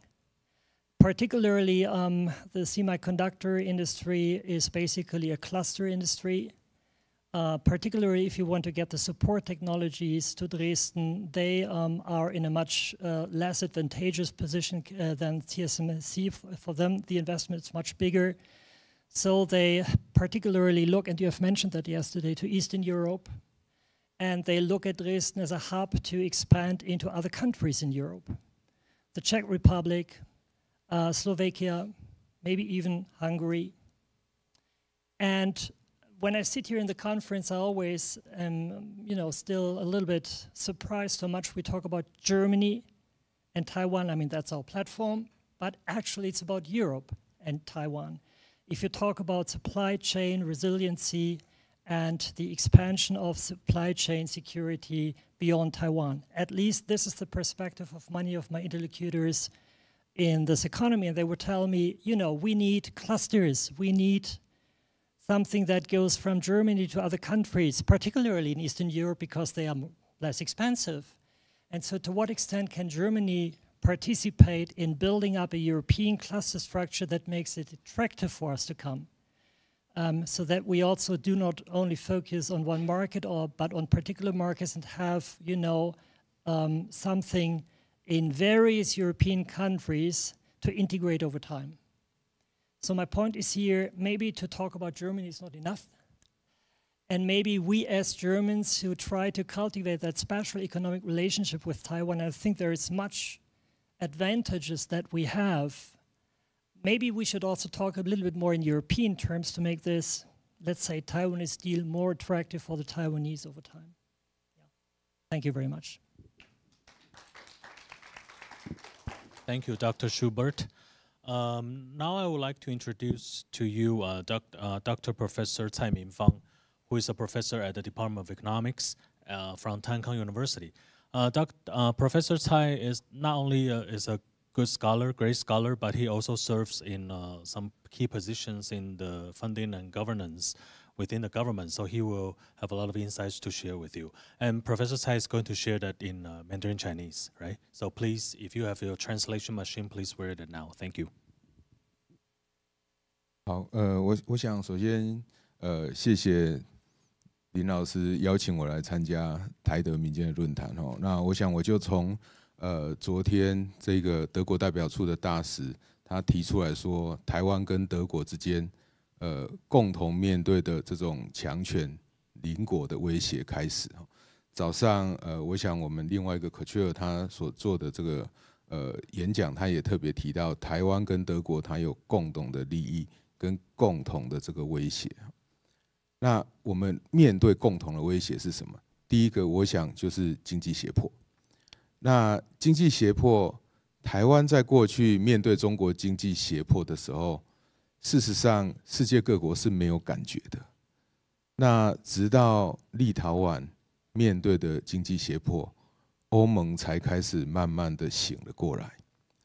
可是当台湾在面对这个经济胁迫的时候，我们面对的是农业，我们面对的是渔业，我们面对的是某一些观光产业。可是德国面对中国的经济胁迫是什么？是汽车，是德国重要的出口产业。那台湾即便面对了中国的经济胁迫，我们最关键的出口产业，我们并没有面对中国的胁迫。这是台湾跟德国最大不一样的地方。这也是为什么在现在我们在面对中国挑战的时候，台湾可以更有底气。当然，我们面对的威胁更大，我们也必须要更坚定的去增强我们自己的一个经济韧性。所以，我想一开始先从这一个巨大的差异来谈台湾跟德国中间很大的一个不同。那台湾面对经济胁迫的时候，台湾是开始把我们的农产品、把我们的渔产品开始转往其他国家去。就像我们的凤梨，那现在我们可以卖到美国去；我们的这个荔枝，我们可以卖到杜拜去。那我们有很多的产品开始在做这个市场的这个多元化的发展。但是如果是像德国或像其他欧盟国家，那刚刚早上主席也提到了，就是即便在面对这种电动车的当品的威胁的时候，德国还是不同意欧盟去对这个中国的电动车课征所谓的反补贴税。所以当我们看到这样的一个结构的时候，其实你就可以知道说，事实上德国跟台湾在这个做法上就有很大的差异。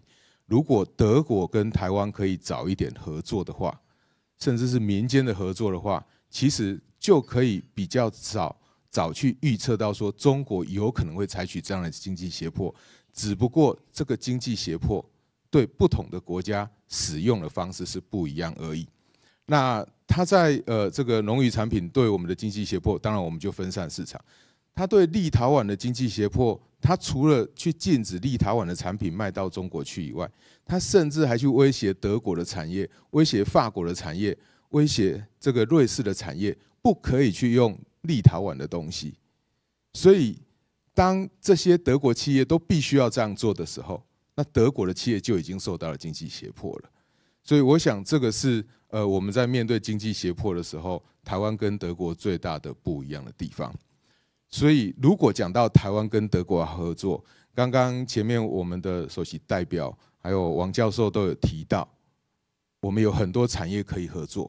但是，因为我们今天是一个民间的论坛，我是民间的人士，我就会想到说，如果德国对中国的态度还是非常的 friendly， 我讲的是德国政府，那台湾的产业过去会不会让中国一样有技术窃取的问题？我觉得这个是一个大家必须要好好想想看。今天不是一个产业过去而已，今天是如果你的法规或你的政府对于中国还是这么样的友善的话，那我很难相信说我的产业到你那里去，我的产业的核心技术会不会不见？所以我想这个是第一个德国跟台湾在面对经济胁迫上面我想要分享的。那第二个其实是有很大的不一样的是，我们台湾过去在马政府的年代，大概在2008年到2016年之间，台湾当然就用 ECFA 这样的一个方式来跟中国增加连结，但是现在的 ECFA 也就变成说中国来胁迫我们台湾的一种工具。我想早上我们共同的这个主席也提到，就是 FTA 现在都变成了中国在欺负世界各国的一个方式。所以如果是这样来看的话，大家再回想看看，德国在过去他在跟中国合作的时候，他是期待中国的市场，用市场去换取用技术去换取这个中国的市场。那用技术换取中国的市场，是跟中国去合资它的这个汽车公司，然后来赚取比较大的利润。那问题是，市场被中国控制住了，技术被中国偷走了，那德国还剩下什么？我觉得这个其实是台德之间我们在讨论这个议题的时候，大家可以有更多聚焦的地方。这是第二个我想要讲的。那第三个就是能源的问题。那我想能源的问题，早上其实我想早上的主席或者是刚Schmidt也其实都已经提到了，就是能源的问题都非常的依赖，比如说欧盟的国家就依赖 Russia， 那台湾当然没有去依赖中国，台湾是依赖其他的中东的国家。那但是大家担心的是，台湾海峡的风险可能会阻却到我们能源供应的问题。可是无论如何，至少我们在再生能源上面，刚刚我想我们的首席代表也提到了，就是如果这个能源的问题，我们如果可以在再生能源再增加合作的话，德国的西门子很强啊。如果在风电上面，如果我们在其他的太阳光电上面，我们有更多的合作，其实这个是可以避掉所谓能源的危机的，或者是去适度的减缓这个能源危机。那另外一个，其实我也要提出来让大家思考一下的，就是我们如果今天拼命的去出口一个产品，然后让我们的能源不足，然后最后一方面我们的出口市场受到了经济胁迫，二方面我们的能源又受到了胁迫，那这是我们要的吗？还是我们应该就减少生产，不要生产那么多，让自己国家有比较多的经济自主性？我觉得这个也是希望可以提出来跟大家思考的。那最后一个，我想时间的关系，我简短说一下，就是其实早上我想共同主席所提的，我非常的有感哦，就是 FTA 的问题。台湾跟德国如果要合作的话，我想发展非中国没有中国的 FTA， 就是 China Free 的 FTA， 我觉得是非常非常重要的，因为有 China 的 FTA 已经被中国用来作为威胁其他国家的一个经济胁迫的工具了。那我想这应该不是世界各国政府当初去鼓吹这个全球化签订 FTA 想要做的事情。所以就这件事情而言，我觉得我们应该可以来好好合作。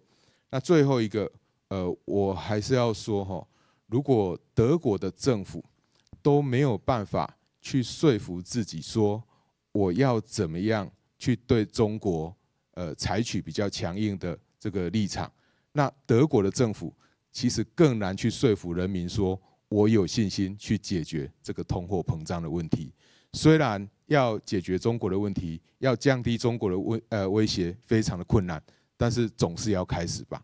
这个改变开始总是困难的，就像早上共同主席所提到的，但是它会慢慢的改变，它慢慢的改变，最后它就整个改变了。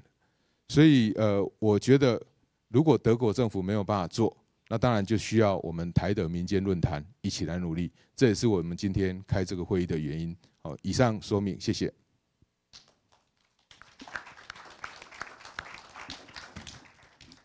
Thank you, Dr. Tsai. Since we have started 10 minutes late, so now we still have 20 minutes, right? So, okay. Maybe we can just go directly into the Q&A session. So, sir. Thank you for all the contributions. It is indeed an extremely interesting panel. I want to address 2 points. One is I want to push back a little, Professor Tsai, on your description of the German government as being particularly China-friendly. You could have said that 5 years ago. It was the German chancellor that forced the EU to conclude the negotiations over the comprehensive agreement on investment, even against opposition from 11 other EU member states. But in the meantime, that has fallen by the wayside. And CAI has never been ratified, and it won't ever be ratified. And the German government is not pushing for that. And German industry, for instance, BDI, the German Federation of Industry, well understands that it's a happy coincidence that this investment agreement never came into force. And I would repeat what I said in the morning, maybe not emphasizing it enough. The German government does not talk about China as a partner anymore. I think that's, well, it's just language, you might say, but it's an important change in language. Perception and language shapes reality too. So I would say that there is a positive development. On the other hand, Taiwan is not completely free of its own fossil dependencies. As far as I know, the increase of imports of Russian coal into Taiwan has been momentous. So when we talk about Taiwan's support for Ukraine on one hand, and Taiwan's increasing imports of Russian coal, there's a contradiction, I would say. The other remark I want to make is directed to Professor Schubert. I want to pick up what you said about the European dynamic or the European perspective. And I want to break that down to the Dresden investment. ESMC, that's close to the Czech border, and that's close to the Polish border. And I know for a fact that the Czechs and the Polish in Silesia or in Bohemia are much interested in teaming up with the Germans to create an interesting triangular ecosystem to support. So I think that could be a very important point of departure for strengthening Germany and Europe and Taiwan at the same time. So I thank you for raising that point. Thank you. Would you like to respond to Professor, Herr Bütikofer first, or? I might say something to my colleague here, my left side, because I also would like to push back a little bit, but from a different angle. I mean, there are always two logics in relationships. The one is the government logic, and the other is the corporate logic. And as much as the German government would say to its companies, they have their own thinking. And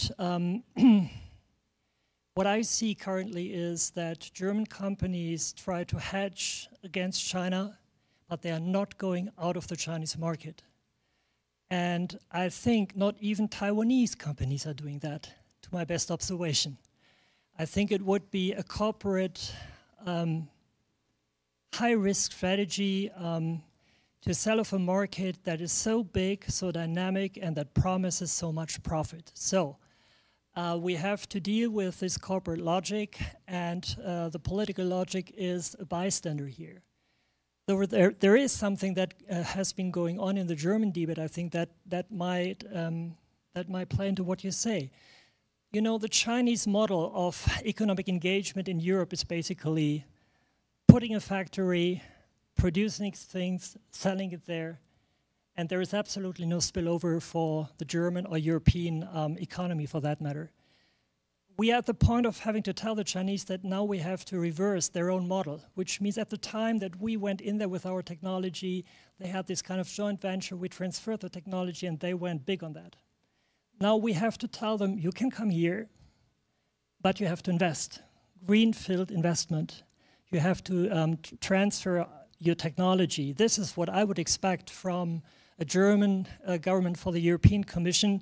We are on that way, but we are not there. And the Chinese, for the time being, they would say, as long as you don't push us on that, we are going to do nothing. We just follow what we have always done, right? I think this is something that we have to learn. This is also sort of a risk strategy, but I would agree that this kind of pushback against the Chinese government must be seen now by a government, but this is independent from corporate logic. And of course, many corporate players would warn our government and say, don't be too pushy-backy, because then we will have our problems here on the Chinese market.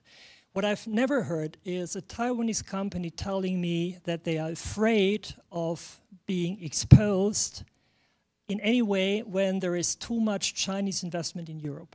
This was never an argument that was made to me. They were, European investment is detached from Chinese investment. I mean, this is something that is not on their radar screen. So I wonder if you have different information. That's really curiosity of my part, because, as I said, I've never heard that. 老师，我想，当然，德国政府的观点跟德国企业的观点会有所不同，这是必然的。那我们现在在谈的是，两个国家或我们的商业环境应该要怎么样去合作。那早上口雀尔也特别提到，就是说政府不会去特别干预厂商要怎么做，但是我觉得台湾跟德国如果未来要合作的话，那要怎么样让厂商这种投资的障碍移除，我觉得是最重要的啦。因为刚刚其实我们德国代表处这里其实也特别提到，台湾有非常多的不同的产业面向可以来台湾跟德国来合作。但是我只是提出说，当台湾社会现在越来越面对这个中国市场的这个问题，那其实美国政府他们对于跟台湾产业合作也越来越关心的时候，那当德国面对这种中国汽车倾销的问题的时候，如果德国政府当然他会站在大多数的这个汽车产业利益去想，可能投下这样的一票，因为他会觉得说，这个中国的市场还是很大。但是问题是，就如同早上我们的雀儿也提到的，就是德国还有很多很厉害的中小企业啊。因为在台湾，其实我们台湾很多的厂商也都很喜欢用德国的一个机械，德国的机械是蛮重要的。但是当我们在谈这些合作的时候，其实我们可以来看一下哈，就是我们台湾对德国的出口大概只有占整个台湾出口的目前今年的话是大概4% 多，那在过去的话大概有6%。我们台湾对美国的出口大概有28%，对中国的出口是27%。不要忘了，以前我们对中国的出口大概有44%。所以其实我要谈的是说，台湾其实在出口市场已经有这么大的一个改变。当面对这么大改变的时候，我们台湾如果接下来要来跟德国合作，那当然德国在面对这种中国经济胁迫的问题会怎么解决？我觉得对台湾来讲，我们也可以一起先来讨论看看要怎么样做会比较好。那厂商他有可能看到的利益会比较多，我们经济学家可能会比较先看到风险，但是厂商只要看到利益，他有可能就冲了。我觉得这个是经济学家跟厂商在看很大的不同，所以不止政府跟这个厂商的观点会有所不同，经济学家跟厂商的观点可能也会有很巨大的差异。以上的说明，谢谢。Thank you, Dr. Tsai. Now I would like to solicit questions from the floor. So please identify yourself and keep your questions concise and short.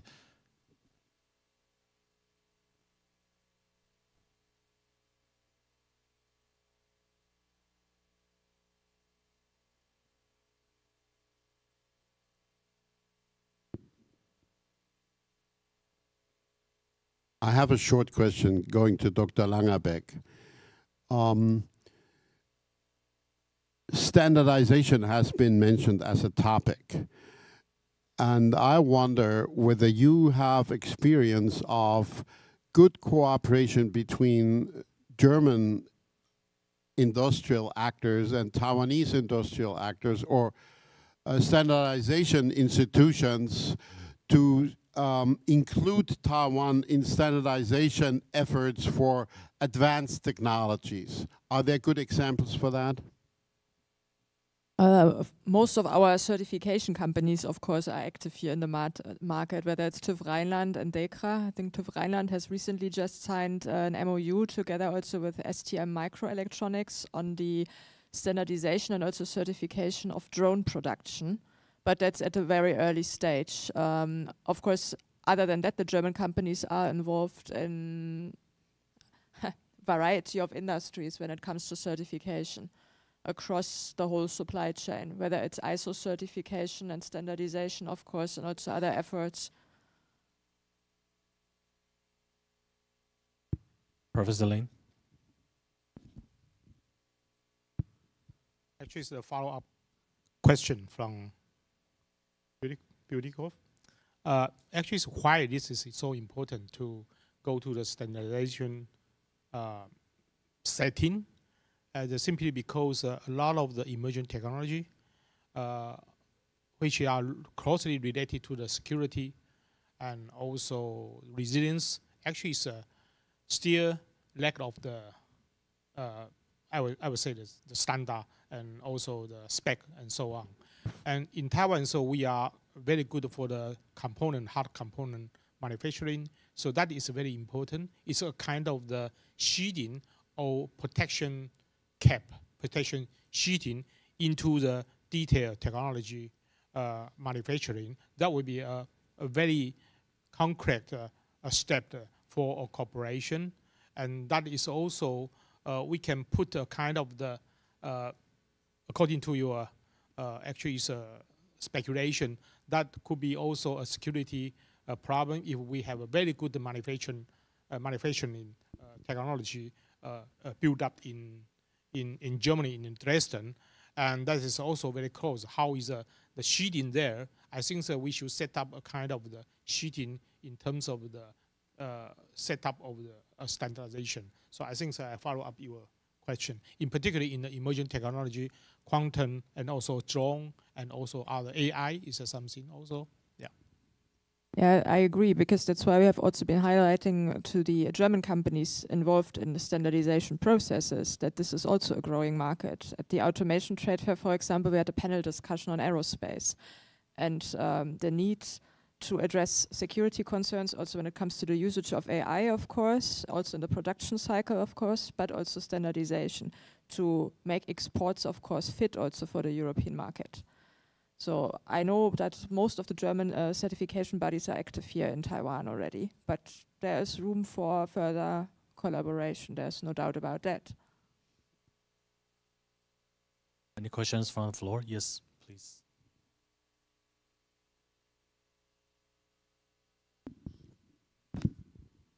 Hi, good afternoon. I'm Jürgen Kremp.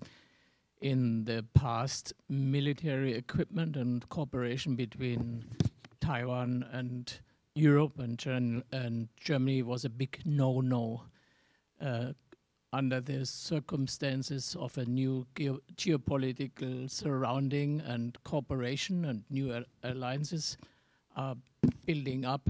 Is there the possibility that in the future the German government would be more lenient in selling military equipment to Taiwan?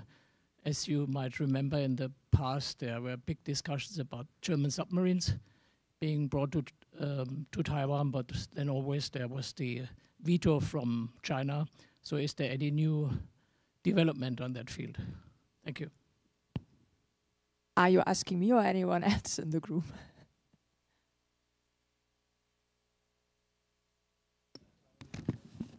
So obviously I cannot comment on the position of the German government. What I can comment on is what we see in the market and what the German companies tell us. And the biggest reason why also our office is focusing more on aerospace and security is the demand of the German companies, who are active already in Taiwan. So without telling too much, because obviously some of the details are confidential, in the field of dual use, there is already very ongoing cooperation across different fields, because even drones are classified as dual use typically and not weapons of war, for example.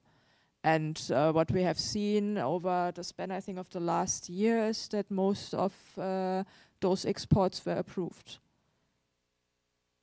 When they were not approved, it was typically on case-by-case basis, because also the German authorities take a stronger stance towards high-tech exports to geopolitically exposed regions. So if companies, for example, who order certain goods from German companies cannot prove that they will ultimately remain in Taiwan, the likelihood of certain high-tech exports being allowed to be exported out of Germany is very low. But that is not uniquely something that applies to Taiwan, it applies also to other regions and countries. The other panelists who want to take up this question?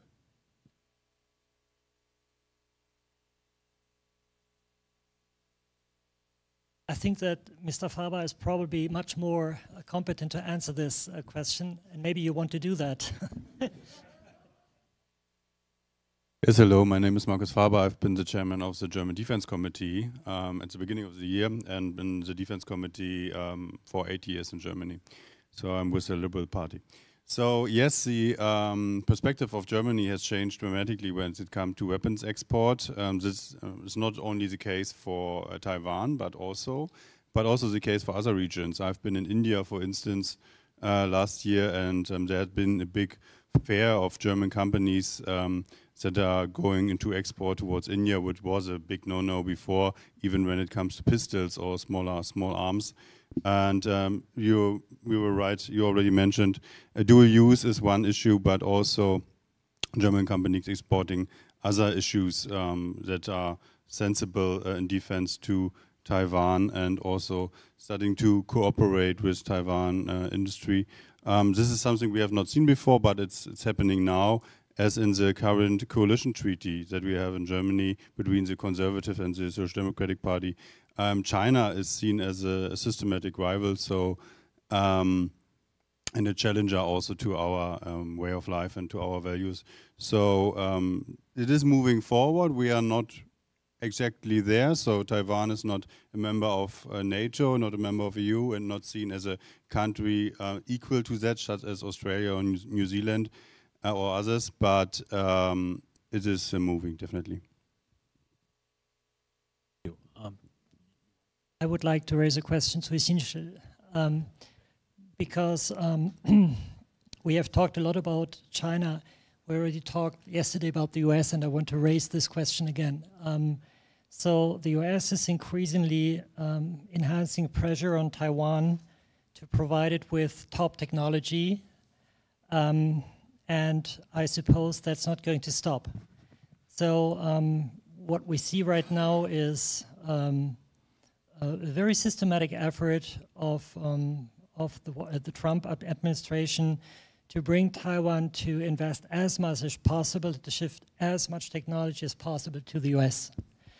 And the reasoning is, as much as you shift to the US, the more secure you are, which I already said yesterday, I found a pretty irrational argument. But how is the Taiwan government, in your opinion, responding to that over time? We know that if we talk about TSMC and if we talk about the top semiconductor companies, they focus on Taiwan. They don't want to bring their top technology to nowhere. It should all be here.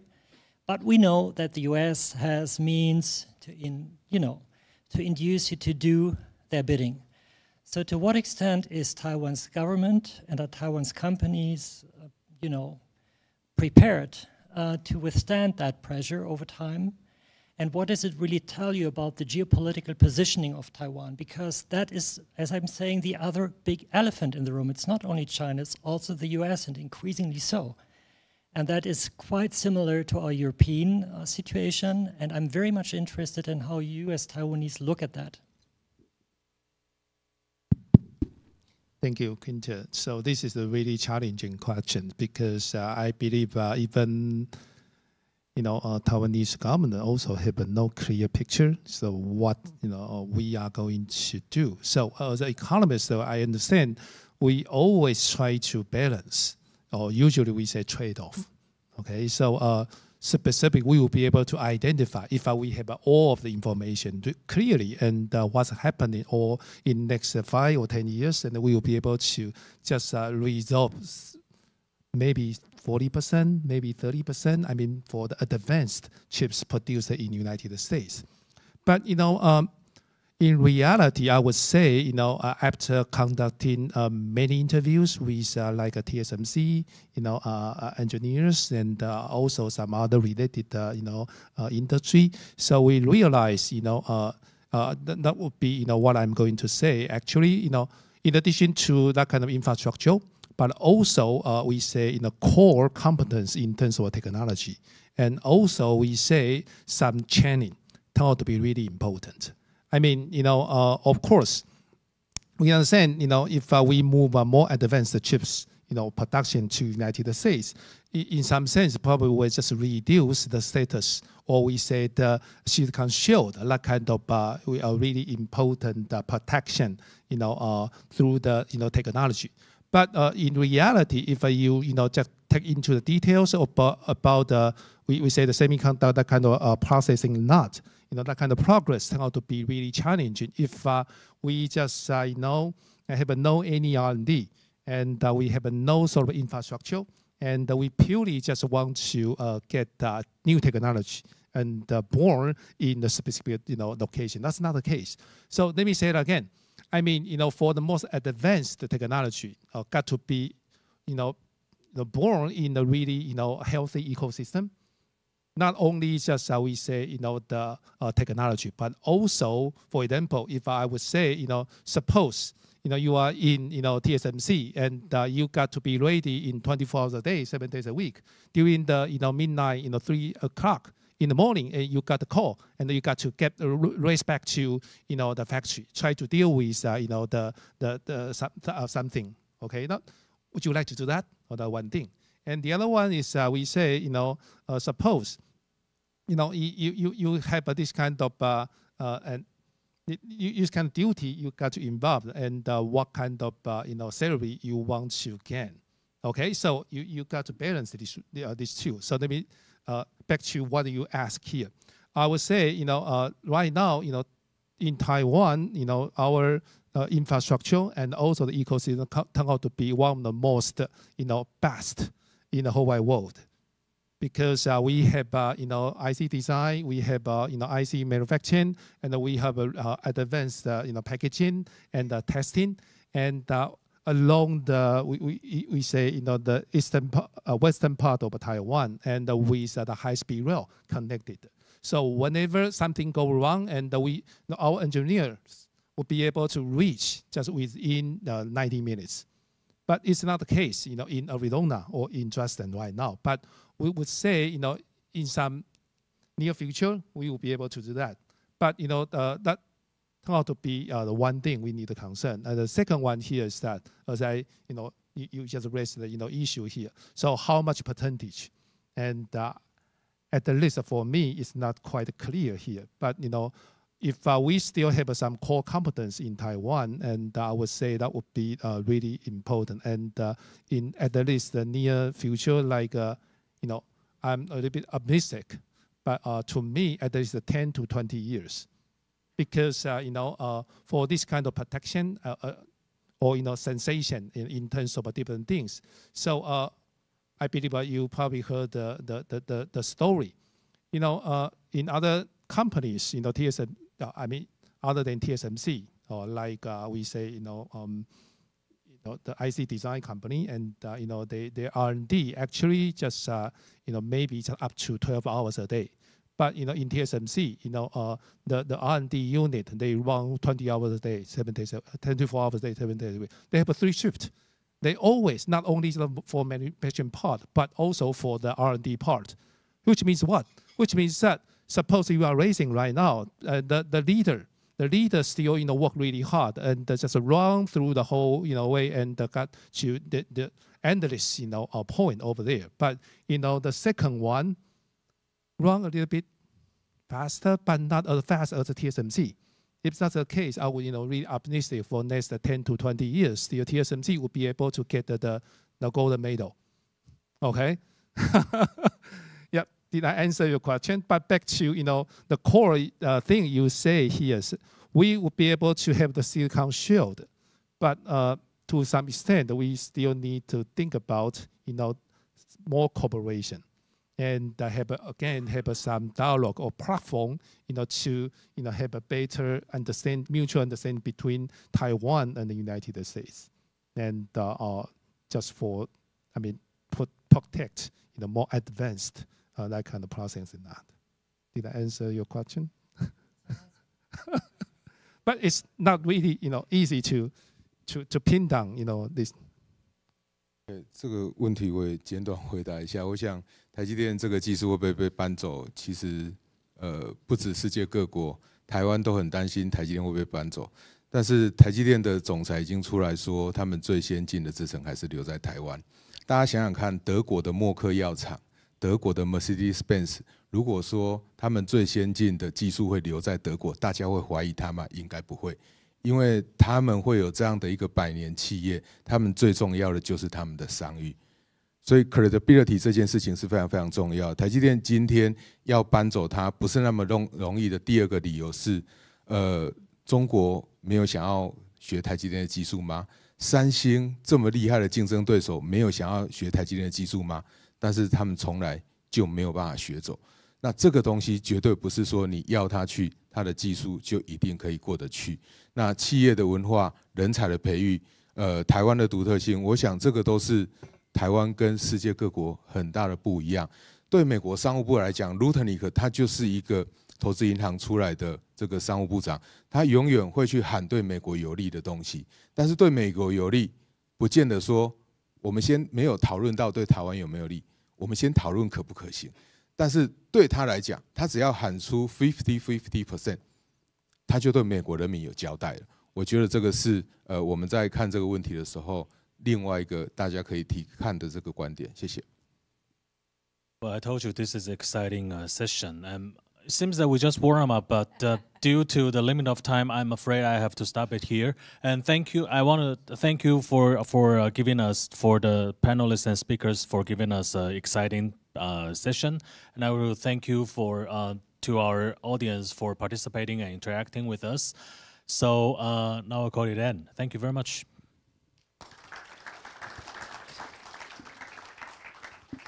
Thank you. Yes, let's take one picture with all the panelists. Either sit down or stand. Let's stand. Yes, stand up.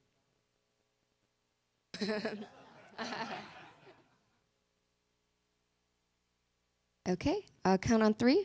1, 2, 3. Okay, thank you, thank you.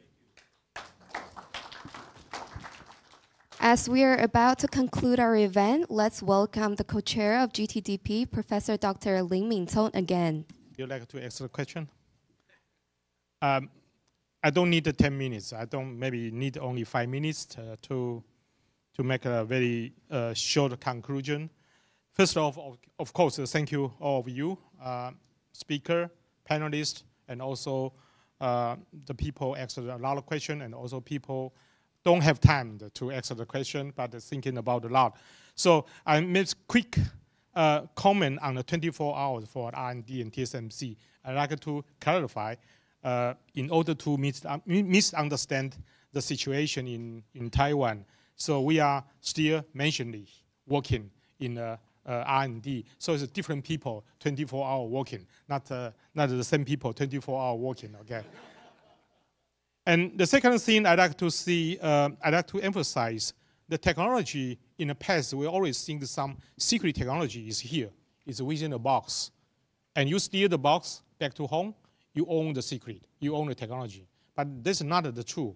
The technology in the modern technology, in particular in manufacturing, is a kind of complexity of the of the technology, a lot of solid technology inside. Many people, I think the US own a lot of the patent from this technology, of course. Japan also owns a patent of the material, the key material. But together, this become a new thing, a new technology. I call this a complex technology. So it's not easy to so-called to steer and to transfer. That is one of the reasons. Okay, the detail, I don't want to detail. So again, the 50% is, as Professor Tsai say, this is actually, they will always claim, but we needed to look into 50% of what and which part of 50%. I think till now is okay. I don't want to make this question too clear in order to, okay, then know which part is important. Okay, and yesterday we had, I think the platform, the Taiwanese German dialogue platform had a 2 days interaction and also dialogue. And we also mentioned the importance of the narrative to describe the complex society right now and complex challenge here. And we also agree, I hope we all agree, so the narrative should be not too simple. The only one narrative on politics, on economics, and so on.